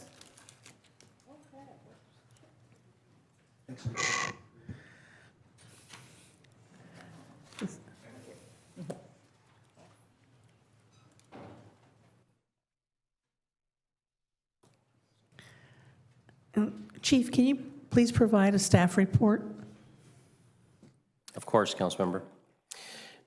Mayor, council members, before you is a recommendation that the city council, by motion, approve a service agreement proposed between the city and Fusus Incorporated to the amount not to exceed $800,000 for a video and data collection platform to integrate and view public and community video sources for real-time incidents, situation awareness, and investigations for a 3-year term period. So in essence, this is the platform that we're going to be using for our real-time crime center. The software allows us to be able to pull in various camera sources, whether they're street cameras, business cameras, public cameras, and even pirate cameras for those that wish to sign up, and allows us to be able to access those cameras real time whenever a critical incident or a situation may occur. This is a game changer for us to be able to utilize technology to maximize our resources, to be able to better direct them whenever we have a situation unfolding, whether it's an example, whether it's an assault or robbery that occurs on a main street, we would be able to quickly access all the cameras on that main corridor, and from the real-time crime center be able to assess and determine the location, the direction, description of any suspects involved, as well as victims and witnesses, and better direct our officers as they're responding to the scene. Having personnel in the real-time crime center with this data and this information at their fingertips will definitely enhance our abilities to be able to quickly respond to, assess, and bring a situation to resolution, and also aid us in investigations, doing follow-up. If there's a kidnapping of a child, as an example, to be able to review cameras from a shopping center immediately and quickly from the real-time crime center, and be able to, again, be able to get information on whether it's a suspect or suspects or victims, as well as any vehicle descriptions, and be able to provide that real-time information out to our officers instead of 2-3 days, maybe a week later, when detectives are able to access those cameras after going to the locations and finding out. So this is definitely a proactive software system that we're excited to be able to collaborate. And the unique thing about this is we're not only able to utilize any future purposes, purchases of cameras, but current and existing cameras, both in the public and the private sector. Fusus is very unique into the fact that they have the capabilities of being able to, again, with a partnership and agreement with businesses or private residences, be able to utilize their cameras, not having to upgrade anything, but be able, with their technology, be able to access their cameras. So from schools, during an active shooter call, as an example, for our officers to be able, from the real-time crime center, access those cameras to on the schools, to shopping centers, to even residences. This is a platform that we're looking at hopefully incorporating into our real-time crime center, and we do have sufficient funds that are available with the police department restricted fiscal year 23-24 law enforcement grants budget. And the utilization of the residence cameras or the business cameras and so forth, are you anticipating a program where you're reaching out to everyone so they can sign up? How will that work? Yes. So one of the things that's very unique about the Fusus program is they actually will partner and help us with the awareness, having actually a website, a forward-facing public website that allows residents to sign up, and they have a couple of different options. They can either sign up and allow us to have access to cameras when we have a critical incident, or just merely registering their cameras, which is huge on a critical incident, because instead of oftentimes what happens now is if we have a critical incident that happens in a shopping mall, a street, a residential, we literally have to go door to door to look and see who has cameras, and then ask for permission to view those cameras. By being proactive and educating and making our residents aware, they can actually proactively register. And the mere fact that we have that information, again, if we have a kidnapping or something that happens, a residential burglary at a the neighborhood, knowing that within the 2 blocks, we have 4 or 5 cameras that are registered, easy for us to be able to call that residence and immediately ask for permission to gain access to that camera. So again, the most important thing about this technology is it provides us more real-time access to those cameras. When do you anticipate, excuse me, the reach out to the public, businesses and residents, so we can anticipate calls and questions? So once this is if the contract is approved by this council, we're going to move forward on finalizing. And I don't know if we have an implementation timeline yet on actually implementing the Fusus system into our system. And I'm going to refer to the subject matter expert, Lieutenant Rich LaRochelle, who oversees our real-time crime center as well as our emergency management bureau. Good evening, Madam Mayor and City Council members. Yeah, our implementation is usually 6 to 9 weeks with Fusus. That's getting all the software put in place and training of our personnel on how to use it. And then after that's done, it will then, they have a whole section of their company that actually goes out and does the public awareness, reaches out to all the different businesses, residences, and they start, marketing it and answering those questions. So usually after the 6 to 9 week implementation at the department, then they'll start their outreach to the public. I ask that you notify us when that outreach is going to start.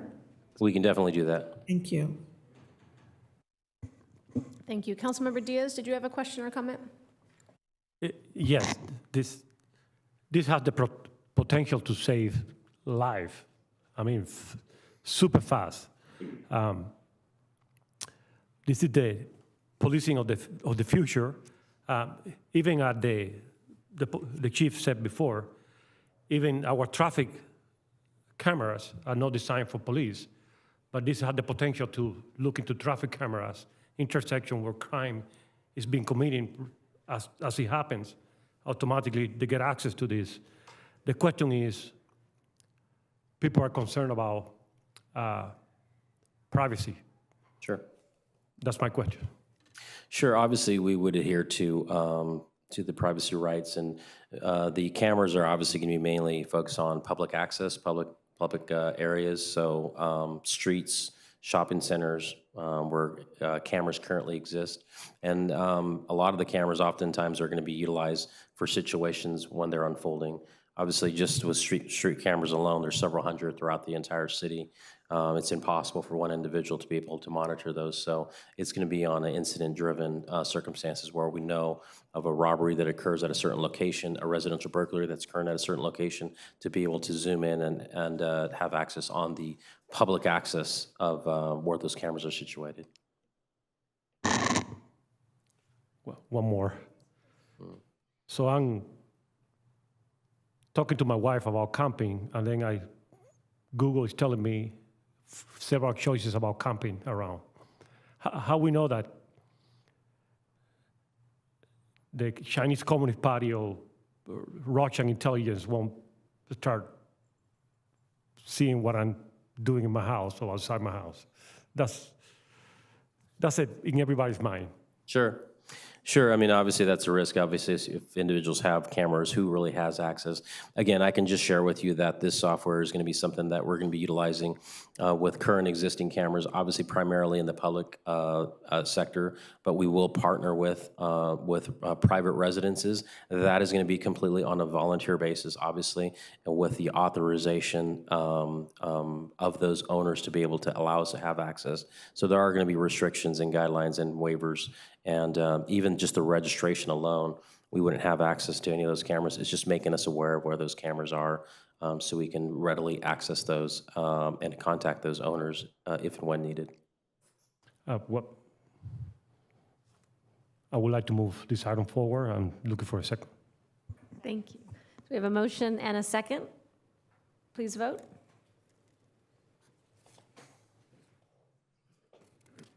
The vote is 7 ayes, no nays. Motion carries. Thank you. The last item pulled from consent was pulled by Mayor Pro Tem. It's item number 17. Mayor Pro Tem? Can I please get a staff report? And I just have to say, I'm excited that we're finally bringing this item forward. So I just want to make sure that we highlight all of the great work that you and your team have put into this, Shawnee.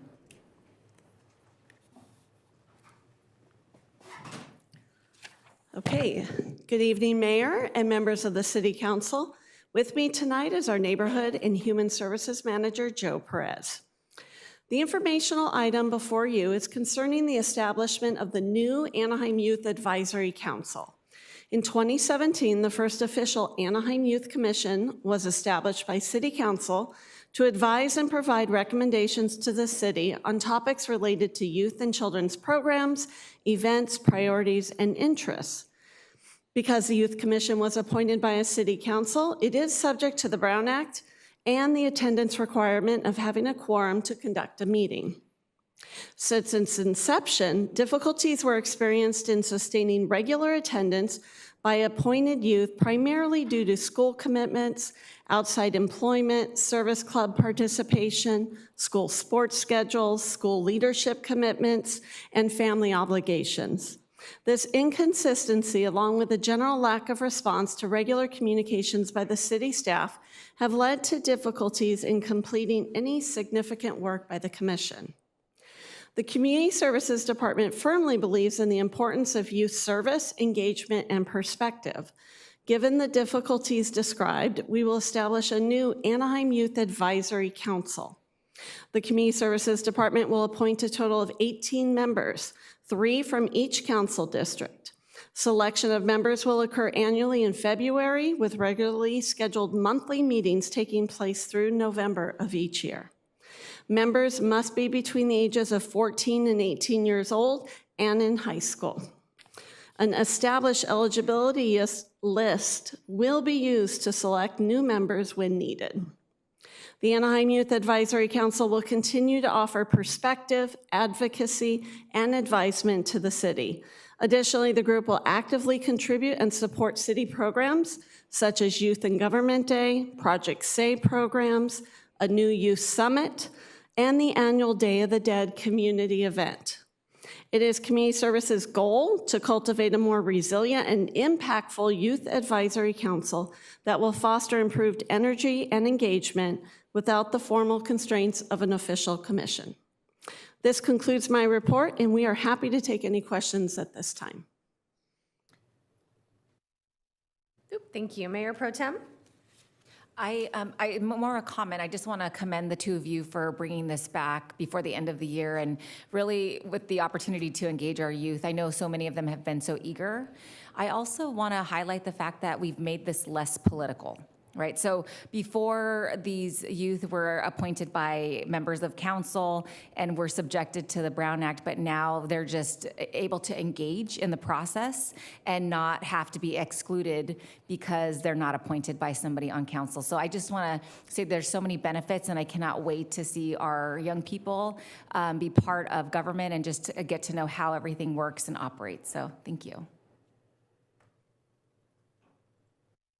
Thank you. Councilmember Kurtz and then Councilmember Leon. Thank you. And I just want to thank you for all the work you've done in trying to fix the problem that council created.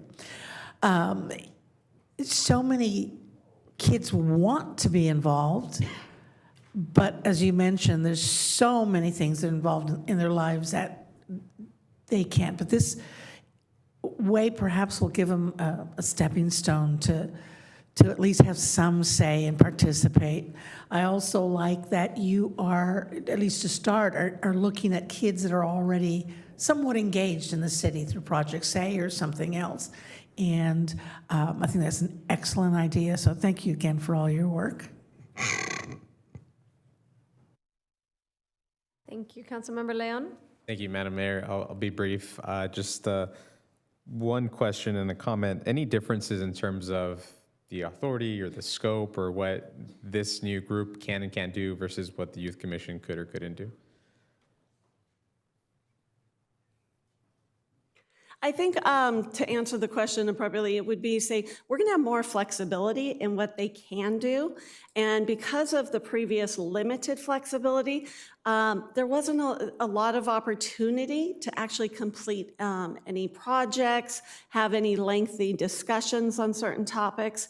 We're really excited because we're going to be able to include them in many more programs in community services. We want to engage them more in what we're doing and also create that two-way conversation that sometimes could have been difficult in the past when we were dealing with large age gaps between people.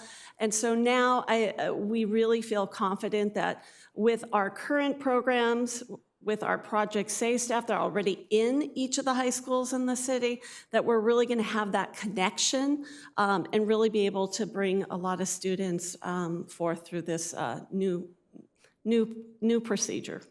Awesome. Yeah, I echo what my colleagues have mentioned in terms of, I know that there's some youth commissioners that were very excited, and now they want to make sure that they're contributing to the community and doing their part. So I appreciate you guys bringing this forward, and I will, if Mayor Pro Tem wants to move this, I'll second it for her. Thank you. I'd love to move the item. Mayor and city council members, this is an informational item. Oh. With council not taking action, because once council takes an action on an appointment, then it will become. We took action with the ordinance. Yes, okay. And if I could just respond, I do want to let you know that we really value the youth commissioners that were trying to participate, and so we are going to open up this opportunity to them first for participation. Wonderful. Thank you very much. So we're going to move on to our business calendar. I see item 20 is an item to authorize the city manager to conduct a job classification study for the ethics officer position. Mr. City Manager, may we have a report? We can have a report from Assistant City Manager Garcia, and he is running to the... Wow, and what a festive sweater you have on today, Mr. Assistant City Manager. I do want to point out that Councilmember Diaz might have mentioned to me in the back room that Chief Russell was actually going to be the winner of the Uglies. Yes. But that he had stepped out of the room, and so I was the next one in line. So Chief Russell, way to go. I know. Department Head Lee looks pretty good as well. So on behalf of me and Rob Fabella, bah humbug. No. Rob, could you put your glasses on? Rob had glasses. You're on an island alone, Mr. Assistant City Manager. Now you are required to keep those on now. Well, thank you. Good evening, Mayor and Council. This item before you is basically to seek authorization for city staff to conduct a job classification study for the ethics officer position and to be brought back to you at a later time once we have that spec worked out with HR. So basically, over the past several months, we've heard you and the request for an ethics officer position. We think it's a great idea. We have talked about different job functions for that individual. And so in the staff report, we basically tried to recap the categories that we've discussed previously. Number one being the California Public Records Act, including assisting the city attorney's office and the city clerk's office with public records and a lot of those requests that we get on a regular basis. Campaign finance laws, being our subject matter expert in that area to assist the council and make sure all of our rules are in place and members are being compliant with state and federal laws.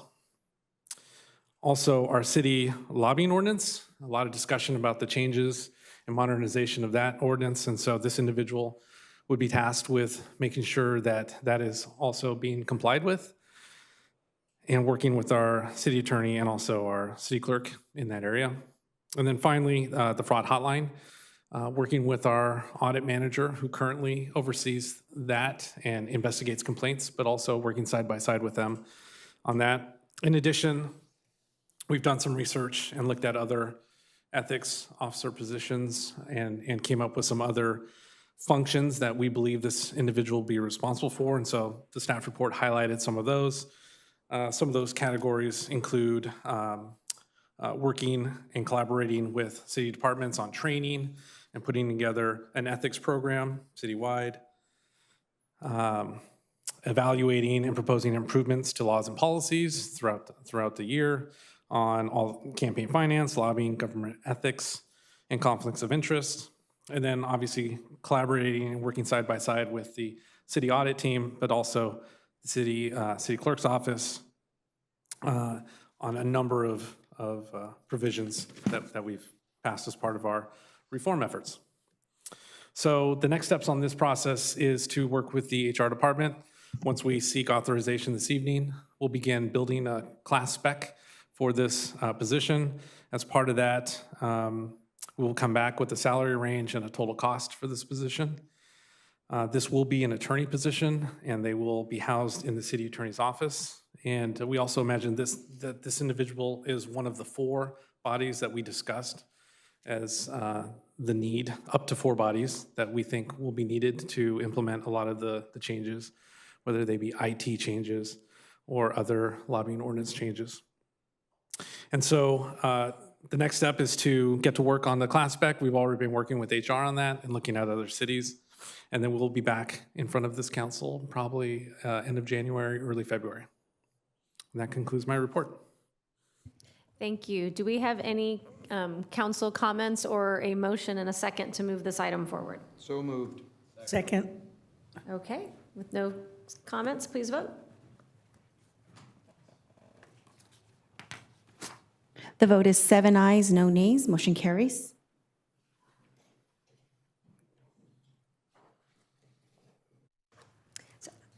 Item 21 is an overview of the implementation of the Hotel Worker Protection Ordinance as requested by Mayor Pro Tem.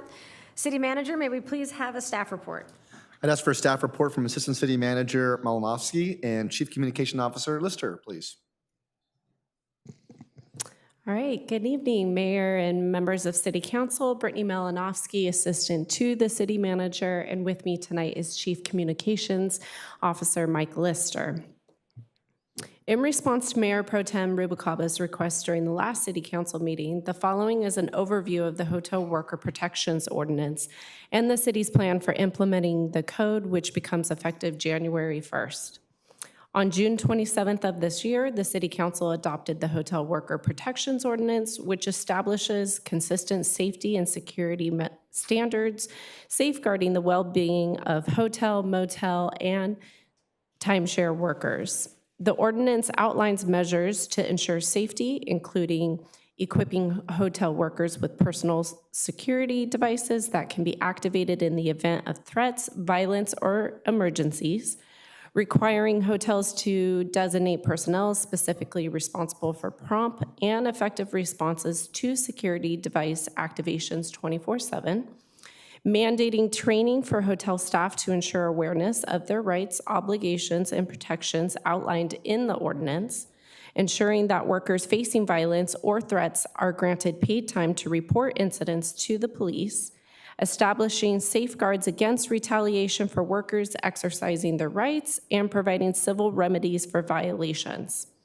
Mandating hotels to inform guests that hotel workers are protected by city law and equipped with security devices for their safety. Several hotels in Anaheim have already implemented these safety measures, and the city is actively engaged in education and outreach efforts. I will now turn the presentation over to Mike Lister for further information on these initiatives. So at the heart of our outreach and education is a comprehensive website with an easy-to-remember name, anaheim.net/hotelworker. Now on this site, it is a one-stop location for employers where they can find all the information they need and also some resources to help them implement the provisions of the law. Now, in addition to the actual legal language in the ordinance as part of the Anaheim Municipal Code, we have a little bit easier to read comprehensive fact sheet that is shown on the left. As Brittany mentioned, hotels, motels, and timeshares are required to place a sign prominently within guest rooms indicating that the city has an ordinance protecting workers and also that those workers have devices provided to them. We have provided an example sign here. So lodging employers are welcome to use this sign, or they're welcome to take it as an example and modify it to their own look and feel. But it does have the very specific language that is spelled out in the ordinance.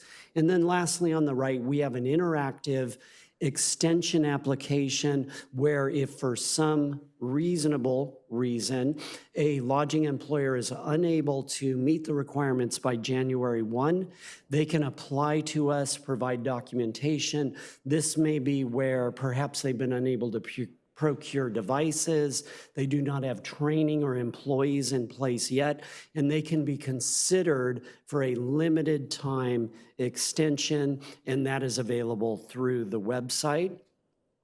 We have worked with both the industry and individual hotels in terms of industry outreach. We have worked with the Anaheim Orange County Hotel and Lodging Association, who we heard from earlier this evening. We have also shared information with Visit Anaheim, which of course works with hotels in our city. And at a statewide level, the California Hotel and Lodging Association is also sharing information about our law. Now, we've also worked either individually or as part of small groups with all of the hotels that you see on the right. We have shared information with them. We have answered to the best of our ability specific questions they have about their particular properties, and we stand ready to assist any other lodging employers who have questions about this to the best of our ability. And then to expand on that, to ensure the widespread dissemination of this information and recognizing that the concentration of motels along Beach Boulevard that may not be affiliated with the larger lodging associations, code enforcement will be hand delivering the fact sheet to these motels situated along Beach Boulevard. And then additionally, a citywide mailing and email will be carried out to reach all hotels, motels, and timeshares throughout the city. This mailing will include the fact sheet and guidance to our website, along with offering workshops for various hotel groups for additional clarification and education.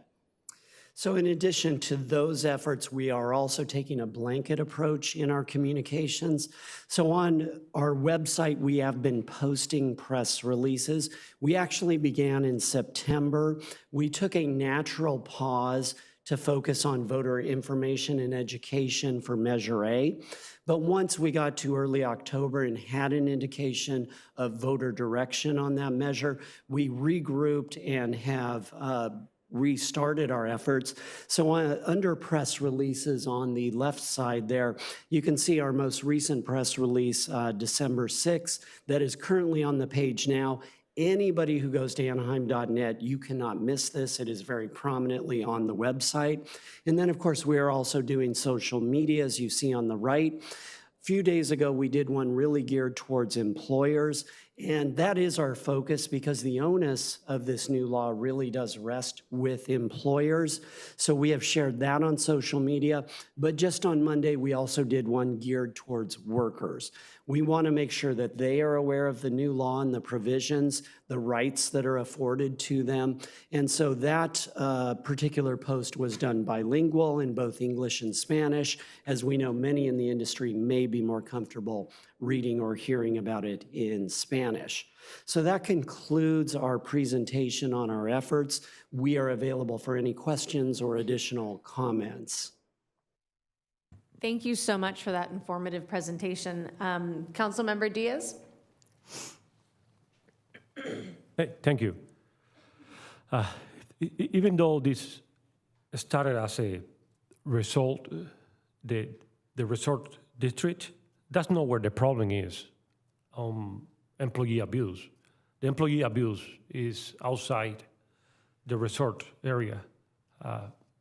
20-something hotels, motels in Beach Boulevard, who knows how many on Lincoln, how many on State College.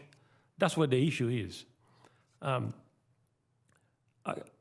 Right now, many of the hotels on Beach Boulevard, and this is just an example, pay under the table, don't even pay minimum wage, don't pay overtime. If it's hard for us to enforce that, how are we going to enforce this? How are we going to protect these employees? Many of them right now don't even get paid minimum wage. It's completely illegal what's happening there. So there are civil remedies already built into the code that puts the onus on the employees to file civil action towards their employer. So in that case, council member, education will be critical because the law does spell out that civil litigation is the primary means for employees to address issues with their employers.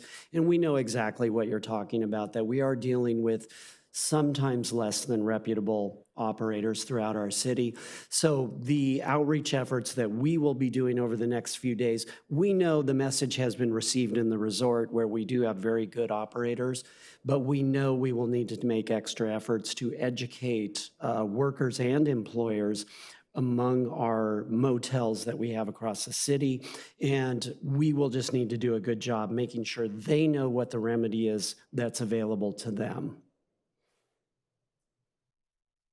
Yes, what about reaching out to the employees? 'Cause I tell you what, let's say you don't have a legal worker status in the United States, and you think that specific employer is doing you a favor. You don't know your rights. You don't know the rights in the United States. You might not want to sue the employer. So I think it has to be a way to reach out to the employees that have been abused, and some of them might not even know it. That's my point. Let's reach out to the employer, but we need to reach out to those employees that might be a victim right now. Your point is well taken. Thank you, council member. Thank you. Councilmember Kurtz, and then Mayor Pro Tem. Thank you. It's the Anaheim ordinance. So are we, city, doing anything to check up on the hotels, checking up if they have the program in place, or what kind of audit are we going to be doing? Currently, the way the code is written is the civil remedies that the employee has. The city, like always for all of our municipal codes, we do have the ability to do enforcement, always outreach first, education, and then if need be, we could do notification to those employers and letting them know they're in violation if that is reported to us. Who would report it to us? The employee. So if an employee feels that their employer does not, let's say they're not providing them with the device, they could call the city, report that to us, and then we could look into what actions or guidance that we would provide them. Of course, we would guide them to our municipal code, which lays out the civil remedies available to them. But you would also then perhaps check with the employer to see if they have... Correct, yes. We would definitely want to communicate and help to educate both parties to make sure we can gain compliance, because our goal is compliance. Right, okay, thank you. Mayor Pro Tem? Thank you. Just to build off of what Councilmember Kurtz mentioned, so is it possible to be proactive in reaching out? Because all of these businesses have to register for business licenses to operate in the city. Is it possible to reach out to them to request proof of implementation? Especially like I take what Councilmember Diaz says seriously with the ones that are probably less likely to comply. Is there a way we can be more proactive in ensuring that they do? We can definitely look into that. We do, so I've been in contact with our licensing group, as I used to formally oversee them. So that we will, along with having this on our website, we will have this this guideline available at our front counters. So they do have to come in monthly to pay their TOT taxes. So we will be giving that reminder, as well as an additional follow-up, making it very clear of what these guidelines and what is required per code, and then we can look further to see if there's a more proactive approach that we can take. That'd be great, because it's always the bad actors that get away with it, right? So even with our lobbying ordinances that we're putting in place, it's really, the good people are just gonna follow the rules that are already there, but the bad actors will still break them. So if we can be more proactive, that'd be great. But the reason why I pressed my button was to really just thank you guys for a comprehensive outreach. I know that we originally passed this, and I had hoteliers reaching out asking, how do we implement, what are the processes that are in place, and you guys went into action. Mike, I want to thank you, because this is one of the most comprehensive communication plans I've ever seen, and I've been involved in a lot of external communications, but I just have to say the fact that you guys are walking the information to the hotels that are on Beach Boulevard and those that we may not be able to make contact with is, I think for me, that's just above and beyond the expectations. So thank you for thinking of everything and providing such a comprehensive overview. Thank you, Mayor Pro Tem. So this was an informational item. No council action is necessary.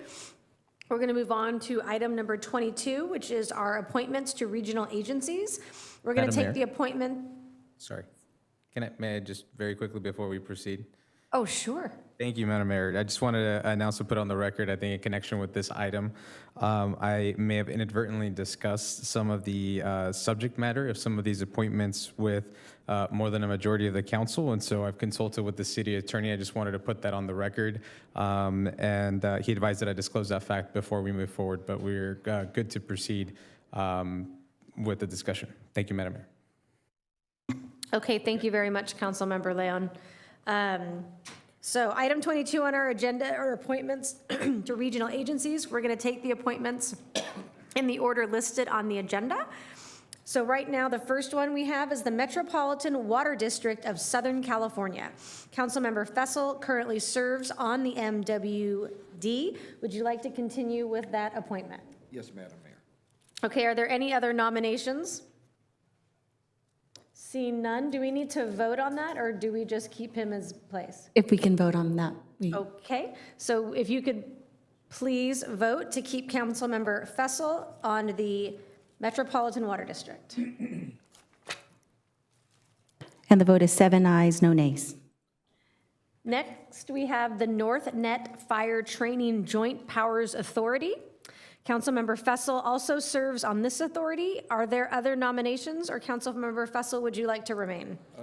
Madam Mayor, I'd like to nominate my colleague. Mayor, Councilmember, your microphone.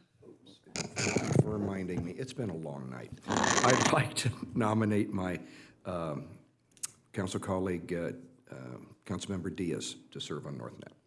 Okay, there is a nomination for Councilmember Diaz to serve on the North Net Fire Training Joint Powers Authority. Are there any other nominations? Seeing none, please vote.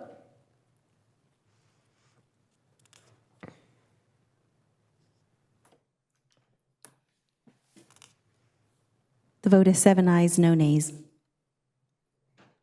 Thank you. Congratulations, Councilmember Diaz. Next is the Orange County City Hazardous. I'm sorry, Mayor, we also, I apologize if it was not, we have an alternate for that same, for Thank you NorthNet. very much. We have a opening for the alternate, as Councilmember Diaz was elevated from the alternate to the position. Do we have a recommendation or a nomination for an alternate? Oh, Councilmember Diaz? Councilmember Fessel has years of experience in this, so it makes sense for him to be the backup. Okay, we have a nomination. Certainly, For yes. thank you. Councilmember Fessel, voluntold. Okay. Please vote. And the vote is 7 ayes, no nays. Thank you very much, Clerk, for reminding me. So next we have the Orange County City Hazardous Materials Emergency Response Authority. Mayor Pro Tem Rubicalva is currently serving. Would you like to remain in that position? Yes. Okay. Do we have any other nominations? Hearing none, can we please vote?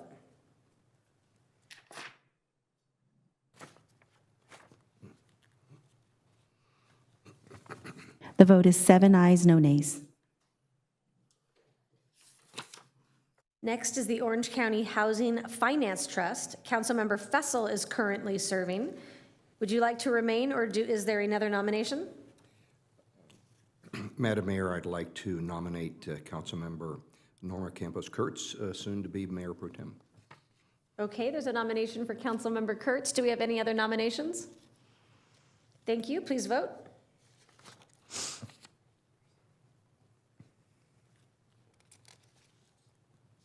And the vote is 7 ayes, no nays.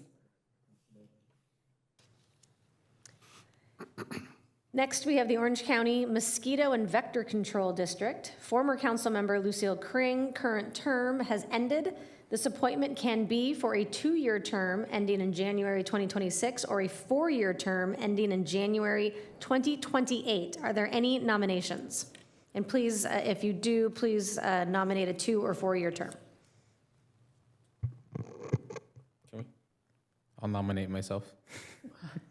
Councilmember Leon has nominated himself for a 2-year term Sure. Or a 4-year term if we're here. I mean, or a 4-year term. Okay. we'll go with the 4-year term. Thank you. Okay, so we have a nomination for Councilmember Leon for a 4-year term. Please vote.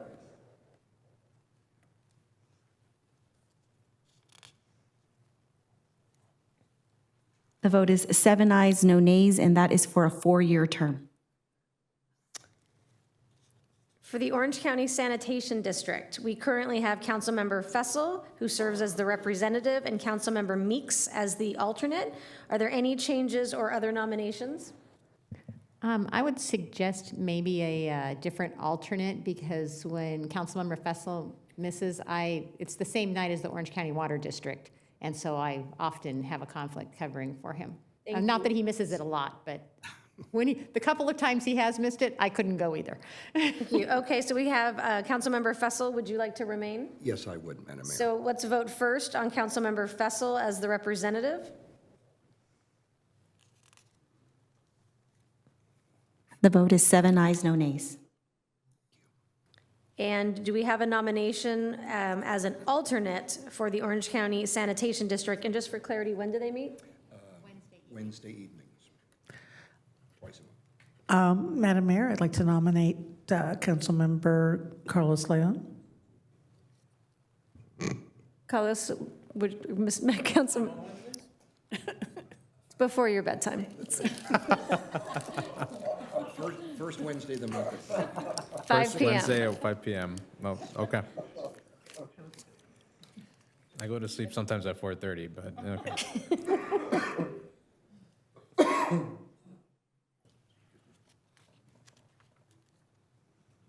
The vote is 7 ayes, no nays. So next is the Orange County Water District, currently held by Councilmember Meeks. Would you like to remain on the Orange County Water District? Yes. Do we have any other nominations?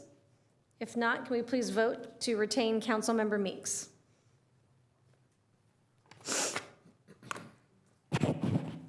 The vote is 7 ayes, no nays. Thank you. So next is the Santa Ana River Flood Protection Agency. Councilmember Meeks serves as the representative, and the city's alternate representative is Public Works Director Rudy Amami. Are there any other nominations, or would you like to retain that position? Okay. As long as Rudy's not in the room, so we will retain him as your alternate. He can't object anyway. The vote is 7 ayes, no nays. And Mayor, I could record that as that's both as a representative, Councilmember Meeks, and the alternate, our Public Works Director. Thank you. So next is the Southern California Association of Governments. I currently serve as the representative and Councilmember Leon as the alternate. I would like to nominate Councilmember Leon to be the representative. And if there are any nominations for an alternate? Does Councilmember Kurtz want to be the alternate to SCAG? Sure. I'll make that nomination. Okay, thank you. So we have, can we vote on these two items together as well? Yes, Mayor. So we have a nomination for Councilmember Leon to serve as the appointment, with the alternate being Councilmember Norma Campos Kurtz.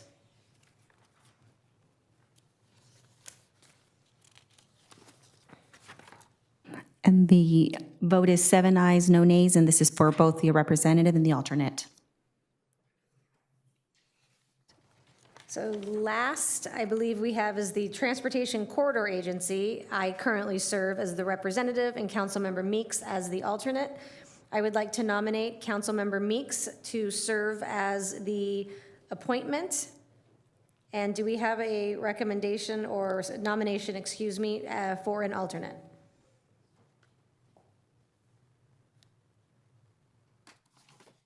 Councilmember Diaz, or I can stay as your alternate? This one does meet during the day, so who would be, just want to make sure whoever we nominate would be available to meet on Thursday mornings, right? I can switch places with you if that's not convenient for anyone. Okay, I mean, Well, the two of you kind of live in that Yeah. area. Correct, and I don't believe I am going to, just for full disclosure, be going onto the OCTA board in January. Do we see a conflict with me being an alternate to the Transportation Corridor Agencies if I am serving on the OCTA board? no. Might be able to help dissolve conflict, so. I think there's several other people that, yeah. Okay, wonderful, then I will I will become the alternate. I accept the nomination. Can we please vote for Councilmember Meeks as the appointment and me as the alternate?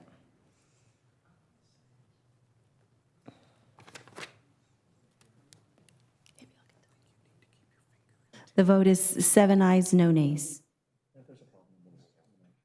Thank you. So next, I'm going to turn it over to our city attorney in his fabulous glasses for a report. Never to be seen again. Yeah, so items 1 and 5 were both pulled and will be come back in January. As to items 2, 3, and 4, no reportable action. Thank you. And we do not have any remaining speakers for non-agenda items, correct, Clerk?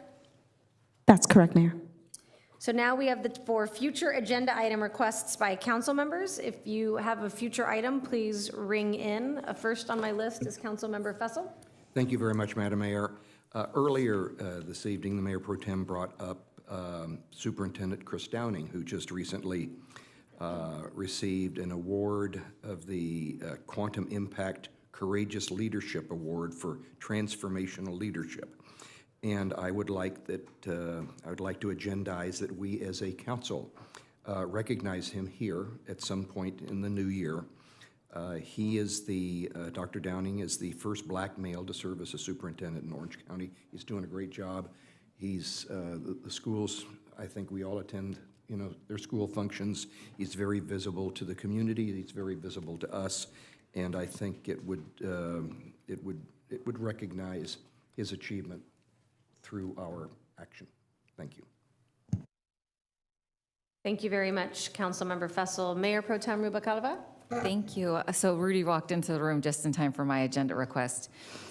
So Republic seems to continue to be an ongoing issue. Thank you, City Manager and Rudy, for helping to resolve the Betsy Ross trash delay that was delayed for 1 week.